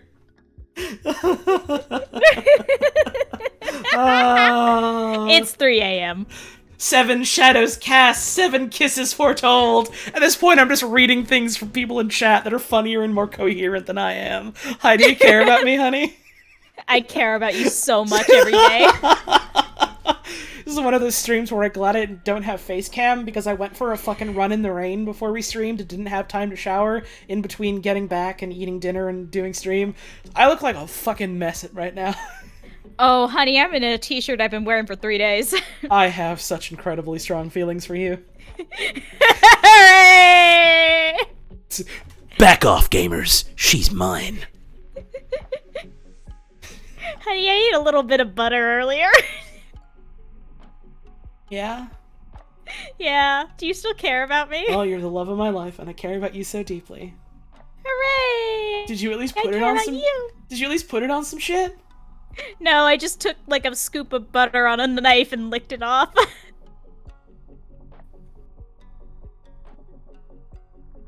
Did you at least have something else after that? I had a couple Oreos after that.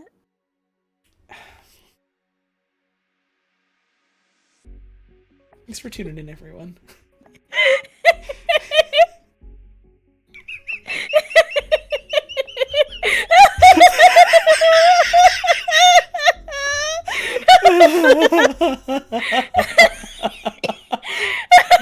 Wait, Hang on. Have we officially surpassed the longest Wikipedia stream that I've done? Is this now the longest one? Is it? I don't So know. I saw someone in chat say that. I basically believe it. I want to believe it. Is it right? Is it true? Hang on, I gotta find your VOD's channel. Let's fucking go. Oh, tons of VODs. 8 hours.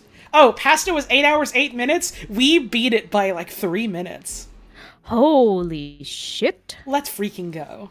I don't necessarily plan on doing one that's explicitly longer. Certainly not anytime soon. But every time I do one of these, it reminds me like, man, yeah, streams like this are fun. I ought to do another.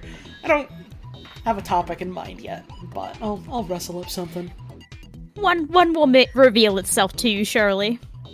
One will stand. And one shall fall. Megatron, I seen you looking at my fat ass. What did she mean by that? I thought it was pretty self-explanatory. Okay. He didn't say that? What do you mean? I made him say that. This is the power This of is the fiction. power of voice acting. This is the power of art. Till all are one big ass. Transformer yaoi? I mean, that's just Transformers, considering it's initially a Japanese property. I think. I think sometimes recently they put Yuri in. Yeah, sometimes. Or is it more lesbian yaoi? It's not a distinction I care to make. Unless Fair it's enough, Pop Teen honey. Epic. Pop Teen Epic is lesbian yaoi bottom text. Yeah. Someone in chat said Megatron's artful ass, and I thought you said awful ass. And I was about to go on a 3-minute diatribe about how I do think Megatron has a Hank Hill ass. I mean, it's made of steel, so I think by definition. No, honey, have you seen Hank Hill's ass? That's a good I sentence. have seen Hank Hill's ass. Okay, it's like that. Yeah, I understand. It's like that. It's like that. The Butter wiki page beats the stream if you combine the 2 streams by 30 minutes. That doesn't count because it's 2 separate streams on 2 different days. Yeah, we didn't do them same day. It don't count. IMO. you fucking count that if you want. I won't. Is Starscream hot? No, he's a sniveling little bitch. Which one might argue, yeah, that's why he's hot. To which I would argue... Actually, I wouldn't argue. I respect it. You gotta chase your truth, even if that's sniveling little bitch boy. Listen, stocks and pathetic men are on the rise. They really are. We talked about Disco Elysium this stream. If you're in the market, you'd be wise to invest soon. Is Wario a libertarian? We can't fucking do this. I was so Morally. tempted to just fucking hit the end stream button as soon as I said that. It would have been a power move. But is he, though?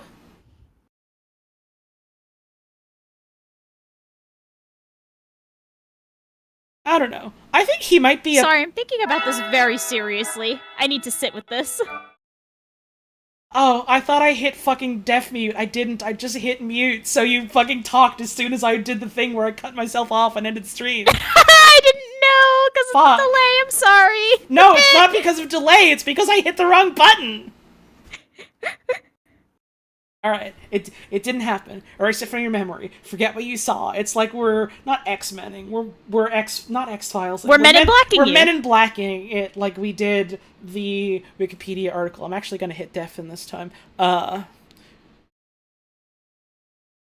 Is Wario a libertarian? Because I think he might be a...